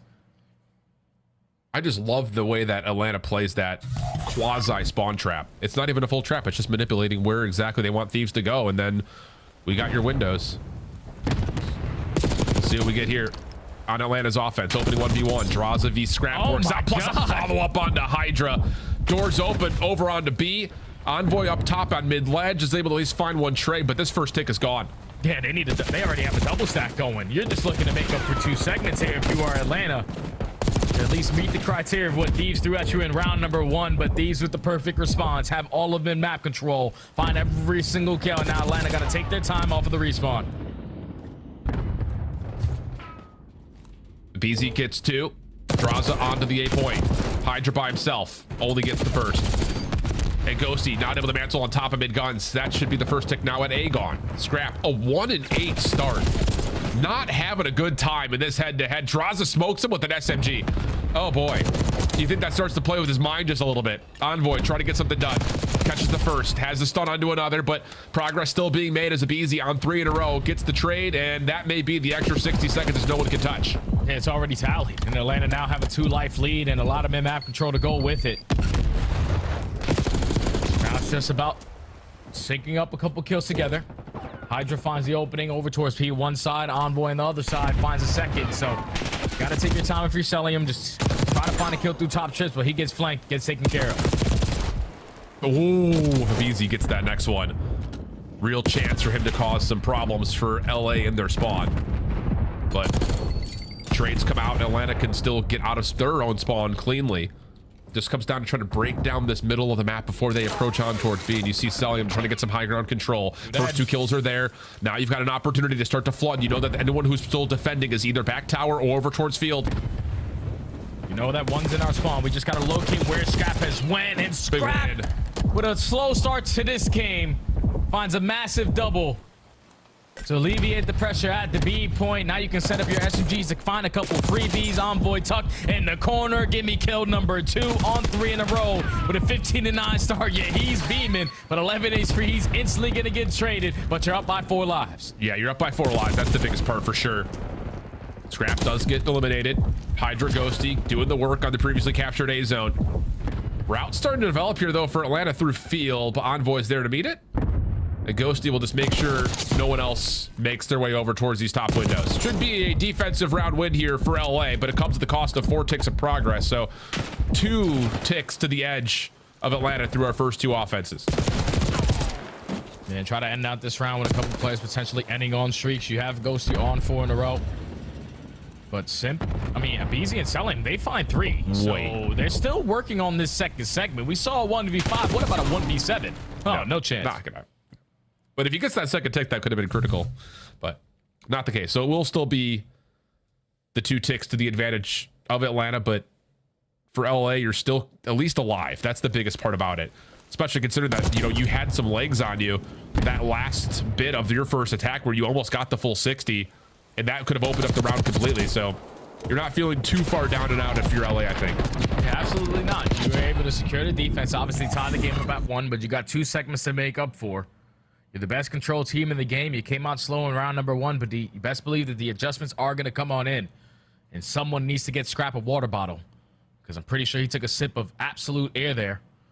But, yeah, it's all working out. He's tied up in the game.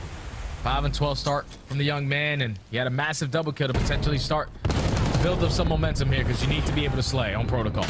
Yeah. See how things unfold after this break off. LA get the first couple of kills, but you see Simp on the minimap trying to play on the flank. Hydra there to meet him, and nice shots from Ghosty. Thieves get the trophy system in play, and now you can start to get a second member on and try to stack this 8 point, get the quick capture. Yeah, this should be some guaranteed segments. First one's already locked. Second one should be guaranteed. You're going to have Simp trying to work on a long route, at least through that B point. Abeezy trying to strike through bottom spiral, but none of his teammates are finding kills. So by the time you're even get into play, they might be already done and dusted unless you time it to perfection. Yeah, well, third tick not fully completed. Beezy's long route works out. Cell drops in to try to deplete the progress, and Simp makes sure that Hydra can do no damage over through Grandma's. And just like that, snap your fingers, and Atlanta is in the spawn trap. They fully depleted the third tick of progress, and LA have to fight for their lives again. Yeah, if you're LA in that situation, like, if we just get a little bit of stack going, Abeezy's flank route isn't really going to be impactful there, but at least you're able to stabilize in this moment, clear out your spawn with a clean 4 dead. Third segment at A should be guaranteed unless an absolute Yobi over the top hits for Atlanta FaZe. Abeezy still here trying to contest it. Dancing, doesn't find the second kill. LA Thieves extend the time. Yep. And they've got a 1 life advantage. Draza trying to make sure that Grandma stays contested. Also looking for exits. Is able to find Ghosty first. They know that Scrap is playing somewhere inside, and Cell will find him. So now the lives are tied. LA is still able to create a route through bottom PCs and try to get something going over towards B, and Hydra gives him a double. It's a big double there from Hydra. Now Selim is playing for that trade, but Hydra already has a jump on him. I thought he was going to have the advantage in that gunfight, but Selim has never caught slipping. Up by 1 life is Atlanta. Now you're just looking for 1 player to clear out your spawn. All 4 dead. Let's start to roam in their base. Selim just gets caught off guard there by Hydra.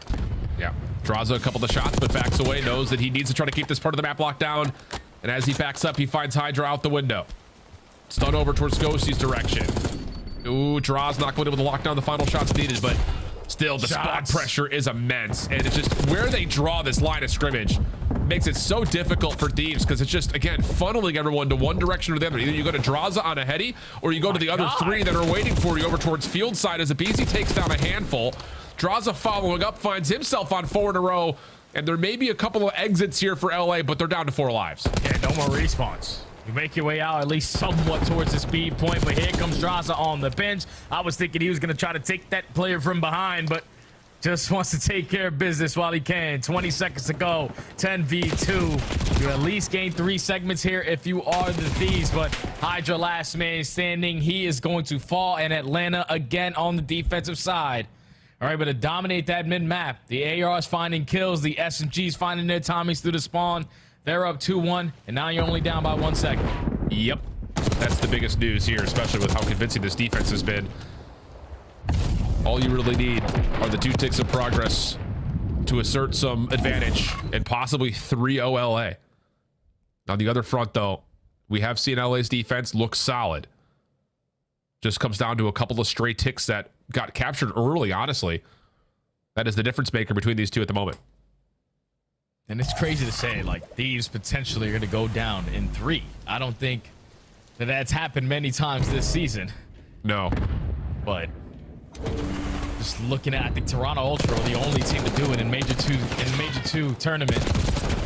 It's the first time they ever fell short in a 3-0 fashion. But you know, when the Thieves are spawning on control, they always have some life. But already off to a perfect start is Atlanta FaZe. They dominate the kill feed. First segment locked. You only have 1 player on it, so Thieves are able to capitalize off of that 1 kill. But a lot of map for Atlanta to work with. And Simp is just out here beaming across the map like that. Follow-up eliminations are good. Draza gets another edge versus Scrap, who is at 6-19. Well, scoreboard is broken, but it's not too far off. That's not real, too bro. far off. I don't think it's real because Sip is 17-17, and the scoreboard reads him at 12-17. Okay, yeah, you're right. You're right. But regardless, it's not too far off, I don't think, is what I'm trying to say. Yeah, he's getting cooked. You start lining him up if you are a scrap. Atlanta FaZe already got their 2 seconds that they were looking for. And Draza is doing whatever he wants. Yeah, you're lucky, Hydra, that he runs out of ammo there. But he alleviates the pressure to the map. Teammates soar their way back onto the A point. A should be done and dusted. Time is extended. And here we go. Defense spotting over towards tower side of BZ. May have broken some of the timing, looking to chase down the kills. 3 life edge for Atlanta. Couple eliminations for Thieves to work, but now a BZ shutting them down and trapping a bottom side field. And I don't know where this Atlanta team has been and where they've been missing, but they've showed up today in a major way as they've got a 4 life edge and a minute 35 to work with. Hey, sometimes it's all about who you're playing against, man. They bring out the best in you, and with this Thieves, the super team roster, Atlanta FaZe know that this squad was built to defeat us.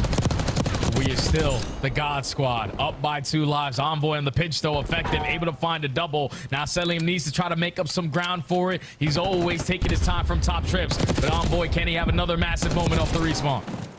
Good for 4 before being shut down. 3 life advantage still for FaZe, getting closer to the 60-second mark. Ghosty at mid, in some trouble. Stuns himself to safety. Has 1 player stuck in the corner, but Cell's still able to find the elimination before Draza gets dealt with by Scrap at range. 12-24 is where he's at.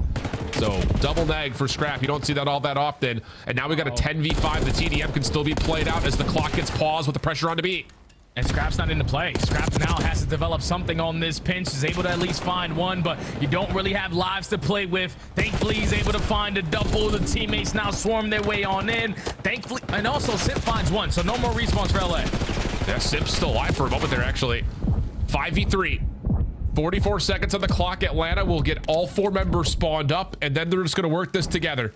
It's like a round of search and destroy. Envoy not affected by that stun through mid. Looking for timing. Wins the first. Trade is there. 4v2 situation.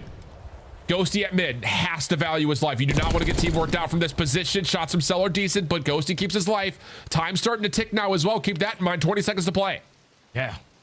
And if you're LA, you're just trying to get a freebie and get on out. Thankfully, Hydra on the pinch finds an opening. You can still clutch up on the round, but everyone falls, and Atlanta FaZe again get the better of the Thieves, and Draza so gassed that he dropped the camera on the floor. That's easy work. A 3-0 for Atlanta. Too easy, I think, in a lot of ways. Especially considering, again, for all of them, and really it's the ARs, right? It's too easy for the ARs right there.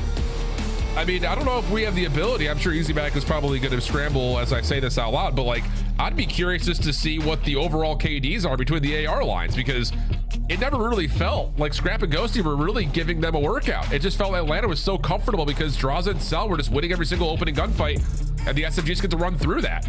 At 29-28, 22 non-traded, 26-16 from Cell, 24 non-traded with 16 offensive eliminations. So it's just, again, goes to show with the ARs just dominate this head-to-head matchup.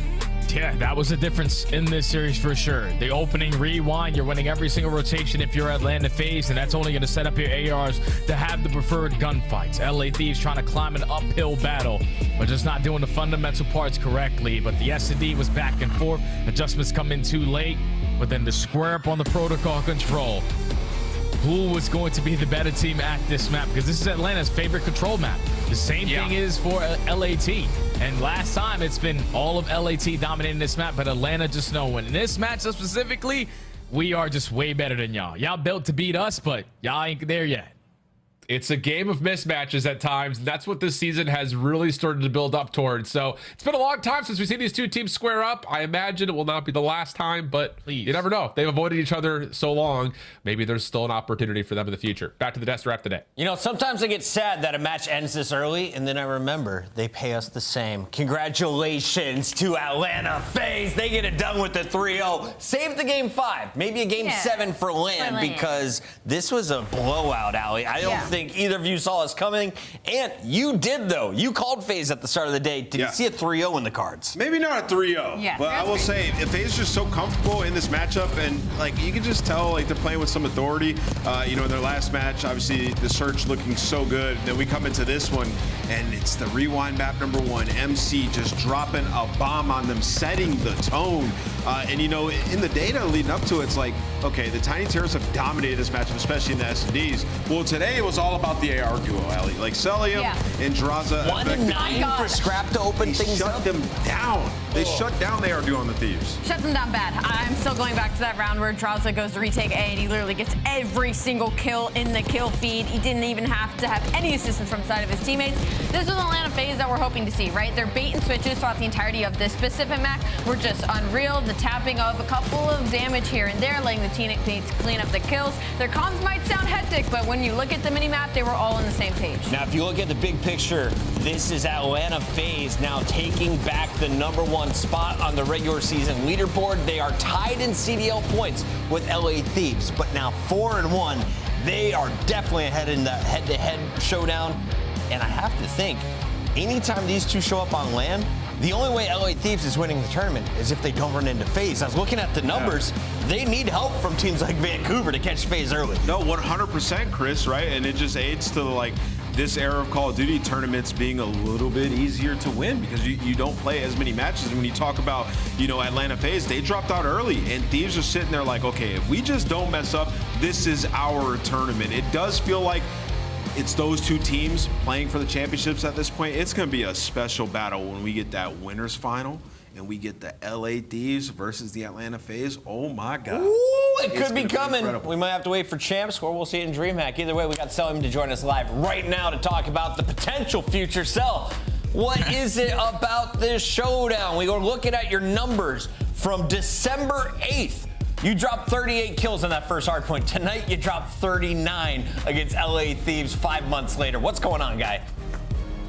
I mean, obviously, LA Thieves is a good team, but I mean, our team always has to fight versus those guys, so it was a good match, you know? Of course, Cel. And I kind of want to ask, like, what do you think sets Atlanta FaZe apart from everybody else? Because you guys do this consistently year after year. Is it the passion? Is it the talent? Is it the way you approach the game? Obviously, it's going to be a little bit of everything, but what's kind of the leading factor, you would say? I would say everything, but I think our talent is like insane. I think Zach, Chris, and Tyler are like all individually talented, and obviously, if I just fill in the right shit, then I don't think we can lose. So. Give yourself some more credit, dude. 39-17, 2.29, unbelievable. Celium, you know, I want to ask you, obviously you can't be perfect all the time. You guys are going to win a couple tournaments, and then, you know, there's peaks and valleys to every single COD season. But I wanted to ask you, when you guys have a reset, you come out full force almost every time. What are you guys doing when you hit one of those valleys and you have to reset? What's the process? Well, it's something that Fish has helped us with, like just like resetting our mental and stuff. So I think he's helped us a lot, and you know, all of us just say reset whenever we need to, and we lock back in. Coach Fish, by the way, Atlanta FaZe has always supported the players. You guys are making them proud of their investments. What are the expectations, though? You're now sitting on top of the leaderboard. You're coming into DreamHack, #1 seat in the cards. Yeah, I mean, I don't really care about the seed. I just want to win the last two events, so that's what my mind's on. A 3-2 over Vancouver, now a 3-0 over LA Thieves. You officially cross off the two top bosses so far in Major 4. Congratulations. Thank you, guys. Appreciate it. That is Celium, and he also earns our Scuff Play of the game. Allie, can you guess which game I chose it from? Definitely where he dropped 39 kills, right? Yeah, it's game #1. Let's take a look at all of these, because the man is beaming. And what's insane is his teammates are sitting at like 4 and 12, and it's probably not even because they were doing bad, but it's because Celium was taking all the kills for the first half of this hardpoint. It genuinely felt like MC was 1v4ing the LA Thieves on Rewind. This is probably one of the best maps we've seen from him all year. I will say, you know, as an AR player, Rewind is by far the most fun map to play because you feel like you know where everybody's coming from. Okay. If your team is playing fundamentally sound, you can secure a spawn, and then you know I can push out, and I know everything's taken care of, and I can slay out and just farm. farm. If we play structurally better than you, I can farm you, and that's exactly what Celium did the entire time. That was beautiful to watch. Shouldn't you have like a disadvantage against subs on that map, knowing the range of most of the fights? Not if you're a good AR. You can finesse, put yourself in some really good positions to find a bunch of multi-kills. Well, when it comes to good AR, Celium may be the best. At least the numbers will tell you that story, and he deserves your Huggins powerhouse. Of course. Play the game. Powerhouse. Take it off. That's right, ladies and gentlemen. 72 kills across 3 games. That's a 1.95. He was on pace for the best KD in the CDL, and he's going up against the best team in the game. At least they were at the end of Major 3. That was like 5 days ago, by the way, guys. That's insane. That is bonkers to see against LA Thieves. Like, my God. He's ridiculous. Pretty good stuff. We had a great day as well, and we have to say goodbye to you, but not before we remind you what happened at the start of the day. Allie, we had 3, and your first prediction was wrong at the very beginning. Just kidding. You called Miami, right? Yeah, I did. Wait a minute. I was like, wait, was I wrong? That would actually be diabolical. Miami Heretics end up closing out this series, but it wasn't an easy one. What was maybe going to be a 3-0 ended up going to the distance. LA Grillimates, a little bit of fight left in them with some fire hard points in this series, but unfortunately, the Search and Destroy ice just is not there. I don't even know if it's ice at this point. Search and Destroy is just not there. Oh, yeah. I mean, they got smoked in that game 5. Super, once again, kid's unbelievable. 2.17 in S&D. Best S&D player in the game, you said. Yeah, I would say it recently, yes, for sure.